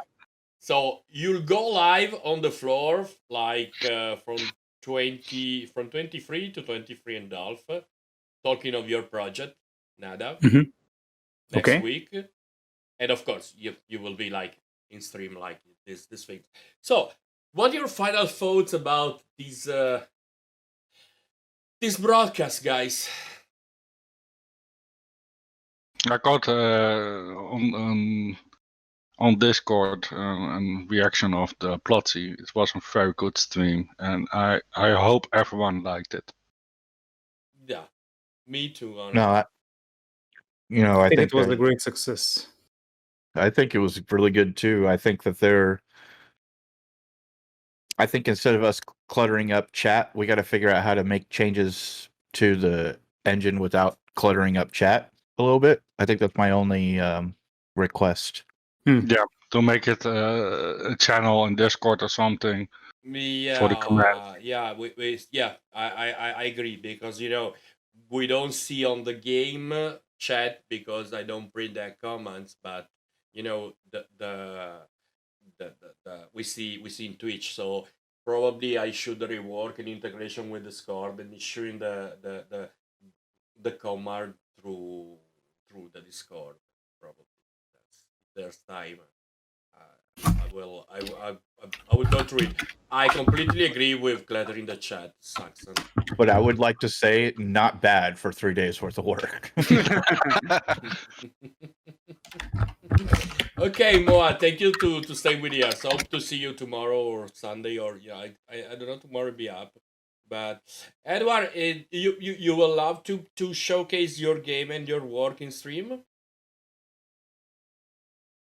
Okay, Makelul won the 100% discount on the cave creation kit. Okay, guys, what are my final thoughts on this? Why I did this? Because it's fun. Because it's also like Saxanth said, during this fucking pandemic, we are depressed, we are closed in the houses, and we socialize in the way that it's not socializing, because social media are everything but socializing. So there is this literally passive flow of information that you are eaten with, but with nothing that matters. Honestly, it's 99.9% is floating crap. Then goes through social media. So this was a very good very good Friday night with friends, and hanging on, having fun, making jokes, and talking about our passion. So I really think, beside the fact that I don't care how many viewers we got or not, but I think that this is the start of something good. We need to keep up. We need we will never script the things, because I think that intelligent people, good minds, they don't need scripting things. To be honest, and nothing was scripted. Not a single line of this show. So if it's good, if it's good. If you love it, you love it. If you bash it, you bash it. That's up to you. We just tried to do our best in a really small relatively time. Yeah, in the super small time. So I think we gave us the best possible, show we could do uh, in in really few time. I really hope you enjoy it, guys. This will be a fixed appointment every Friday night, and I hope I want to ask you to spread the voice. If you like it, if you didn't like, don't bash it. Just shut the fuck up. And I hope you like it anyway. And that's it. By me to all the guys that was in probably the best stream ever we had, guys. That there were kind of top 3, top 4, top 5 stream, but this was really a long stream with a very good paced flow. It's like everything was very very very very good. I really, even if I'm super tired, I really enjoyed it, and I promise you that many super cool things will be more in stream. Like, the crowd will interact way more than just standing there. So you can applaud, you can cheer, you will, make battle royales when we are in pose, all this bullshit that we like a lot. And that's it. So now I just say you goodbye. I don't know if tomorrow I will be stream. Depends. Maybe I will, because I'm really super hyped. So probably I will be in stream tomorrow, just kind of fixing some stuff and make just having some fun. Second things, thank you all for the gifted sub, guys. You are fucking awesome. Thank you all. Thank you, Saxanth. Thank you, Shadow. Thanks everyone. Thank you, Reborn. You're fucking awesome. And good night to everyone. I let you make the goodbye, guys, and we are going off. Bye-bye. Bye-bye. Hi, have a good night. Good night. Oh, yeah, my back. I know I am still live, guys. Wait. Okay, I need to switch on the wait. You need to turn off the stream, right? Yeah, and what? That's it. Okay, well that. Okay, I'm gonna prepare. Wait, no, we have a problem, guys. We have a fucking problem. We do have a problem. Yeah, Houston, we have a problem. How I need to make the next flyer, right? And so I must spoil the special guest. And that's a fucking problem. You can mark it with black or something. Okay, well, I Monday I will put out. Yeah, that's bad. That's literally bad. I need. This is an Halloween spoiler, so it doesn't count for singing, guys. So I want to say thanks to Nadav, being awesome partner, and wait to the next. I think he fall asleep because in Israel it's probably 2.5. So goodbye, Nadav. Just put special guest. No, if just special guest is not. We need to tell who he is. He has a great followage, and they're gonna give a good shout out to us. Thank you, Shadow. You're being really awesome. Follow the pace of the flow and everything. I really take you by heart, my friend. Thank you, Saxanth. You are awesome. Me and you are gonna have a talk now, Saxanth. I hope so. And I'm so fucking hyped, and I didn't take any kind of Red Bull or beer or stuff. I don't know. I have such a power up, then I should be completely crashed, but I'm not, guys. So, I'm talking like a machine, really. What the fuck? Okay, guys. Good night. Thanks for everything, for everyone. Thanks to being here with us. It was an awesome stream. Now I'm get off, really, because I think you have enough of all my words. Good night, guys, and thanks for everything. Really, switching off. Good night, Andre. Good night, Make. Good night, Edward. Good night, everyone. I'm gonna talk with you, Edward, about that things after. Good night, guys, and thanks for everything. Really, from the bottom of our hearts.